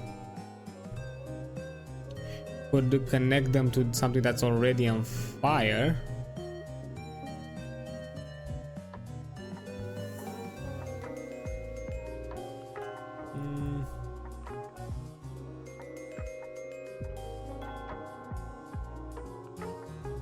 Yeah, show him too.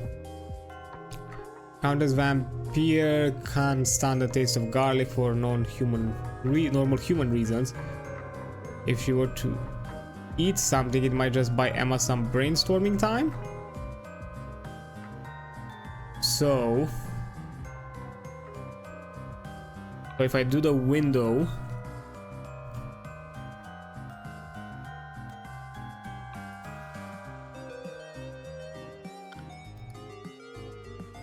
no. Ah, damn it. If I do the window, the flowers for her to get here.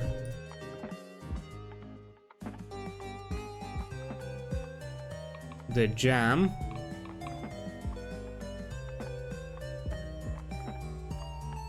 So right now I have 3 things.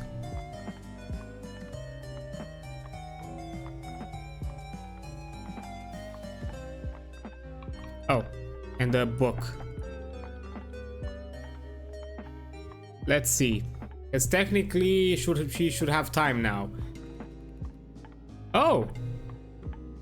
Alright, brace yourself, Ivy. When you open your eyes, the sight that awaits you may be gruesome, frightening, but it's your sacred duty as a fairly apparent to... Wait, hold on. Is that music I hear? And the sound of human voices?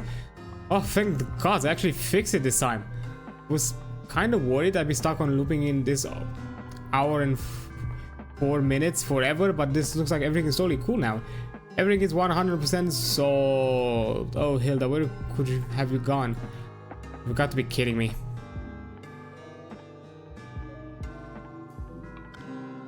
Eavesdrop? Ooh.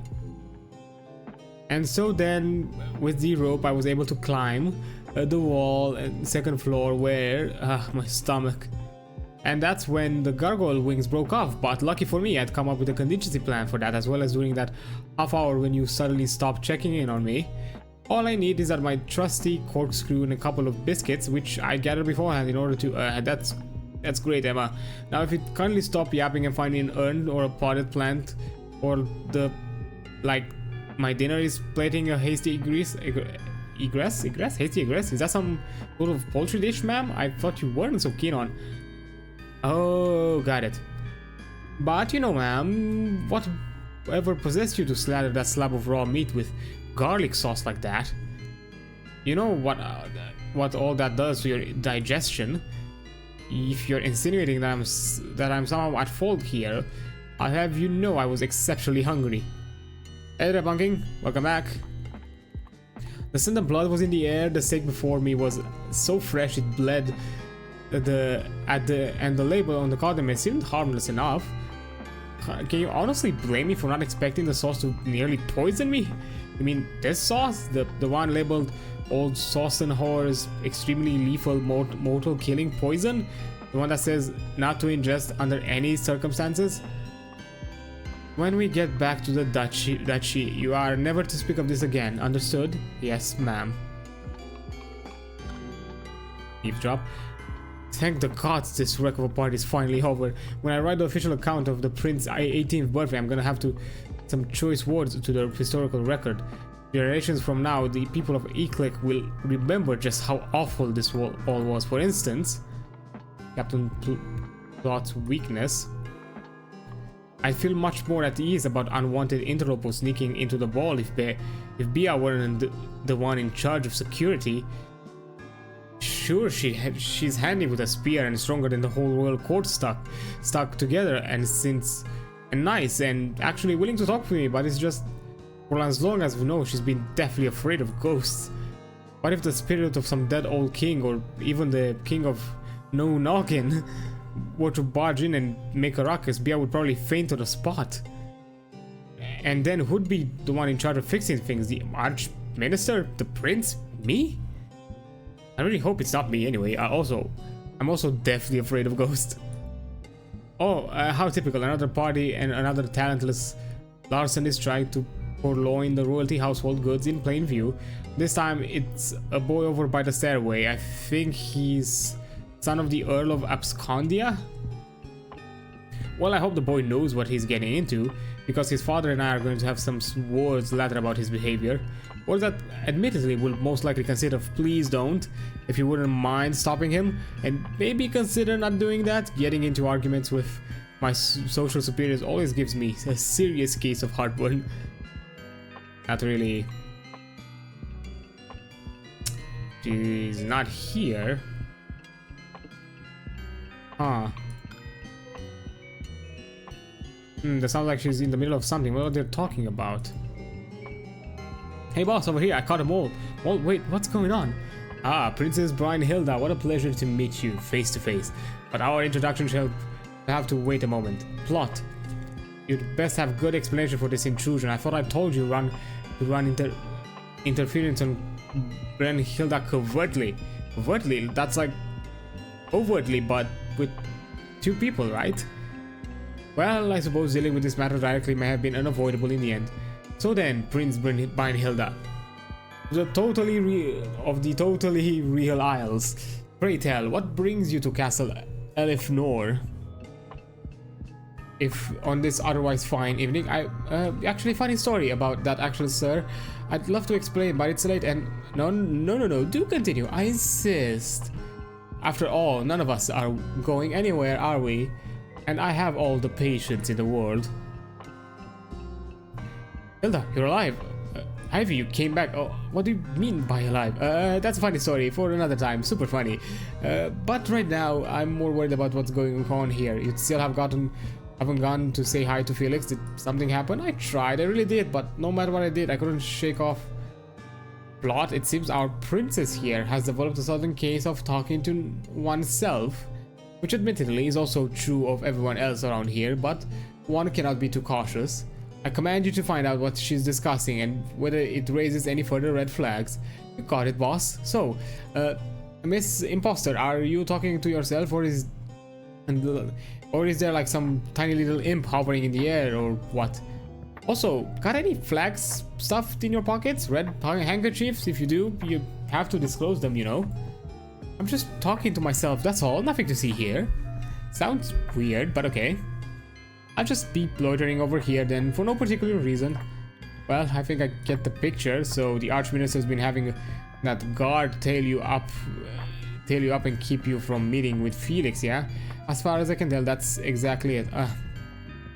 I was so close too. I know you said this was supposed to be was up to me, but is there possible something you could do about this, Ivy? At this rate, I'll never have a chance to talk to Felix.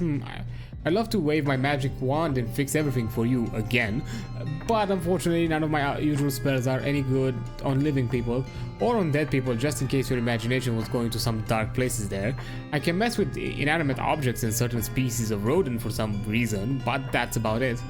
So can't you just, I don't know, zap her and make her forget about me for an hour? I could try, I guess. I do theoretically know an explosion spell originally designed for fairy gravel mining. Given the differences in scale, it's probably safe for use on a human. Well, mostly safe for some humans, worth a shot anyway. Boom! The spell strikes B and knocks something loose from her belt. What's this? Felt almost like someone elbowing me lightly in the back. Weird, must be that wrestler's ribcage I'm always hearing about. Good thing I've got such a strong constitution. High power explosion spell, they said. Even a child could cast it if they said. Last time I buy a used spellbook of Fae's list. But don't fret, I have an alternative solution to the problem. Phew, for a second there I thought I was going to be stuck getting dragged around by this guard all night. So what's your plan to get rid of her? Plan to get rid of me? Mind if I listen in? You don't, right? Sorry Hilda, I'll explain later, much later. Wait, Evie, don't leave me here. You know, no one's ever tried to get rid of me before. Well, not that they've told me anyway. So I'm super excited to hear about this. Later on, me, Miss Imposter. Ivy, help me, Ivy. Well, that sure looks like a problem which I'm way out of time to solve.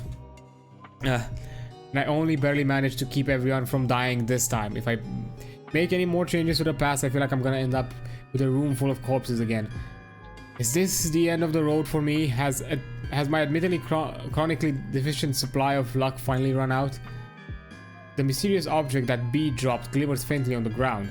No, it can't be over yet. There is absolutely no way I'm gonna let them demote me back to fairy god acquaintance. The council can pry my little green godparent berry from my cold dead hands. The glimmer object on the ground catches your otherwise painfully unattentive eyes. Let's see. If I likely doctored Hilda's wish request from to say Bia instead of Felix, that'd be technically mean I granted her another of her wishes. Would definitely mean I committed a fairyland felony, but I'm kinda knee deep in those already. You look down, noticing the extremely conspicuous object that I suppose if that's where we are at now, then necromancy is not totally off the table either. Oh, for the love of the ground? There is something on the ground? Huh? The ground? Oh, look at there really is something there. Mysterious key, pick it up. A key that Bear Plot dropped by accident just a minute ago, which unlocks the gate in the stairway room. It obviously belongs in the key item section of your inventory. You know, I didn't think zapping people would actually make them drop loot. Thanks for pointing it out though, huh? Question mark. Question mark, question mark. Please pay no attention to the man behind the curtain. Wait, did you just broke the fourth wall? Well, alright then, I guess the weirdos are out in full force tonight, huh? Whatever, the metaphysical implication of a mustachioed stalker narrating at me from behind dubious unreal curtains will have to wait. When it comes to magic, there is no such thing as coincidence, so if I end up with this key, I'm guessing it's somehow related to the whole everyone not dying thing. Better keep it handy, I'm just in case it turns out to be necessary sometimes in the future.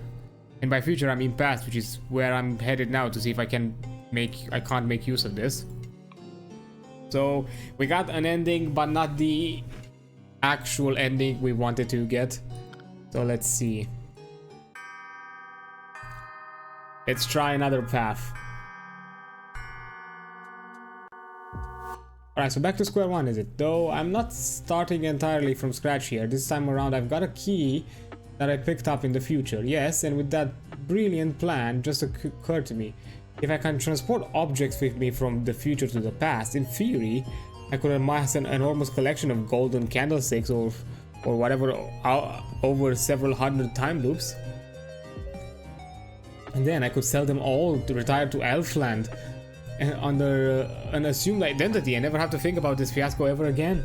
Or I could give this key to the werewolf lady so she can unlock the gate and swap the sword, saving me 4 minutes of meddling to fix BS problem.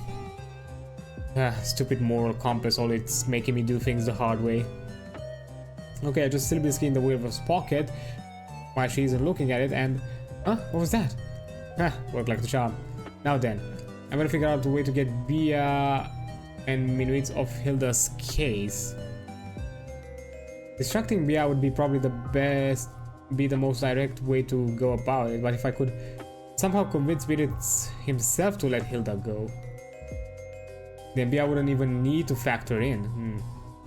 Now which one of them should I try messing with first? Emma Wolf now possesses the gate key, giving her easy access to the pile of presents. That should solve the issue of the cursed sword going forward. All that remains is dealing with Bia and Minuit, while with a little magic, there must be some way to get one or both of them to leave Hilda alone for an hour.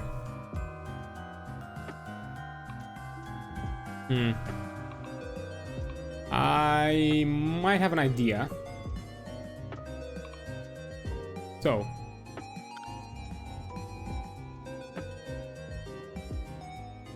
if I meddle with a book,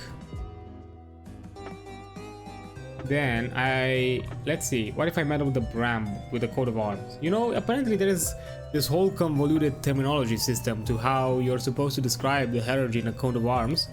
If I wanted to describe this one thing, I think I'd be something about portal eyes and armed sables charging rampant at ghouls or the like, which all that sounds like a bunch of nonsense to me. Let's see if we can simplify things here a little. Magic!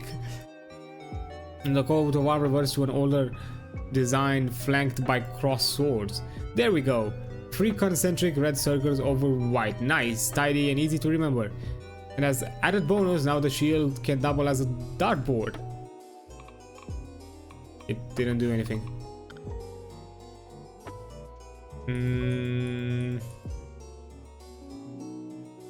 Yeah, it's the same conversation.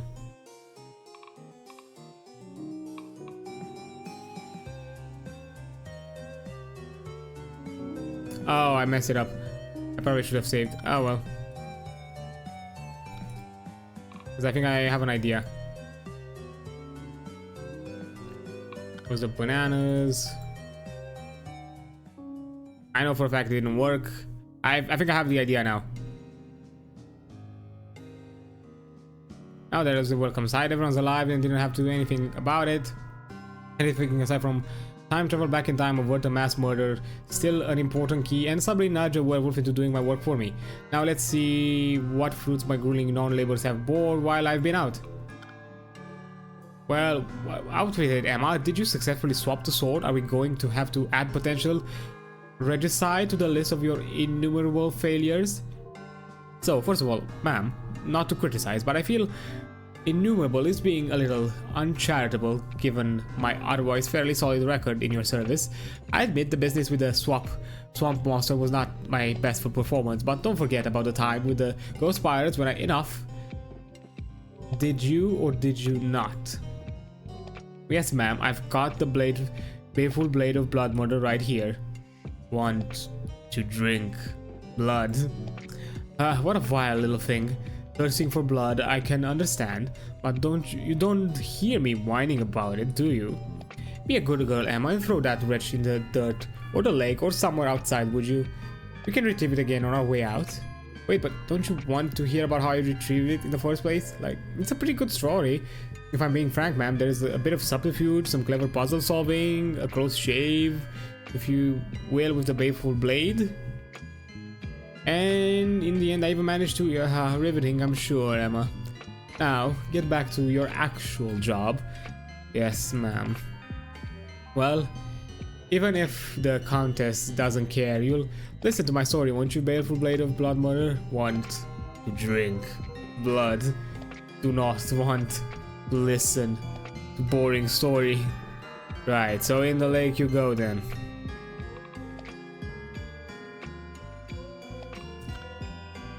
You can Hilda. Okay, spill the beans, Hilda. What sort of trouble did you point up in this time? Okay, so Ivy, I already come back. I think it's already over for me. There's this girl who's been following me and I can't seem to get away from her. Yeah, I know, I'm still working on that to throw her off your trail. You're the one who just spent an hour stuck together with her. Any ideas? Well, she seems like easily spooked, like when we started talking about the decapitated dragoon. Oh, and there was this terrible clown tapestry that gave the both of us the creeps, which we ended up here. To be fair, I think that tapestry would spook just anyone. Which is why I'm going to have to prevent it from ever having existed. Catch you in an hour more or less. Return. Okay, so temporal shift. What? Wait, somebody took a sword?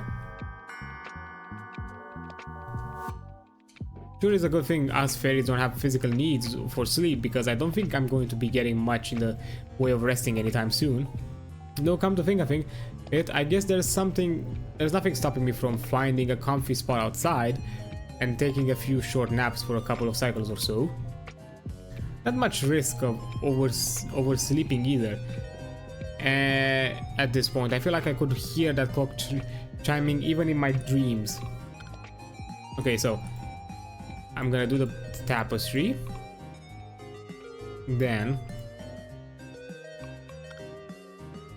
let me make sure he's out of the way.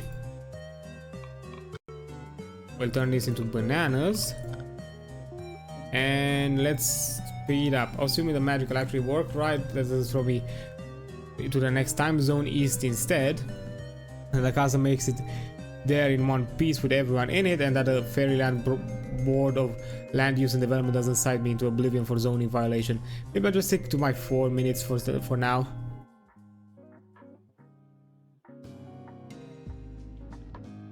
Are you for real? Okay, nobody's dead this time around either. Guess the old dumbwaiter shaft must be doing its job pretty well. You know, it's awfully convenient that I don't have to keep unlocking that door every single time I return to the past. Feels kind of arbitrary, but arbitrary in a way that directly benefits me, so who am I to complain?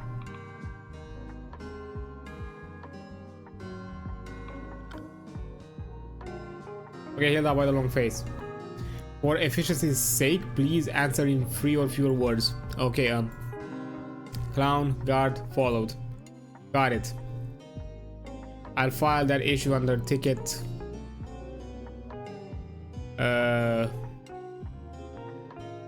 84 and get back to you once it's solved. Catch you later, Hilda. I've got some troubleshooting to do. Okay, so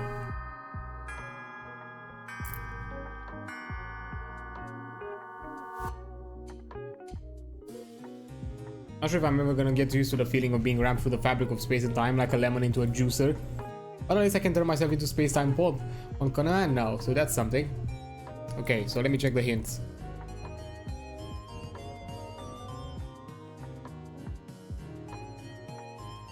Actually could knock her out cold. Bear fragments of the legendary knife with a no noggin, only if it were headless. But a slip on a banana peel might solve that. Oh!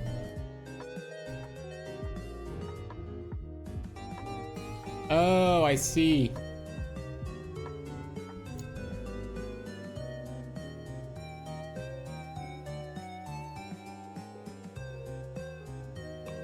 So, let me get her into the ballroom. Let's make the dude sentient. Let's add a banana peel. And let's do one mask. I don't know, it's a good idea.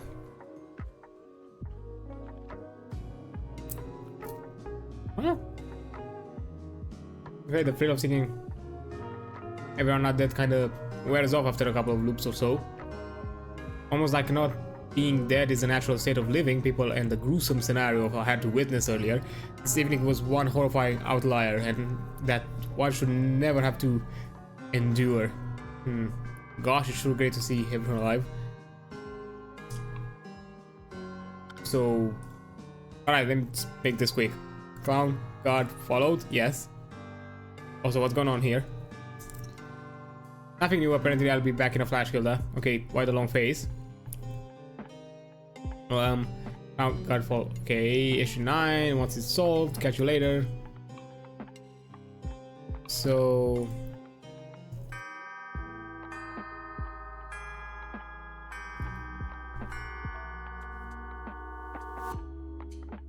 now there's still 2 other rules I could break while I'm at it though. Let's see. Telling other people about the future. I kind of did that already with the murder sword and it wasn't all that exciting either, so that leaves behind betting sport events. If only Prince Felix had decided to host a jousting tournament for his birthday instead of a ball.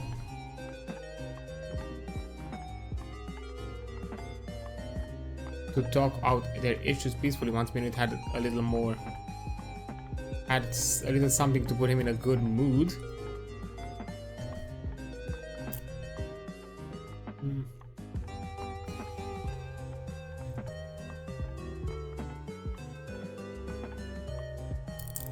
Wow.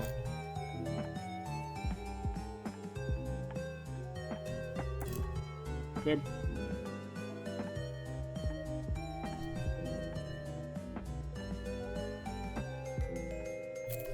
I see.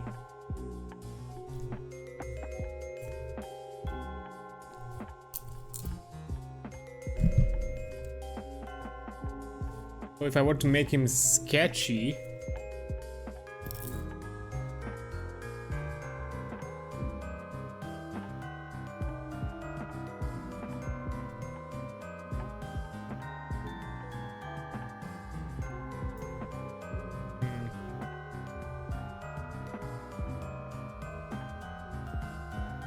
let's see. So the whole idea is to make him sketchy.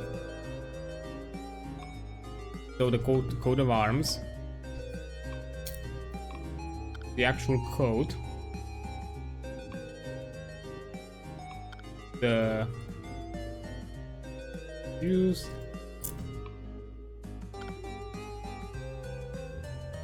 oh, a set of replica flags. I think I recognize the design.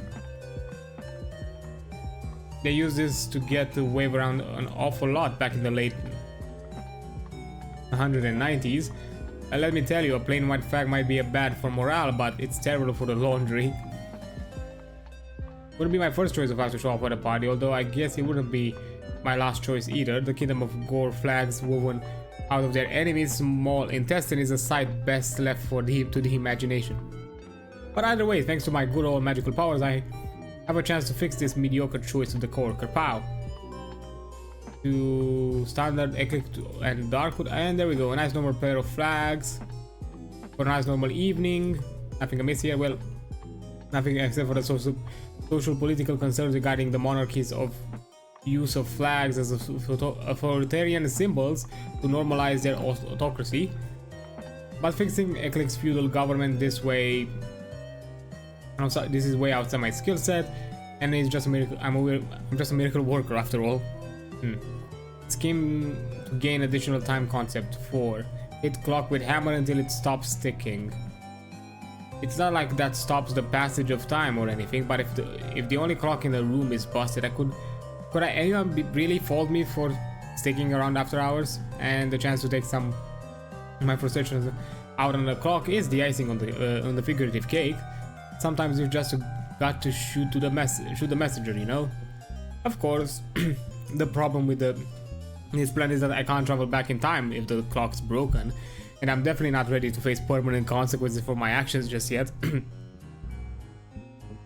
Sorry. Looks like you win this round, clock.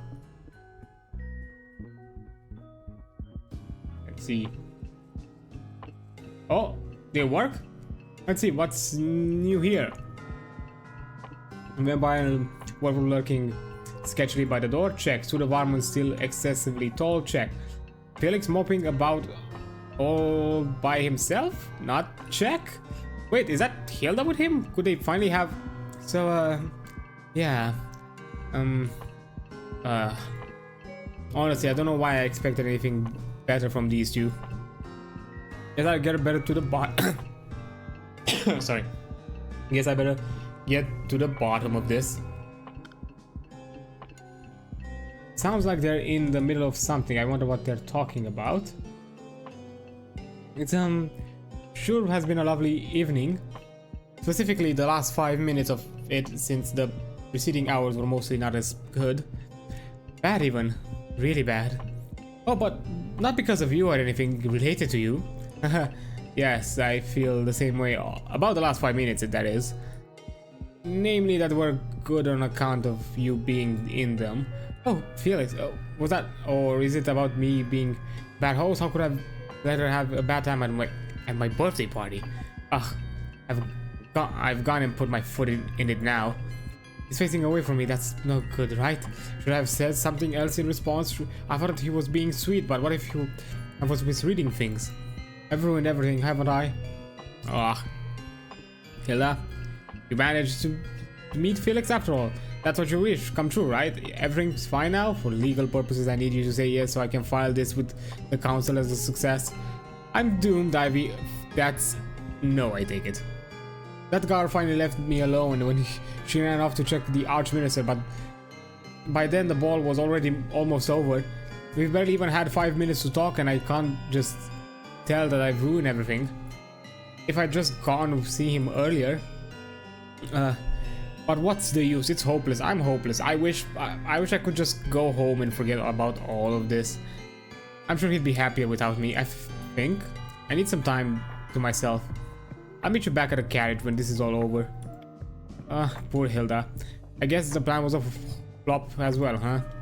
After all that work getting those two together, it turns out they've got about as much chemistry together as 2 cups of water. It's fairy magic, time travel, and Deus Ex Machina aren't enough to grant this wish. I don't know what is. But come to think of it, that thing Hilda just said, I wish I could just go home and forget about all this. That's a wish too, isn't it? A wish that could actually grant. I've got the horse and carriage all set. All I need to do is brush up on my mind wipe magic, and I'll be able to tell the council I fulfilled 2/3 of Hilda's wishes with no trouble. That would solve this predicament, wouldn't it? That wouldn't solve anything. If that's you lurking there narrating me, Mr. Curtain Hermit, I don't remember asking you for the opinion on the matter.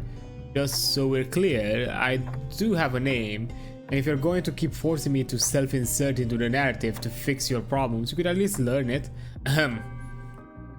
Plum Ennomed? I am he whom they call the immortal Plum Ennomed, the brightest star of Eclipse literary canon, and though my body of works has thus far been limited to traditional prose and poetry, tonight you have the honor of participating in a first of its kind literary experiment narrated by yours truly, Plum and Gnomed? Yes, it's quite shocking to me to meet such an illustrious figure as myself in the flesh, I know. I get that a lot. You must be wondering how it is that I am standing here before you alive and dwell centuries after my alleged and much spoken of death, but that's... Wait, am I supposed to know who you are? Just go read one of my books when you have the chance. There's a copy in the stairway and you're welcome in advance. But for now, I'll dispense with my backstory, fascinating though it may be, and cut to the point. You can't just abandon Hilda here. What are you thinking? To do so would be completely and irreparably wrong, and with dire consequences.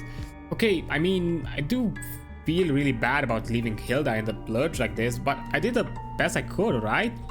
So if this is some sort of ethics guilt trip thing you're pulling, save it. I can't torture myself with regret perfectly well, thank you. Ethics? Regret? Oh goodness no, I couldn't care less about that nonsense. What's wrong here is what you're doing to my intricately crafted plot structure. We're only at the midpoint here, and all is lost lol isn't due until the end of the act. There is a very firm order in which this story must unfold, and I won't abide to this sort of plot derailment. You think I went through all the trouble finding a suitable couple, setting up all these props and subplots in the castle and weaving it all together into a coherent narrative just so you could throw it all out in the window? Wait, what? Plot? Structure? Narrative? This whole nightmare of an evening I've been through, you're the one responsible for everything? I always leave a little room for a plot to develop naturally, but yes, everything that's been unfolded here has been more or less according to my outline. Thrilling, isn't it? You almost got everyone here killed. Alright, so that part was an accident, but as you can see, they all got better. Because I fixed it. But you see, you only fixed it because I arranged you to do so. Indeed, this whole evening has transpired only because I willed it thus. Though the power of this magical book I hold, carefully composed over centuries of painstaking arcane research, the very fabric of reality is but a blank page beneath my quill. And for godlike beings such as myself to compose so grand a tale, what other medium could be suitable? I don't know, how about paper? Have a little ambitious, Ivy. Glory has never won except in pursuit of a worthy goal. A worthy goal, like plagiarizing from Cinderella? Improving on Cinderella, I think you mean. My contribution to literature will be leagues superior to that childish tripe. But it's literally the same story. The fairy godparent, the horse, the carriage, the glass slipper, the ball. Yes, except for the fact that Cinderella is incredibly boring. The closer it comes to narrative tension is when she loses her slipper, and that resolves after what, one page? And by a borderline deus ex machina at that? But when we're finished with my version of Cinderella, which for legal reasons we're calling Brynhilda, it's going to leave Cinderella in the dust here where she belongs. Our story has drama, attempted murder, conspiracy, time travel, vampires, and not to mention a devilishly handsome narrator with a charming sense of humor. And it's for that reason, my little green friend, that I simply cannot permit you to stop here. One way or another, you and I are going to see this story through its rightful conclusion. Do you seriously think I'm about to go along with whatever it is you're planning? Oh, but why wouldn't you? You were content to go along with my outline before I revealed it to you, weren't you? And ultimately, this story will be to everyone's benefit. You, me, Hilda, Felix, we all need that happily ever after, don't we? I mean, I guess so. Then just do as I tell you and everything will turn out fine in the end. That's a better deal than aimlessly struggling against destiny, I should think. So, are we in accord? Alright, fine. But only until the end of the story. After that, we're done here. Believe me, I have no intention of sticking around in this dump any longer than necessary. Now then, regarding your next steps, as loath as I am to self-insert into my own work, I admit we may backed into something of a corner here plot-wise. But it's nothing a little authorial nudge in the right direction won't fix. However, this book's reality warping magic is some confoundedly complicated stuff, so I'm going to need a minute or two to compose an incantation. On which note, if you happen to know a useful word that rhymes with stood, now would be a lovely time. Food? Stood and food. Tell me, you're not serious. If I try any of that half-rhyming funny business in my incantation, this book will literally explode. Pick another one. Good. I can make it work. As Ivy did the clock draw near, by chance assistance did appear. For there the Prince Maxi stood, would come to help and fix stuff good. Good enough of a poem. Fix stuff good. Improv is hard, alright? But at any rate, I think we've spent enough time chatting. I'm reasonably confident you can figure things out on your own from here. So if I have to both best be on our respective ways, I'll meet you back here an hour ago, after you've had your meeting with the Princept at the clock. Till then, cheers. Yep, I hate him already. And I've got this terrible feeling that the dreadfully busy part of the evening has only just now started. So I need to jump the clock. Alright, so if Prong or whatever his name is, Plum. So if Curtain Man wasn't just talking to me for a ride, then I should be getting a visit from the Princept any minute now. Gosh, I hate waiting. Hey, Fairy. Perfect timing. Just the person I wanted to see. Though the fact that you can see me is a little strange. I could swear I got my invisibility running earlier. I don't know about invisibility, but I mean, I've been watching you all evening and you're pretty easy to track with all that glitter you're throwing everywhere. I see. Well, I guess this isn't entirely surprising given that the only one who can see fairies are the kids and the pure of heart. That's me, alright. Princept Masky, the most pure and cherubic. So, kid, what did you want to talk to me about? It's about my brother, Felix. He's got himself all worked up because he's worried about Hilda rejecting him or something pathetic like that. Now that she's much better off, I'm sure you've noticed how unbearably awkward they are together. Tell me about it, though. If those two knew how to communicate on their own, I guess I'd be out of a job. Your Kidra's fairy's godparent, right? I saw how how hard you're working to fix things for her and Felix. And well, I want to help too. You know, kid, that actually did sound pretty pure of heart just now.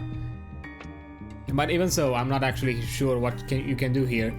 See, I've been traveling back in time over and over all evening, trying to set these things right, and when we're done here, I'm gonna have to rewind it again. Once I do, we all reset to 4 minutes to midnight, and you're not gonna remember any of this. You won't even know who I am. But you'll remember all of this, won't you? Obviously, or else I couldn't have explained it to you.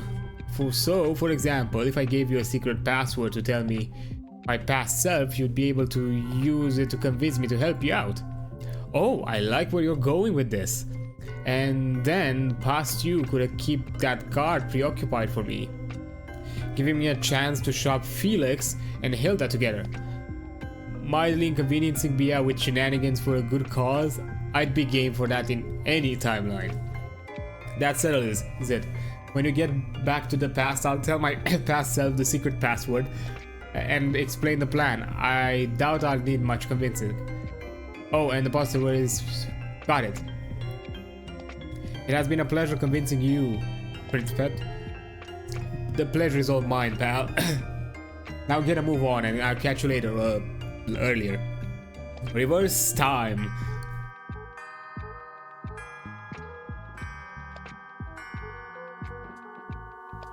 Okay, we're back in the past. Now this time I got a secret password. Better hurry and find Maxi before I forget it, though. Considering the password, even I would have trouble messing that up. Princept Maxi, I come bearing an important message. Whoa, it's the little green fairy. I thought you were busy flapping around uselessly and sparkling or whatever. What do you want with me? With those sparkles were a very important fairy business beyond mortal comprehension, I'll have you know. And second, and probably more to the point, I'm also a time traveler from the future who's come back to stop Prince Felix and Hilda from having a pretty awful night. Hilda? You mean his pen pal? She actually showed up? She did, but I need your help to get her to Felix. Me and your future self came up with a plan for that, and I was hoping you'd lend me a hand with it. I don't know, time travel sounds kinda sketchy. If anyone's dumb enough to take you at your word for it, well, I've got an earldom to sell them. I know the demonic motorcycle would probably take you up on that. Fortunately, I thought of this sort of scenario years ago and have a secret password, perhaps for just such an occasion. If you're for real, then my future self have told it to you. Of course, the password is cake. You know, I should probably have picked a password that's harder to guess. I'm gonna need a little more convincing than that. Look, if you go along with my plan, you'll get to annoy Bia and all evening, and Felix will stop moping around all the time, probably. Okay, that's good enough for me. So, where do we start? Think you can distract Bia for an hour or so?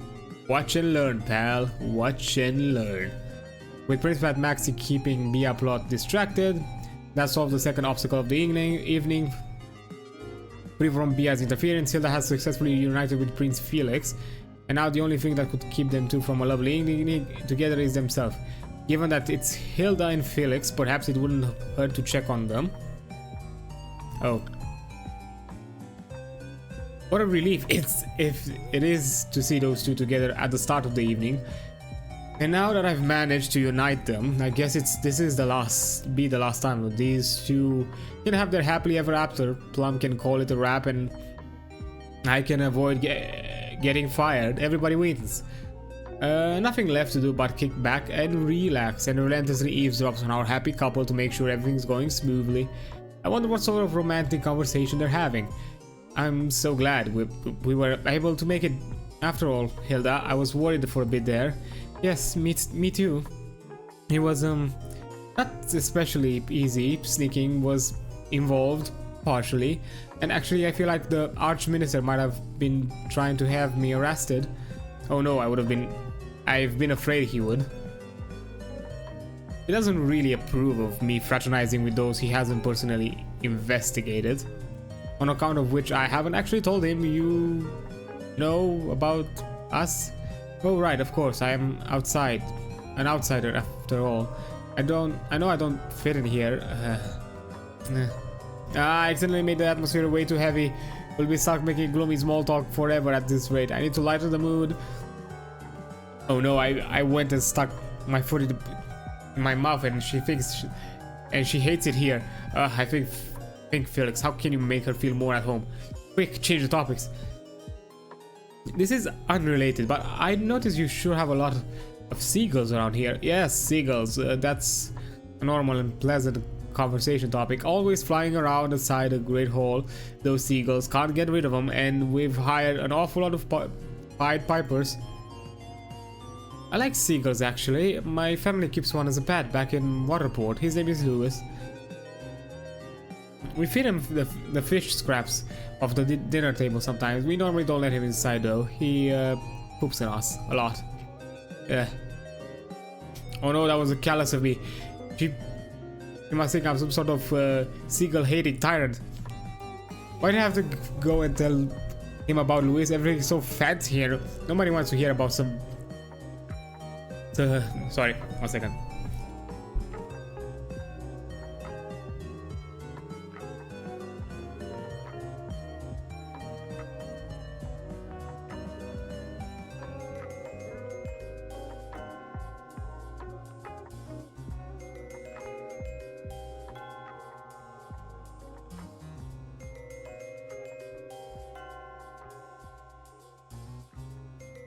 There we go. I'm fine. Everything's so fancy here. Nobody wants to hear about some fishmonger yapping about bird poop. I must look like a complete weirdo right now. No boy, I can see pretty well where this is going. No kidding. A love story's got to have a little romantic tension, but I might have overshot with these two. Turns out awkward mumbling doesn't make for the most breathtaking dialogue. A technical lesson I'll have to remember for the next time. Oh, you're still here. So we're gonna fix this too, right? It's a little magic rhyme and poof, problem solved. God heavens, no. I mean, I could, yes, but this is a little authorial intrusion has already transgressed far enough. For the sake of the narrative, this one's in your court, champ. You'll figure something out, I'm sure. Now, if you'll excuse me, I have some business to attend to behind the curtains. We'll be in touch. Wow, really helpful there. But I guess I was always going to have to deal with this myself, one way or another. Now then, it seems like the issue here is that no matter how much time those two have together, they're both too tangled up in their own anxiety to actually have a proper talk with each other. True. What these two need is something to ease their concerns, and though I'm not sure exactly what. Try to deal with Hilda's homesickness first. See if I can bring her a little slice of home in Castle Elifnor, or should I try to smooth things over between the two of them and minute so that Felix can stop ferrying about getting caught. Looks like I've got myself work to do. Okay. So, the pressure of their secret romance is taking its toll on Hilda and thinks they could stop hiding from Minuit. They should be both feel better, but they need to gain his trust first. Felix may have taken Max's word about cake soothing the nerves a bit too seriously. At 1 AM, if there's any cake left, under most circumstances he'll attempt to eat a slice of cake with the side of whatever may be in the condiments jar. So, if I make the cake, yeah, from this point on, I'm just gonna probably make use of the hints, just because I want to fast forward the game and maybe at the very least jump into another game after I finish this one, because it took a bit longer than I expected. I thought it was slightly shorter.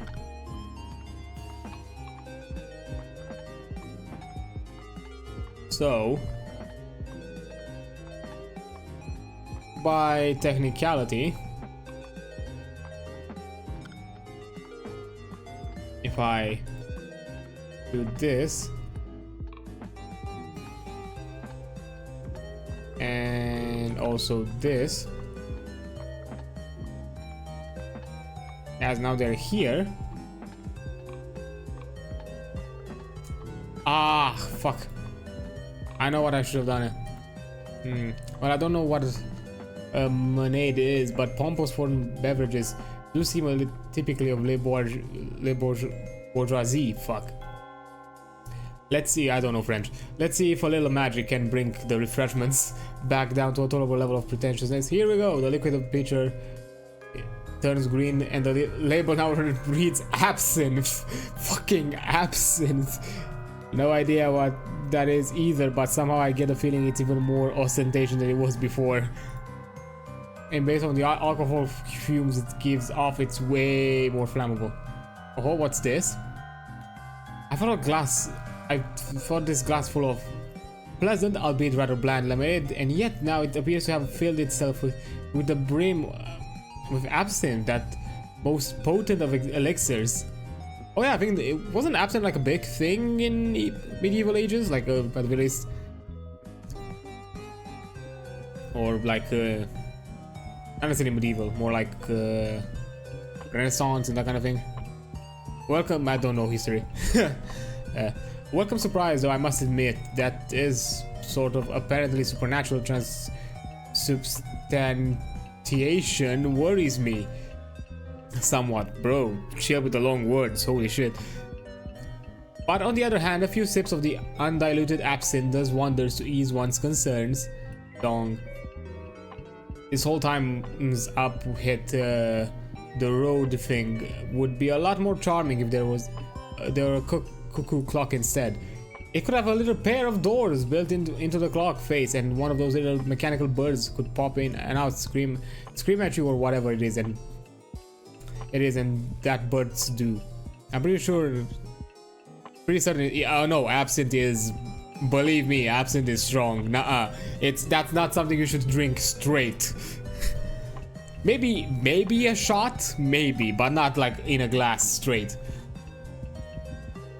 That's not something, you know. That's usually for cocktails. That's usually a base, like vodka. Like you add to it to basically that's basically, you basically add that for the alcohol and that's it, and the rest of it is for the flavor. So yeah, you do not just drink absinthe straight.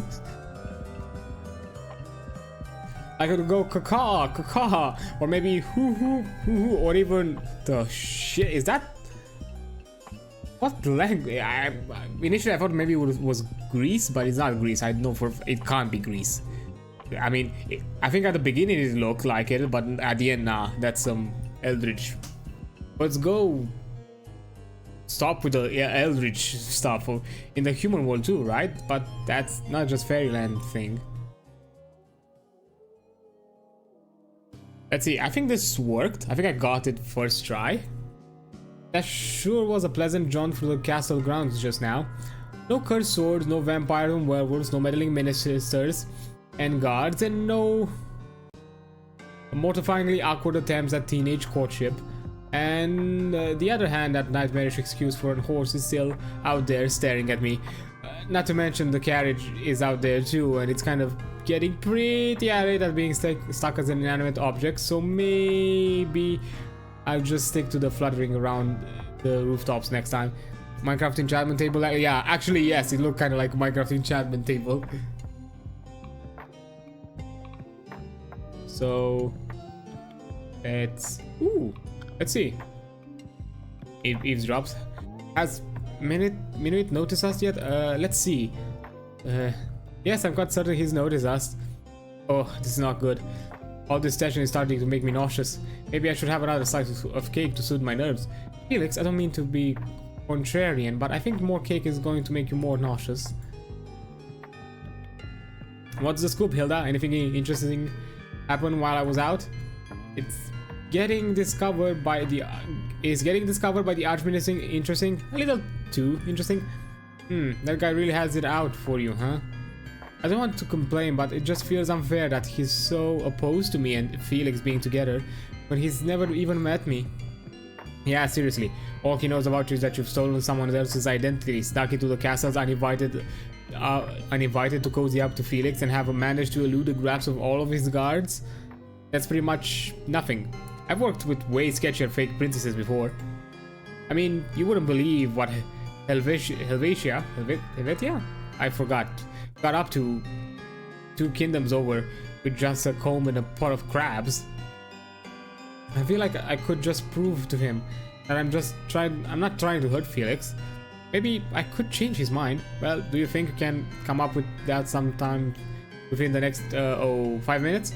Because I think that's about how long you have before this party ends and Minuit throws you in the dungeon. Is it that late already? Oh no, and just when I thought things could get worse. Oh, things could definitely get worse, like every living soul in the castles sliced open by levitating sword wars. Not that I've even seen anything like that, of course, particularly not here or tonight, or actually, you know what, I'm just gonna get that clock ready to warp up. Okay.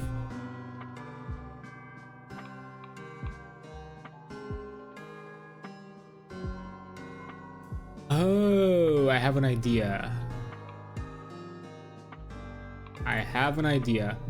Return to the past. I think I also have to turn the platter into fish, because she's a fishmonger. This must be like the time the cave troll fumbling aimlessly through the labyrinth darkness. Your every step carrying you further and further from the light.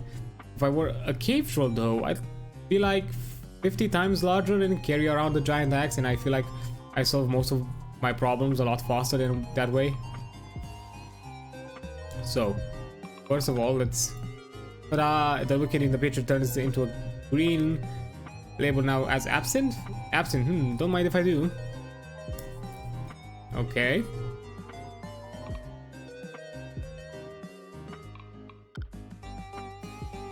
So, if I make one into the cake and the other one, the food at the table and the eternal looking spot of loners, wallflowers and the less conventionally inclined. Having haunted my fair share of food tables myself, I feel like the least I could do for the lonely hearts at this party is to spruce things up over there. This was a fairy style home cooking secret ingredient is magic.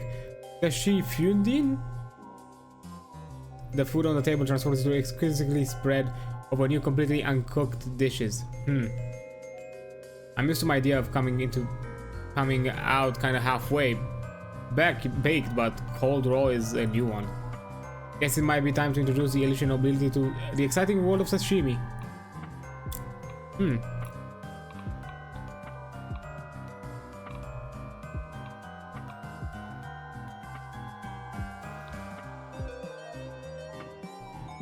But I also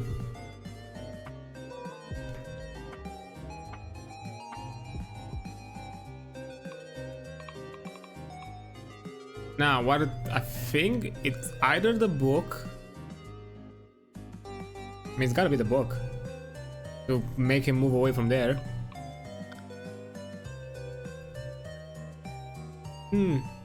Could swear I was just reading something else just now. Gosh, the clock's chiming again. I wonder what could signify. I guess another nail in the coffin of my objective perception of the flow of time. You're correct.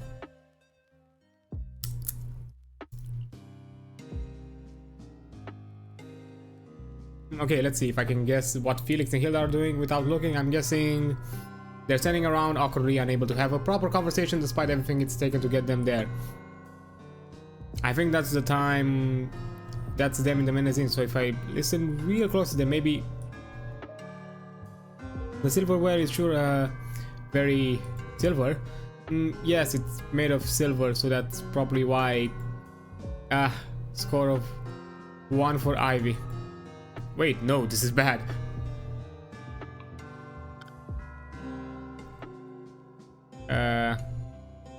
Oh. So, and last up it's the mezzanine, which contains food, mostly food and drinks and condiments, that is. Oh, and dishes and silverware, and people surely forgetting something else too. That seems pretty thorough to me. There is also cake here, which I suppose it should technically fall under food, but Minnie's been pushing for the kingdom to adopt this new food ziggurat with dessert sections off. And actually I've just venting my anxiety by rambling, aren't I? A little, but you know, don't need to push yourself. I'll just go get a slice of cake with jam and talk with you all with your mouth full after all. Wait, you can't. Oh, palacetic is so confusing. Guess who, Hilda? Auntie Sal? It's not. No, it's me, Ivy. I'm here to check on you, remember? Oh, that's much better, though I'm afraid things haven't really gone well since you left. No kidding. I've seen funerals livelier than this. What exactly happened between the two of you? Nothing happened. That's the problem. It was so easy to write back and forth with him, but now that we're face to face, talking to people sure is harder. Yeah, it is hard. Yeah, trying to find the right words feels like scaling up the walls of some unapproachable castle, a very fancy unapproachable castle full of posh nobles who never measure up to you, no matter how hard you try. Setting that weirdly specific simile aside, why don't you just leave the rest of this to me, okay, Hilda? I don't know if I can do anything about the daunting prospect of forging interpersonal bonds, but I'll certainly try. Okay, so I think I know what I messed up. Return to the past. I think I only need the fish, I don't think I need the cake. Because I need to scare these fuckers. Oh, I skipped the entire dialogue, my bad.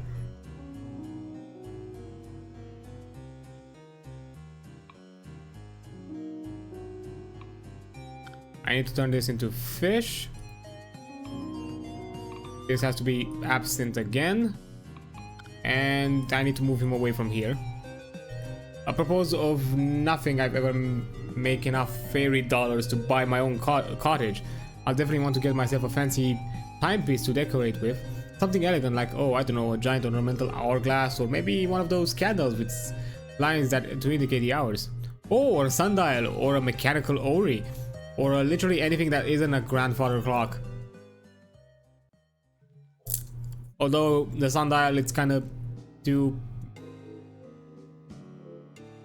kind of has a really big requirement to actually have sunlight, and just like that the party's over. And unfortunate that despite the single-handedly being responsible for this party being able to not to happen in the first place, I'll never actually get to enjoy it. All the dancing, which I can't do because I'm 3 inches tall, the catering, which being a fairy I can't eat, the conversation that I've heard most of already via eavesdropping. Well, I guess I'd at least have been able to enjoy the watered down lemonade, assuming I ended up in a timeline where it's still lemonade. It's not lemonade, do not. Did it work? Has Minuit noticed us yet? Let's see. Yes, I'm quite certain he's noticed us. This is no good. He looks like he's in one of his moods, and those only ever end up one way. That way wouldn't happen to be universally forgiveness and hugs all around, would it? Would you prefer it if I said yes? Hi Hilda, trying to charm Minuit with your winsome smile again? Yes. And how's Felix, laid low by the irreconcilable clash between his desire to express himself freely and his fear of Minuit? Pretty much. Feel like you could use a do-over more than anything. Then say no more, Hilda. One more magical do-over coming right up. Or 2 do-overs or 2 dozens, however many at this point. What's another drop in the forbidden magic bucket? Okay.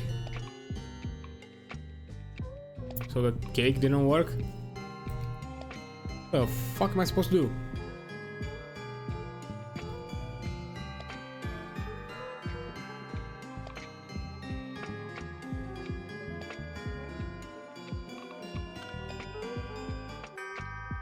So, let me check the hints again. Because at this point I might end it up with this game. Alright, it's time for a little meddling. No, that barely even counts as a pun. Let's go with Trouble at the Ball, not on my watch. Wait, you have the humans even invented watches yet? Okay, how about... It may not be daylight, but it's definitely time for me to save. Wait, I mean saving for time for me to be doing some saving of the day, night. Nailed it.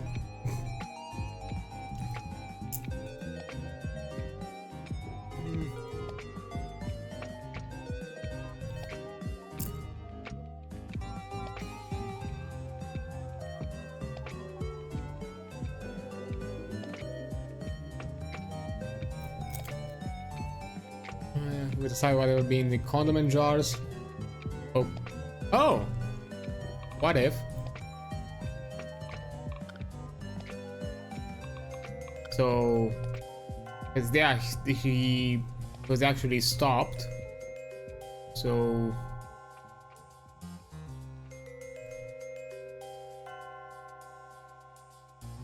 would this mean? Do I need to scare him off and get the book? Is this the plan?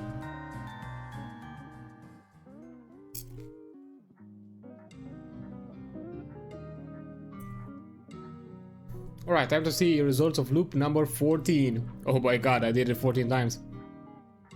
What fresh chaos could have erupted this time in the hour that I've been out? Did somebody get lost trying to find the latrine? Has that clumsy couple finally learned how to dance? Did the countess turn into a bat and fly off into the night with the minster in her clutches? At this point, I don't think anything could surprise me. Huh? That's weird. The atmosphere here feels not terrible for once. Guess it's kind of surprising, but not unwelcome. Alright, let's hurry and check in with Hilda. I've got a good feeling about this one. Eavesdrop? Wait a minute, Minuit's here. Keep thinking over there. I'm sure any minute now he's going to try and break Hilda and I apart. Oh, this is bad. If I don't do something immediately, then Hilda's going to end up in the dungeon. But if I let myself break down and panic now, then Hilda will be even more uncomfortable than she already is, and that's no good either. Felix, you useless craven. Why can't you think of any way to fix this that's simultaneously calm and desperately hasty? Felix? Are you doing alright? You seem stressed, more stressed than usual even. Stressed? Why? No, why should I be stressed? Everything's great here, couldn't be better, right?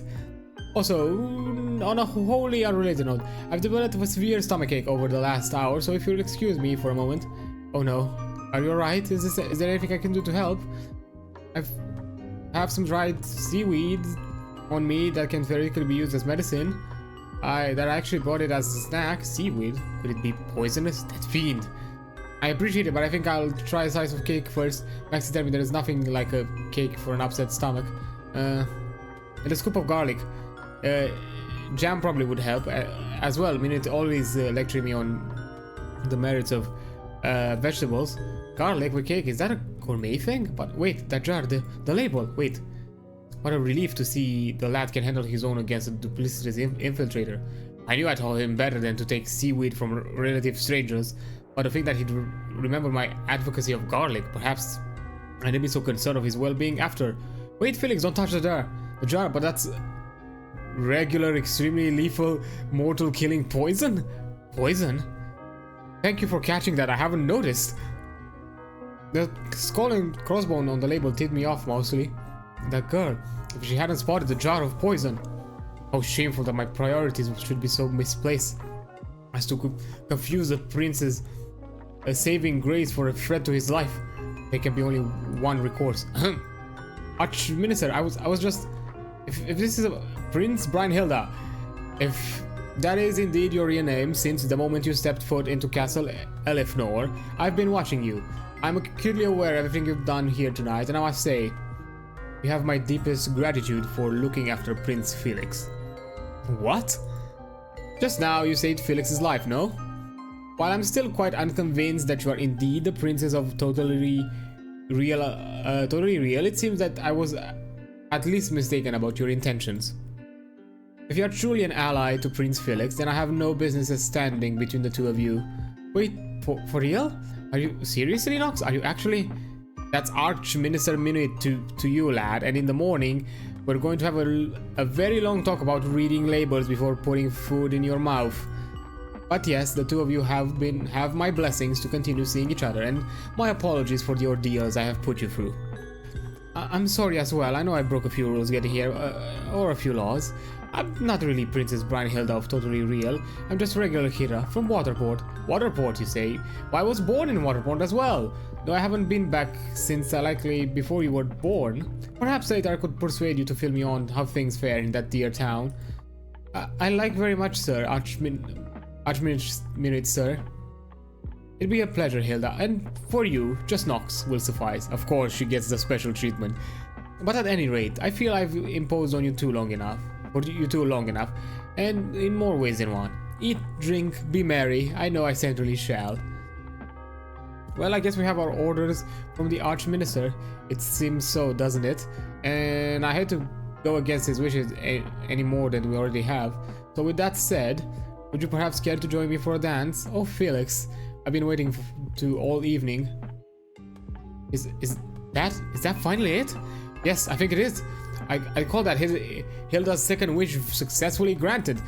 The council's gonna be in for a shock when I file in the report. Everything turned out perfectly, with the singular exception of the 14th time loops it took me to get here, but no one could prove that in court. Now, before we get to the wish number 3, I've still got a few items to cross off my agenda, namely, check in with Hilda, kick back, and bask in the glory of my success. Hey Hilda, how's it going? Ivy, you made it back. Of course I did. After all, that work, you think I'd go and skip the after party? Speaking of which, congrats Hilda, your wish finally came true. Oh, thanks Ivy, you know, I couldn't have done it without your help. You really have no idea. So, what's next for this magical evening? You've still got one wish, you know. I was going to ask you the same question.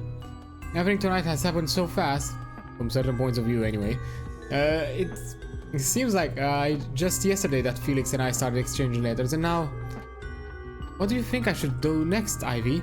I don't want to let the rest of this moment go to waste, but I'm not sure I'm ready for things to be moving quickly this quickly yet.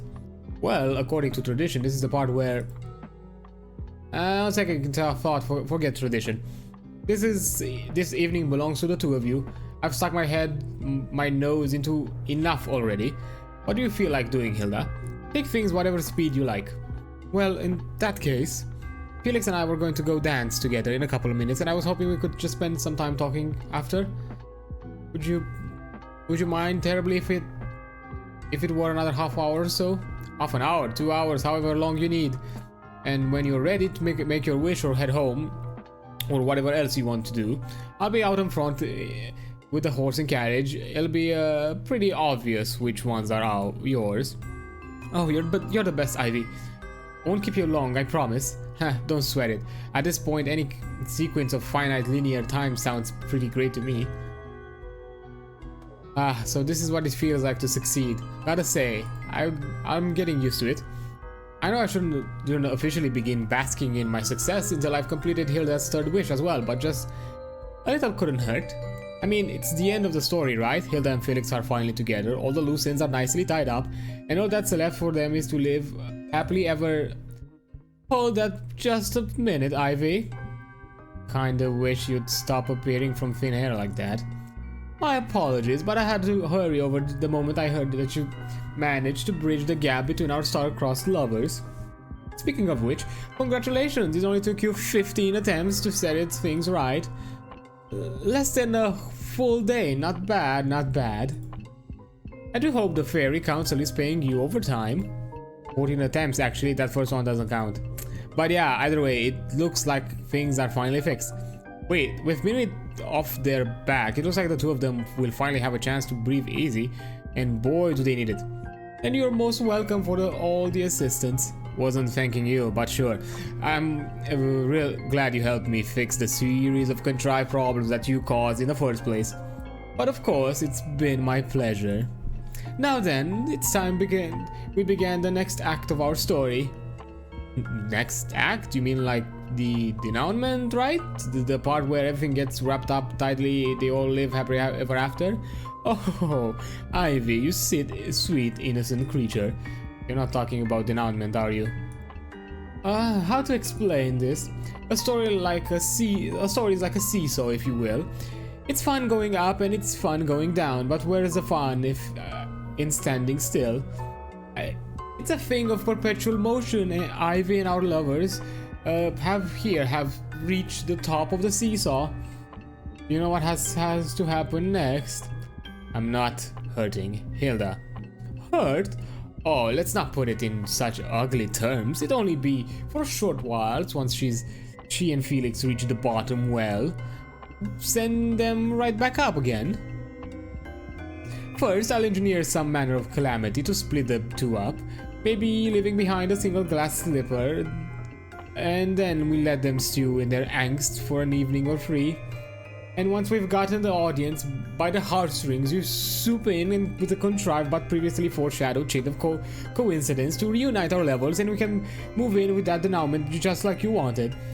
There'll be a grand wedding, everyone will laugh and or cry, and my literary triumph will be enshrined in the history books of a click for all time. Wedding? But they've pretty much just met. Oh, don't fret the details, that's just genre convention for you. Is it really a fairy tale romance if it doesn't end up in a hastily arranged teenage marriage? Now, let's get started, shall we? We have a dreadful busy evening ahead of us after all. Wait, I didn't say I'd... Yet contrary to what they'd planned, calamity was near at hand. For though it seemed she'd got her wish, poor Hilda did become a... nish? Fish! Hilda, are you okay? Yes, why do you ask? Is there something on my face? There's something on my face, isn't there? Well, not exactly, but if you're feeling alright, I suppose that's fine. Hilda? That was a lot more calamitous in my head. I guess the old reverse mermaid trick isn't quite enough to punctuate the third act. But it's no matter, we're no strangers to iterations, are we, Ivy? I'm sure I'll get it right the second time. By chance, do you know anything that might rhyme with a heap of ash? I can't do this. Isn't there some other story you could tell? One that doesn't involve making Hilda miserable? Well, I admit my first choice of premise was actually enemies to lovers, supernatural love triangles. Those are pretty trendy these days, you know. But if you hadn't noticed, the local vampires aren't exactly protagonist material, so I went with a modern remake of a classic fairy tale instead. And frankly, I don't see why you're so concerned about this. If everything ultimately turns out well for our Hilda and Felix, do you suppose they'll really care what they had to endure to get there? Even so, And besides, Ivy, just think what the Fairy Council would say, when they see what you've accomplished. They're the perfect happily ever after. With a feat like that under your belt, surely no one could begrudge you your past failures. We both know there have been a plenty of those, haven't there? I'll take your silence as concession. Now then, I think it's time for you to leave. Huh? What was that? I don't seem to recall listing that as an option. Hilda and Felix, they deserve the chance to let their relationship develop on their own terms. No cursed swords, no meddling guards and ministers, and no script. Even if things don't work out for them. From here on, that's up to the two of them, not to you and me. Huh. Such a nuisance when characters go and develop minds of their own. They're always so terribly boring. You did not just Thanos snap me.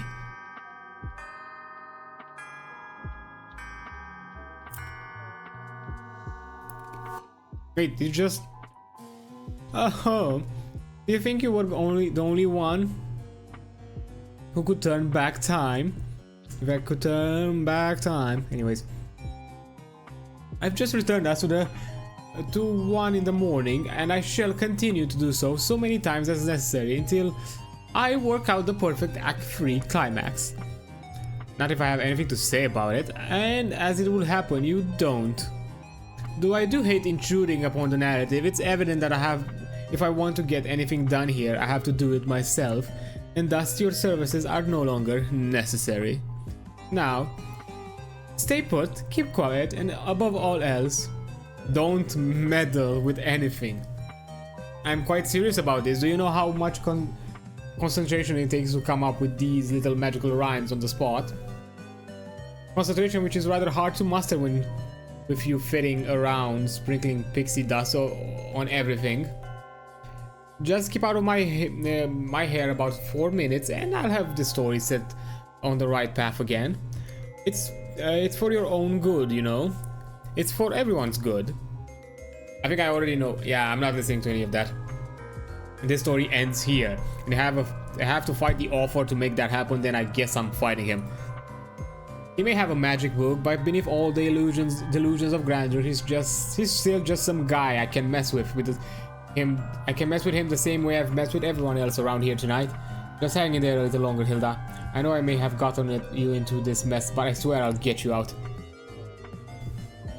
I think I know which is the plot line. I agree with Mom. Free will is a lie. Huh? Were you expecting a hint on how to vanquish me here? As though I'd squander a perfectly good narration on that. Perhaps I'll use this space to brainstorm instead. After all, I have many more stories still to tell. Plot idea. Angsty love triangle between lonely noblewoman, stoic knight-errant, and half-demon trickster. The kids are all about that these days, right? And if the first book's a success, maybe I could even spin it into a trilogy. Don't. Do not. What? You want a hint? Well, I'll at least help you get a clue. With magic as weak as yours, it's futile to defy me. The power of my magic book is unsurmountable, and I very much doubt you'll find any more powerful grimoires lying about. And no, I'm also not offering any advice on how to find an ancient magical book. Delinquents like yourself have no business scribbling in such an artifact. Stick to literature on your own level, like the guest book or that pulp by the stairway. Well, F you about this. Oh, they're no longer here. Ah, yeah, because it's after the fact. Sorry, my bad.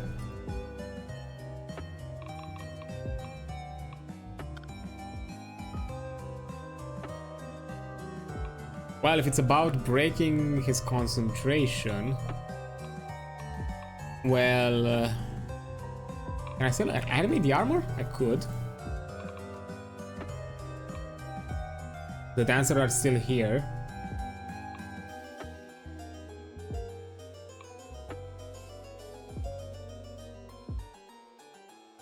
Oh, right.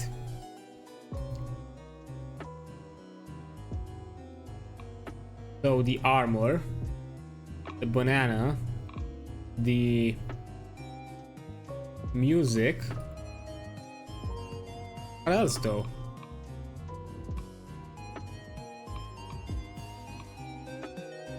Is there anything else I haven't changed?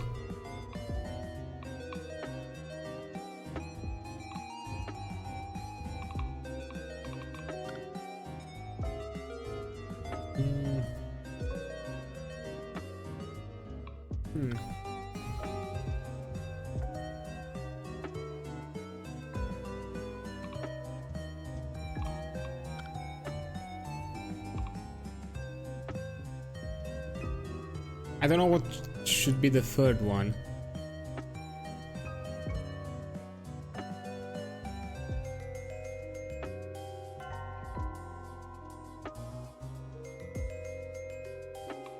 Because if I behold the armor that rattles to life, then I make this into a banana. I make him go fast. And I have a fourth one, right? Yeah. The fuck would be the fourth one though? No longer there.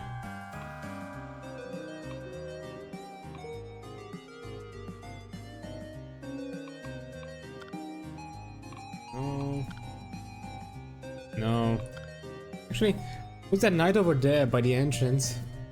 I don't think I've ever seen them before around before, but you know, they're just my type. They're so well. All right, it's hard to actually tell anything about them at this distance, but they're wearing armor. That armor, but at the minimum, they're seriously tall. If I could only get them to notice me. Yeah, I've heard this one. Respect. Disarmingly handsome storyteller of incomparable renown and equal brilliance. Look, I'm just being honest here. Look, I know nothing I say is going to stop you, but it's way too much effort to just one story. It's not just one story. This is my grand comeback onto Eclic's literary scene.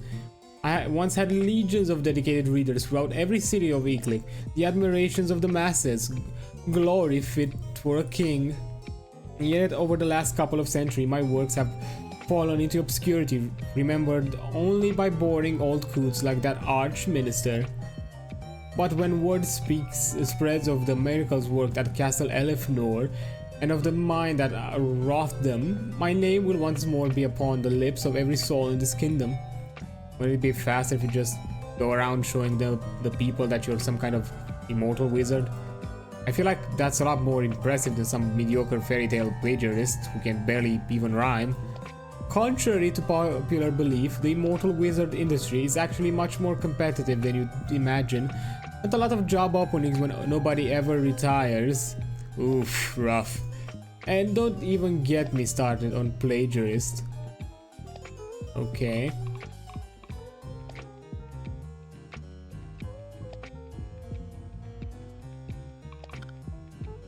I can't do nothing with the pile of presents.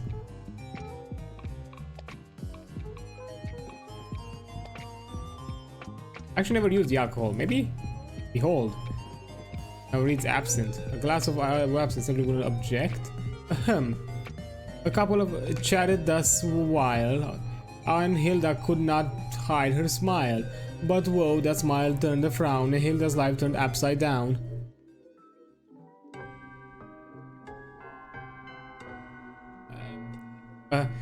Thank you for the lovely evening, Felix. Hilda, I mean no offense, but is your voice alright? My mouth does feel kind of weird. Was it something I ate? I'm going to take that as a no. Don't worry, the royal physician probably has something to cure this. If only they made mirrors so you could use with your ears. They're not looking as broken up at this as I expected. Of course, I was also expecting something more along the lines of a reversal of gravity or sudden arranged marriage, or being forced to move across the kingdom or live with her aunt and uncle. Well, just have to be a little more specific next time. Fine, confront. You're rather bad at following directions, aren't you? And you're pretty bad at coming up with disasters, and I'm really bad at reading. Huh. I've ruined people's lives way harder than just making them talk backwards. Like, this one time I accidentally invited a bunch of pirates to this princess villa where... Pirates, eh? I think I could work with that. Wait, no, I wasn't actually suggesting that you... Too late. Snap. God damn you, Thanos. Stop snapping me back in time. Thank you for the idea, Fairy. I'll be sure to put it to good use. Now then, what rhymes with pirate?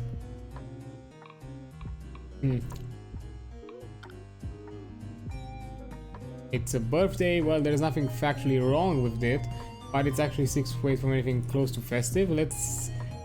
What we're missing here is a little personal touch. Ta-da! The text on the happy birthday to Prince Felix, Xenos Ovid Dennis Chronometros, 9th of House Horologus, son of Vilius and Xavier, heir of Eclic and the Peninsula, by the authority of the council, crowned beneath the sign of... Yep, that doesn't get much more personal than that.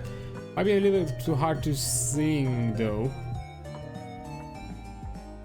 I wonder if I have to actually legitimately... Let's see, medal? Maybe I need to make all of the things in here like our heroine and princess rejoiced that fate had heard the wished voice, but Hilda's luck at last wore thin, for her here a pirate entered in.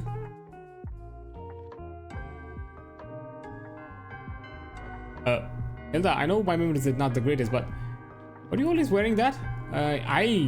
Methinks it be so, at least.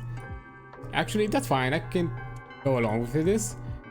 That looks good on you, by the way. Aw, Felix, you're too kind. Okay, great. So now he decides to stop worrying about everything. Fine. Front plum. So, how's that pirate thing working out for you? Rather poorly, but I'm content to lay the blame for that on you. If not for your tiresome meddling, I'm sure I'd have been able to come up with a much more effective incantation. That is very delicate and intricate craft, you know. It's 4 lines of iambic tetrament with an ABB rhyme scheme. That's like as basic as it gets. If that's your misguided opinion, then perhaps I should try composing something a little fancier next time. Something a little snappier. You had to make the pun. You had to make the fucking pun.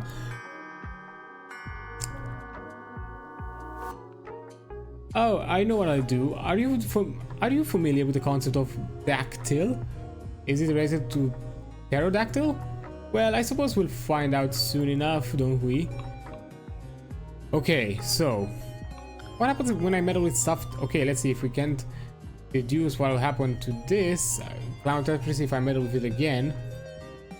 I'm loving Plum more by the second. He's a bit of an annoying prick in my opinion. Okay, let's see. First time it got larger and more soulful, so it stands the reason that if I meddle with this a second time, its size and soul will increase even further. Oh, so the tactic is to go to stuff that it's already meddled with. Okay. No idea what's that gonna look like, but it's probably not the right time to suddenly grow a sense of humor and cautious. Transform! Henshin! The clown monster bursts forth from the tapestry into the physical world. Holy shit.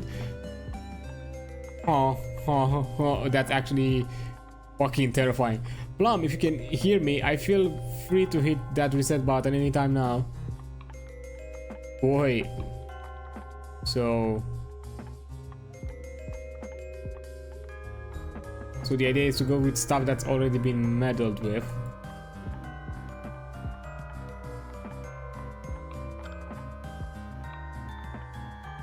What does he get excited about jam and branches, literally? Is that like... Oh, voila. I don't think that was the good thing to do. I meddled with the cake more, so when I meddled with the cake earlier, it went from a single slice to a complete cake. Find out that this cake is mostly whole again. What happens if I zap it a second time? Does the cake regenerate to a fresh but identical cake? Does it grow a second layer? Does it become twice as dense? One way to find out. Zap! From over in the stairway, there comes the sound of a cake plopping onto the table. I see, meddling with the cakes a second time produces a second cake, in addition to the first one, duly noted. But a sample size of one isn't much to go by. For the sake of thoroughness, maybe next time I should try meddling with half a cake. Or I could completely whole cake, or a completely empty tray that previously held cake, or wait a minute, I'm losing the plot here.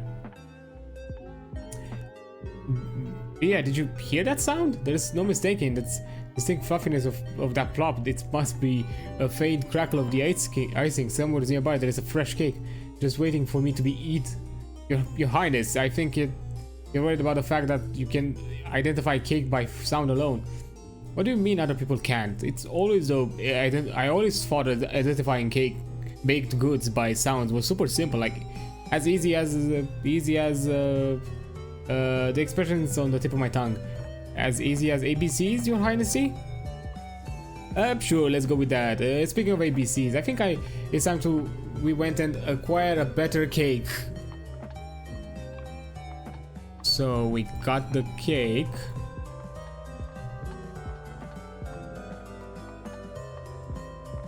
What else has been meddled with?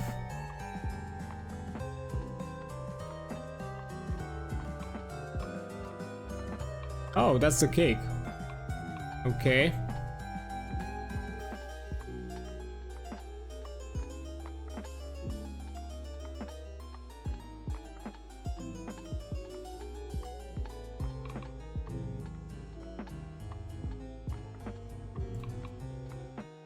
I have an idea, but I think I've messed it up. Abracadabra. Hilda was having a time of her life, and yet all of that joy would be soon spoiled by regret. Though she was safe from the menacing minister, Hilda fell prey to a force rather sinister.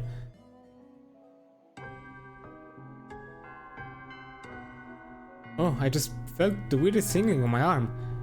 It feels like almost as though they were turning into solid gold, as though you'd prickled your finger on a poison needle, as though all the bones had been taken from them, almost as though I'm left-handed now. Hey, I haven't always been left-handed, have I? I'm pretty sure I used to be right-handed up until now. Oh, sinister as in the archaic meaning of left. What an amusing little joke. And what a dreadful waste of my time. God. Initially, oh yeah, because also fun facts in the same thing can be applied. Because initially I thought they were going with the jab, because especially like in old stories, left hand, the concept of left hand was also seen as kind of the hand of the devil. Like most people say the left hand represents the devil's hand.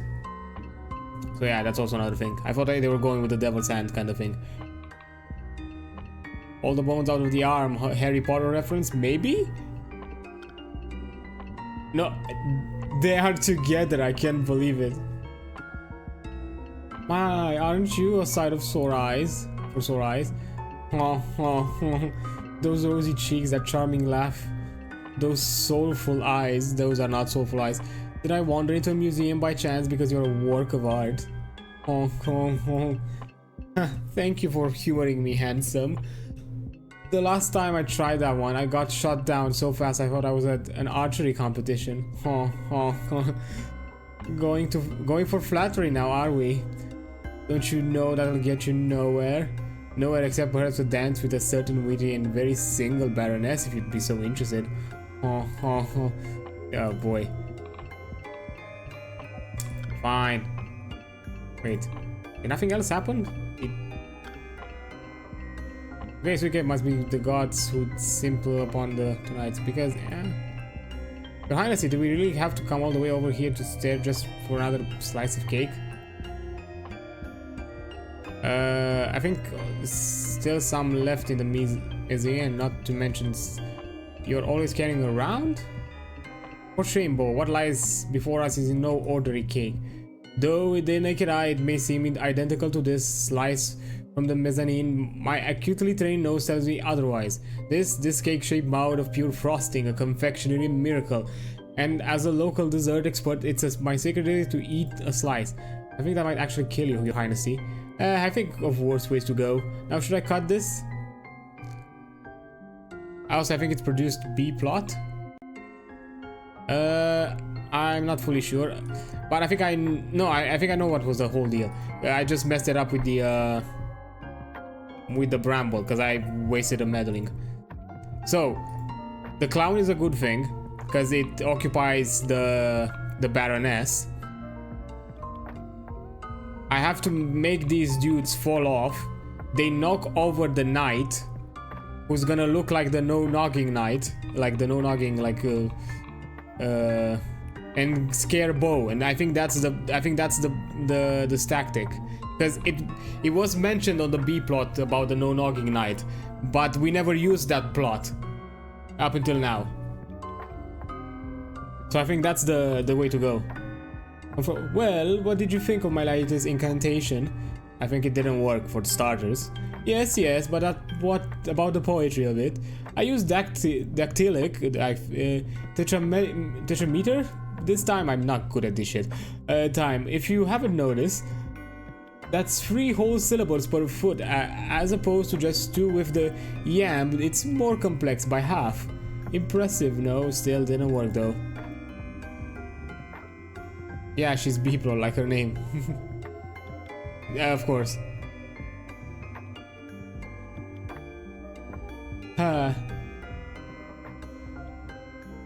Oh,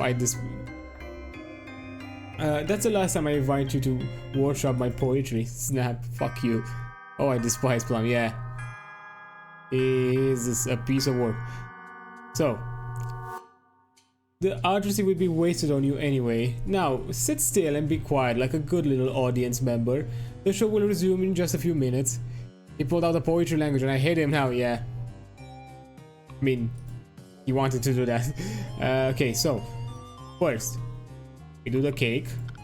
Metal, by my green candle. Better check it out, good. Oh. Let me... Fairy magic activate. The clown monster bursts forth the tapestry into the physical world. Okay. Ah, fuck. Actually, no, actually I can do it. Metal, zap, armor comes to life. And I just make them faster. Hocus pocus. Ahem. I've had to do that for my entire secondary school. Yeah. Hello there, Hypro. I'm doing fine. Just finishing 4 before midnight. It's been a fun kind of, you know, point and click kind of mystery game. Yeah. I think I found the final solution. Let's hope. The night was calm, the mood was bright, as lovers stood in candlelight. But then misfortune struck them, yes, the magic slowed from Hilda's dress. What? Slowed? What's that word? I'm actually... Hilda, your dress? I'm back in my regular clothes. I guess the magic must have worn off. Magic? You know, there's a lot of... I should have probably explained to you about how I got here in the first place. But in the meantime, will you be alright here with you, with my disguise? I know Minuit knows my secret, but here in the castle I'm not really presentable like this. You're my special guest, Hilda. If anyone has an issue with you being here, they'll have to go through me first. And this is being my house, I feel I may have the upper hand here. Aw, Felix. Where's the drama if they can resolve their problems by talking to one another? Yes, like actual adults. What I wouldn't give for a good quarrel instigated by dramatic misunderstanding and lack of communication skills right about now. So... And he is there. Huh.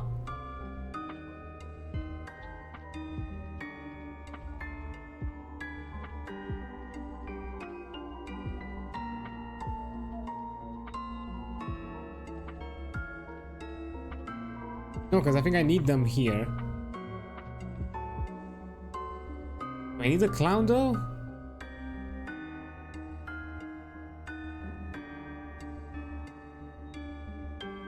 I have another mix I can do. Honestly, I don't know why I thought that was gonna work.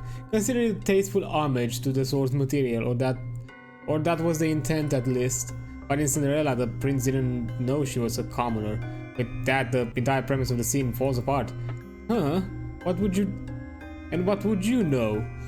Well, I know you can't just copy elements of a successful work into your own and expect them to function the same way. You need to understand why the original artist chose those elements and how they function in the original context.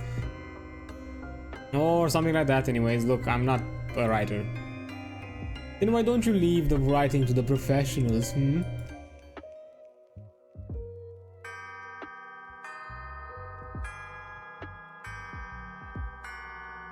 I swear, if I needed a ghostwriter, I assure you I know plenty of high qualified ghosts.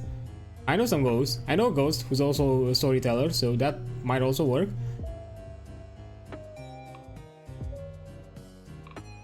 So, I think, so maybe the knight just needs to fall over. I think that's my idea. So the clown, the knight. Let me. That, you know, she's also a storyteller. Because she is a storyteller, because that's how the game masters are called in Hunter the Reckoning. Actually, in the entire World of Darkness series, that's how the game master is called, the storyteller. And you know, we are having our first session tomorrow. Not tomorrow? Tomorrow. Actually, yeah, by this time tomorrow, actually. So let's turn this into bananas. And let's make him alive. Ahem. Happy was this lovers' meeting, but that happiness was fleeting. As they bask in fate's good grace, our two lovers traded places.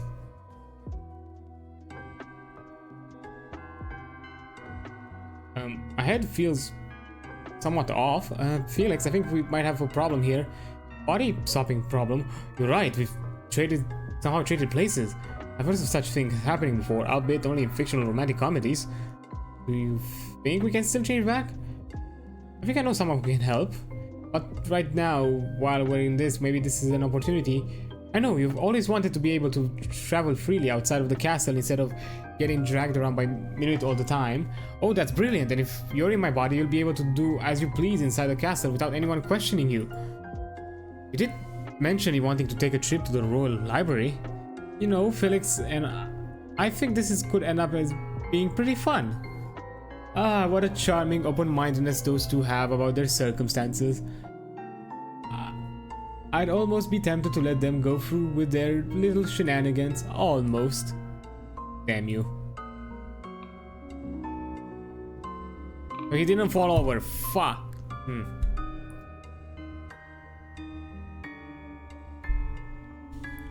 So... the fuck do I need to do?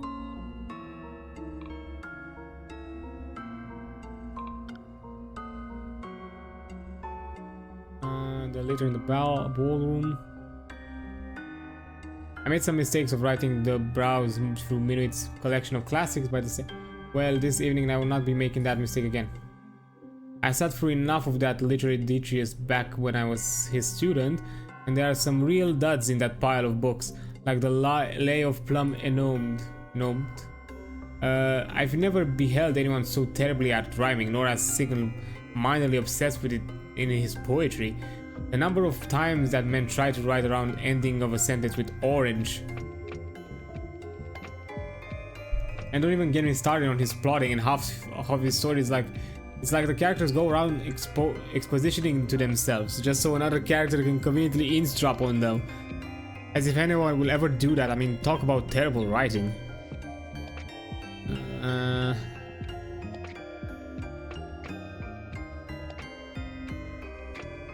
It continues. Oh, there is still a slice of life romance series I picked up.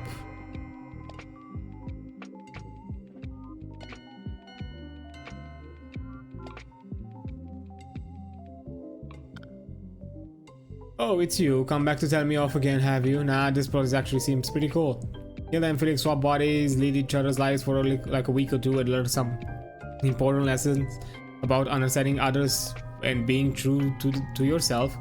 Just to drop the whole wedding angle at the end of and be down to give it a whirl. Well, then if this storyline has your official seal of approval, then I'm definitely resetting it. Oh, fuck you. I have to be petty about it.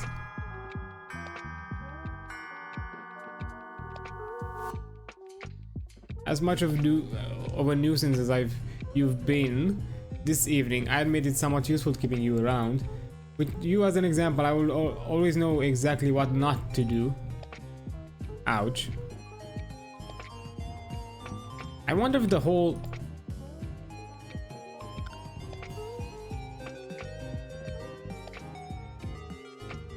Okay, so what if... Okay, here we go. Alright, I desperately need to sleep. Have a good one. Yeah, that's totally fine, Pumpkin. I understand it. Have a good rest. And then go with the number of fixing 2 condiments label. All sources reign of chaos has gone long enough. I'll be definitely getting it right this time. Please and thank you. The contents of the jar conceal into a dark inky liquid complete with a new label. All sources 100% pure cuttlefish ink dressing? Huh. The label is accurate at least, though I'm not sure what I call this a condiment. It must be acquired taste for some more sophisticated palates, or maybe palettes? Let's do the cake.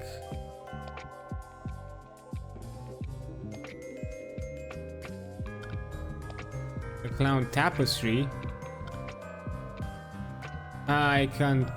I talked a big about the improving of the state of the literary canon around here last time, but I have overstated things just a little.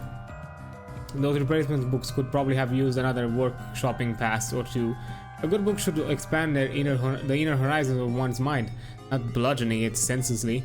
But in lieu of a quill, a pot of red ink, and half a dozen of creative writing students, I guess I'll just have to slap these tomes around a bit by magic and wand until they shape up. Abracadabra. The stack of books is replaced with a single softcover volume.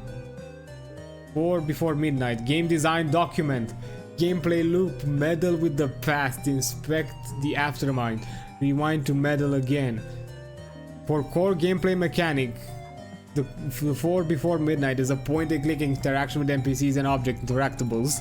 Using a pair of movement buttons, the player can navigate left and right through the wrapping sequence of 5 game areas, each of which contain roughly 6 interactables. Clicking an interactable opens the menu that prompts the player to take one of the following actions depending on the interactable selected. I think I prefer my mind's inner horizon unexpanded, actually. Ahem. Though throughout the castles all was well, as for our dear pair could tell. But though it seemed they'd escaped from harm, a witch has swooped in and cast a charm.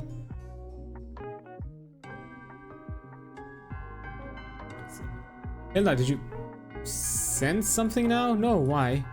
Actually, to be honest, I didn't sense anything either. But for some reason I felt compelled to ask. Almost as though I've done so before, repeatedly at this exact moment of time. Excuse me, what was that supposed to be? I specified witch, and I'm certain my rhyme was correct, or else this book would have exploded already. The state of his affair is simply unacceptable for... Oh, what's this? It seems someone has knocked a slip of paper in my book. It reads, "Thank you for contacting the Woodcraft Witch Agency. We are currently closed. Our witching hours are 12 AM to 1 AM, excluding weekends and on holidays. If you'd like to schedule a hex or omen or a multi-generational curse, please leave a sacrificial offering nailed to a tree in the woods, and one of our certified witching agents will contact you at the next available opening. You can also reach us by a seance or visit us on the web at the grotto of the Spider Queen." Well, that was the last time I tried to deal with private contractors. Okay, at this point Wow, you really bungled that one, huh? If you weren't in such a massive pain, I feel kind of bad for you. That's quite enough backtalk from you, Fairy. I don't see any conjuring up for any grand schemes to stop me either. And besides, that one wasn't my fault. If those accursed witches kept more sensible business hours, we'd be well on our way to disaster by now. I know, right? I don't even want to think about how much time I could have saved if they picked any other hour except midnight for their shift. I hear they don't even make their own curses. They just buy them in bulk from a distributor in Hipsbury and resell them at markup. And then there was that unpleasant business with the gingerbread. I wince a little just thinking about it. But you know, I'm just glad to have someone to commiserate with. It seems we're very much on the same page, so to speak. Yeah, I think you and I actually have a lot in common. Wait a second, this is absolutely not happening. Indeed, if you hadn't interrupted, that might have been dangerously close to bonding. So let's never speak of this again. Agreed.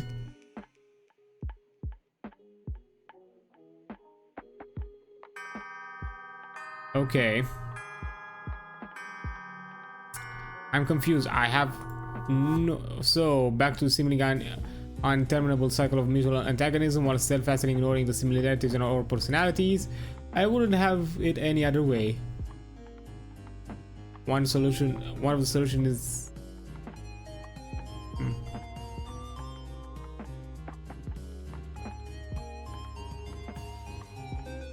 Jesus.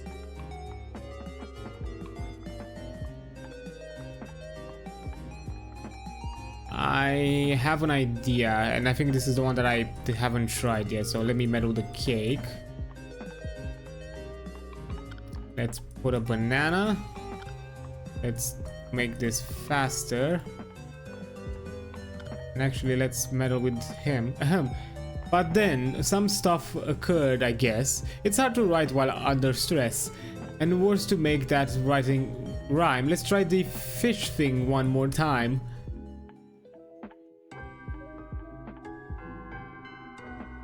Gulp, gulp, gulp. Okay, let's be reasonable here, Felix. Hilda, a mermaid apparently, but what difference does that make? That's nowhere near as surprising as a revelation that unpopular culture has had the respective house of mermaids wrong all this time.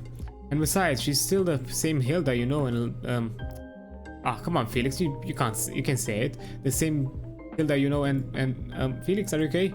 Yes, completely fine. I just think how about how much I love you. Wait. Oh, Felix, it's so sudden, but I love you too. Oh, come on. They can't confess their love for one another like that. That's flagrantly wrong and out of sequence. It's just pointless, isn't it? I need to go erase this whole timeline from existence before it can become more of a farce than it already is.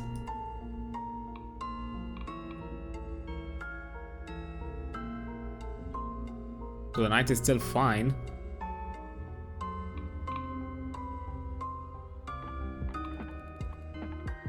They still fall on the statue.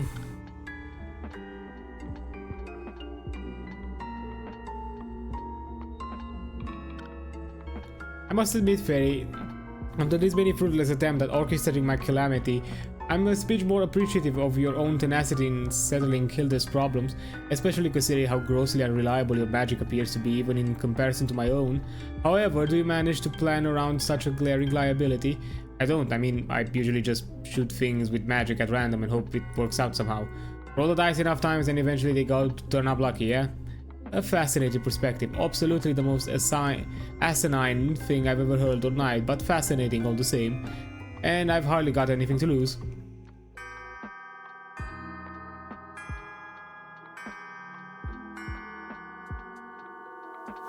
Let's give this random chess thing a whirl. If nothing else, it'd be easier to rhyme. So, there's anything I can alter here?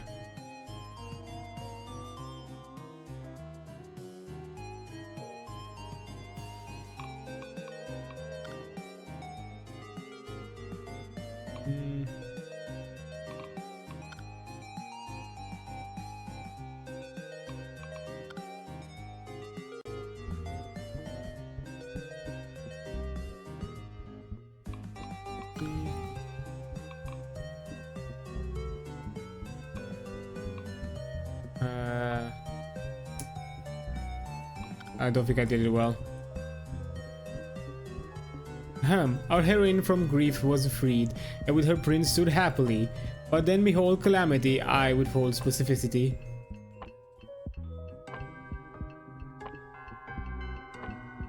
Oh no, my slipper, I must have just lost it somewhere on the way over to the mezzanine.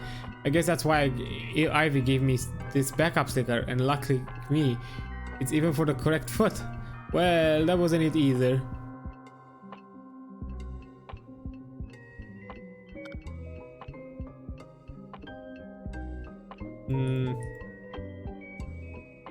Okay, I've been in this dialogue before. Ah, that's actually kind of nice. Ready to give up yet? Are you? Ah, damn you. Come on, I need to figure out the fucking solution to this shit. Now, let's get these things over with.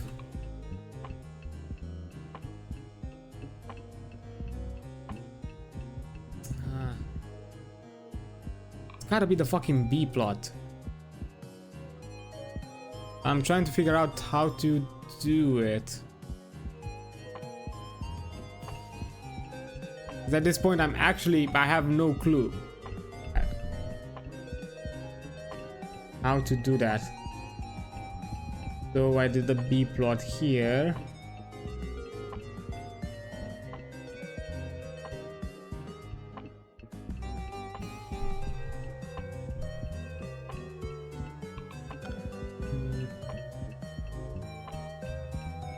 This just returns. This one just transforms into like weird ass. I know I've not used the knight. That's why I'm trying to figure out. I'm trying to figure out things that I haven't used. Go.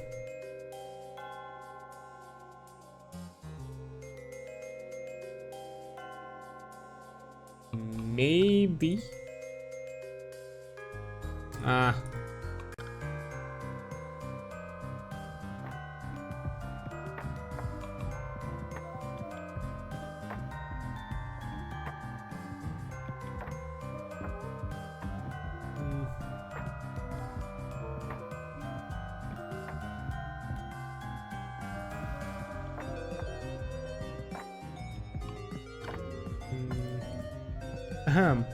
How glad was Hilda having got her prince, but then by a twist of plot, or Hilda ceased to be that glad, for something happened. It was bad. Wow. I think I noticed it before, but those colors look really good on you, Hilda. Ah, thanks, Felix. Although they seem somehow familiar. Well, that wasn't it either.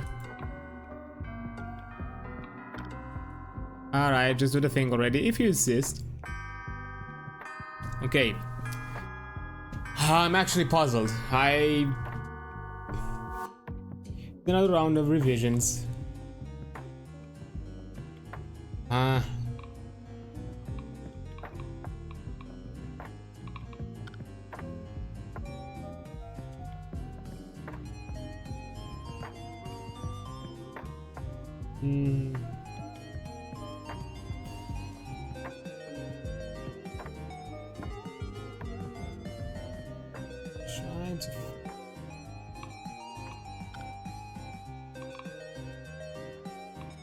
Fuck's sake, what could it be?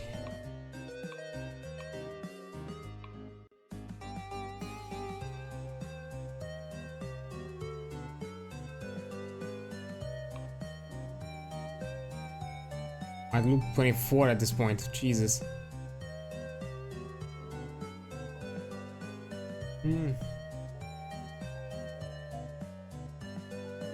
So, because my idea is it should probably be the B plot. Maybe not. Although maybe I'm grasping at straws. I feel like the B plot was a red herring at this point. What could distract this motherfucker?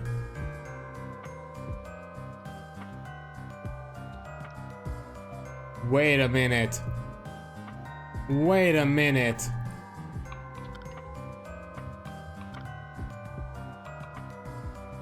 I have an idea. Now, what's the fourth thing? Fuck.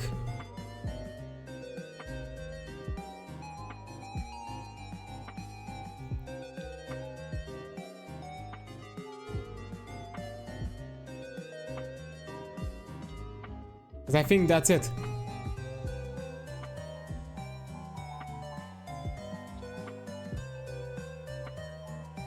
My idea right now is to actually make the love triangle thingy. That's what I'm planning right now.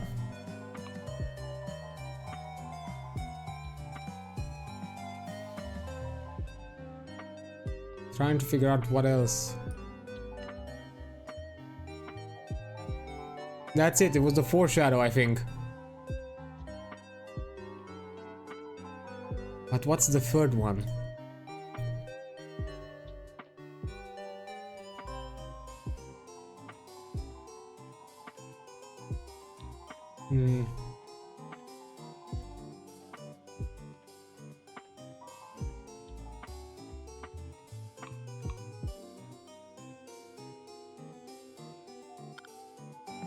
I mean, metal with this one?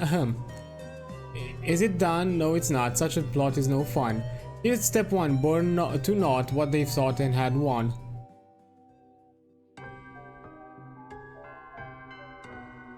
Oh, Felix, is there aught you fear amiss?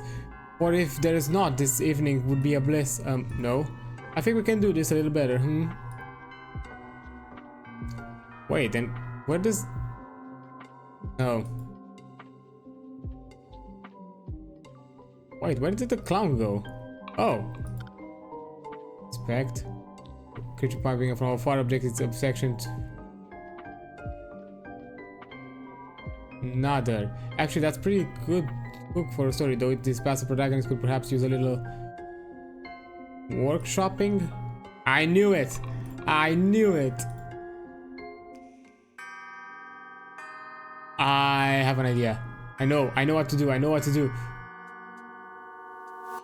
I sure you know the drill, because I figured out it was the actual foreshadowing with the love triangle. I need to turn this dude and maybe coat of arms. How glad was Hilda having got her prince, but then by twist of plot our Hilda ceased to be that glad for something that happened. It was bad.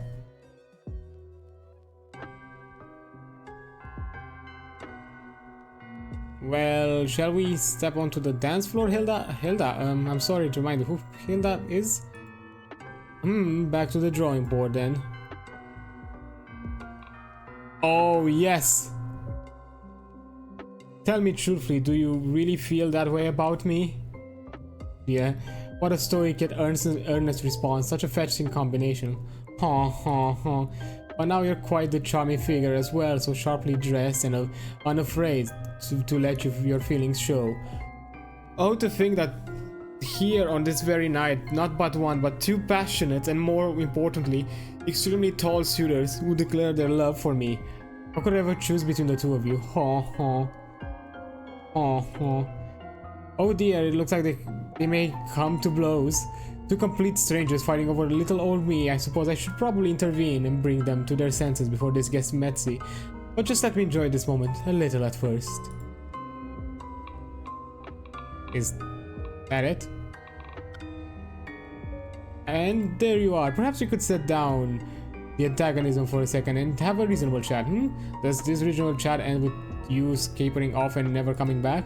The opposite, actually. What I'd like you to know is this: how much gold would you take exactly to bribe into leaving me and my story alone? On my own good terms with a Rumpelstiltskin, so rest assured I can make it worth your while. Just name a price. You seriously think I'd take gold from you after everything you've put us all through? I'm not doing this for money or for glory or even for my job. I'm doing it for Hilda and Felix.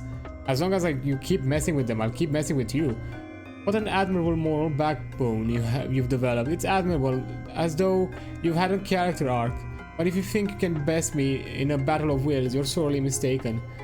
Do you think a few hours of menial repetition constitutes true persistence? I've been writing for over 500 years. I shall continue to do so in eternity. You are yet to still bound by time, fairy. I, however, transcend it. I am being nigh upon divine. The singularity of my vision is unbending. I cannot be shaken from my course of some mere... Wait, what's going on over there? Come now, you two. I know my radiant presence has stoked you both into a passionate frenzy, but there is no need to fight over me. You can keep fighting over me a little though, I kinda like it. Actually, I just had an idea of a story, a much better story. Yes, I'll title it A Dance of Teeth and Steel. Tressa was living in an ordinary life as the Baroness of Flatgrass until a chance encounter at the royal bar changed her world forever. Now she finds herself torn between the dashing Isolde de Ferrum, an enchanted suit of armor in the search of her own identity, and the mysterious Auguste, a demonic bad boy clown with a dark secret. But as the rivalry between Isolde and Auguste grows heated, could something new spark between the three of them? Love triangles, supernatural romance, an enemies to lover plot? Ah, the youth of Eclech are going to eat this one up. Plum, you old fox, you've still got the magic touch. I'd best start writing it immediately. Wait, you're switching stories? Weren't you still in the middle of writing this one? I'm a writer, you know, starting projects and then abandoning midway for newer, shinier projects is practically half the job. Also, half the DM job or game master job is basically that. Coming up with campaign ideas that you never finish and be like, oh, yeah, I have a new one, I'm gonna do that new one. What happened to the singularity of my vision is unbending and all that. Writers are also highly prone to exaggeration. That sounds super flaky, but if it works for both of us, then alright, I guess. Is there any chance I persuade you to let this specific project stay abandoned like forever? The other half of a writer's job is endlessly rehashing their older ideas. What would I possibly gain from relinquishing my creative rights? If you don't leave Hilda and Felix alone, I'll start helping you on your new story instead. I'll take over as Tressa's fairy's godparent, and I'm sure you understand just how big help that'll be. Incredible. After half a millennium of people offering me unsolicited story ideas, the mere suggestion of having to work with you again is somehow worse than any pitch I've ever heard. The feeling's mutual, I assure you. Then, as much as I hate to admit it, I suppose we have an accord. You steer well clear of a dance of teeth and steel, and I release everyone else here from my plot. Agreed? Agreed. And sealed. And with a snap of... There. I just undid my calamity, so your precious boring ending is complete. Congratulations on ruining a perfectly good story. It wasn't our story to tell in the first place. Speaking of which, are you sure you don't have some equally chicanery lecture for me about our new arrangement? Something about how wrong it is for me to orchestrate a dramatic love triangle for the Baroness and her debatably sentient suitors? Oh, what an impossible decision.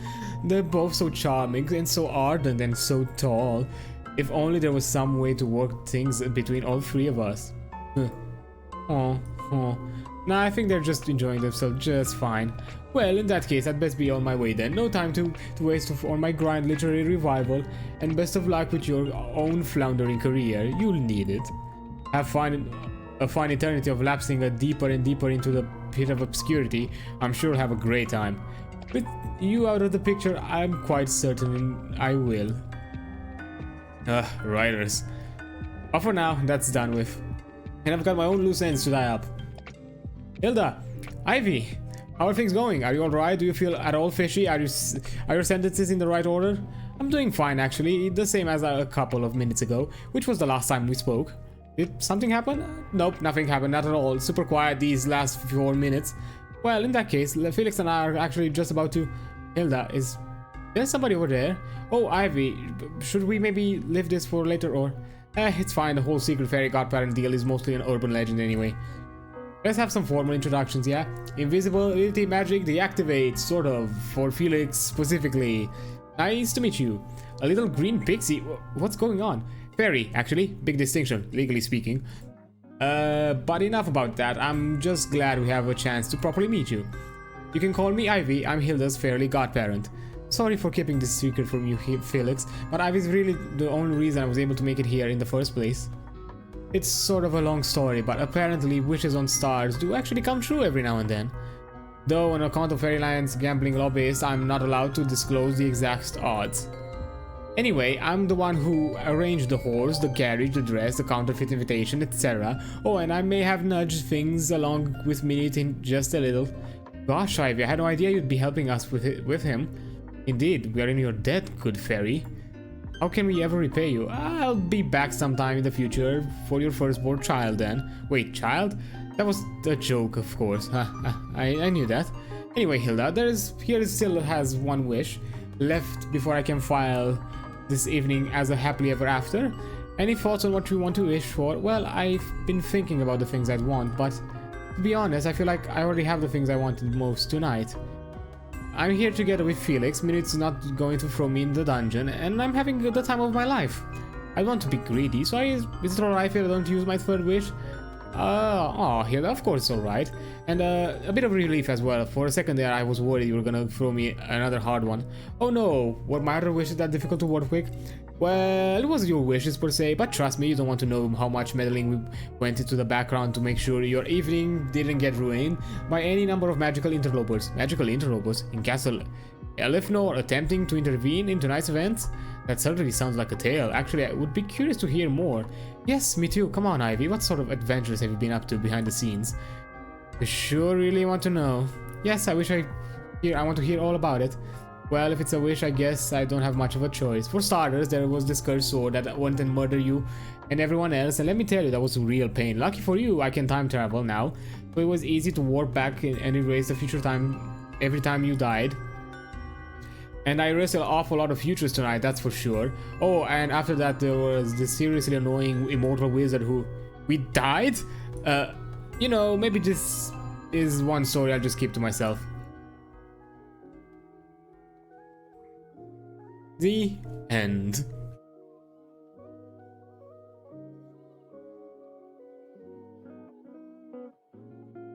Does it send me back to the main menu? Yeah, it does. Well, jumping into just chatting, this has been actually a wonderful game. I really enjoyed it. Initially I thought that it had multiple endings in the classical, like, kind of visual novel style of game. Yippee! Wait, you're still here. You said you go to sleep, Pumpkin. What are you doing? But you skank. Anyhow, it's actually been fun. Unfortunately, I wasn't able to cover as many games as I would have wanted to. To be fair, itch.io doesn't really give you a good info about how many games how long it takes to finish a game. But you know, 4 games in one go, it's a decent go at it. Also yeah, I didn't have. Well, you probably, but now I will. That's fair enough. So, it's been wonderful. I really appreciate it. I'm still gonna keep the bundle like linked around here for the time being, for the duration of it, so everybody else can check it out. But I'll see if I'll maybe cover some of the games at later dates, because maybe I'll do some additional like renditions, like new occasional itch.io stream games, because there are still a few in the list that I would like to cover, because I've actually enjoyed it. This one has been really fun, the final one, and it was a bit more easier for me to do it, even though it took a bit of brain rattling here and there. But anyhow, well, so thank you for the stream. I appreciate you being here, Hyperobo. So before I end it, let's see who to jump on for a stream. Maybe a friendo, something like that. Let's see. Oh, I think I know.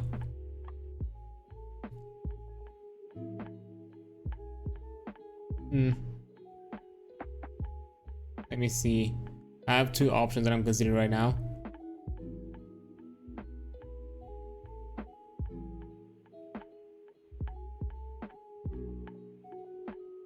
Yeah, I think I know it. Let's jump into our good old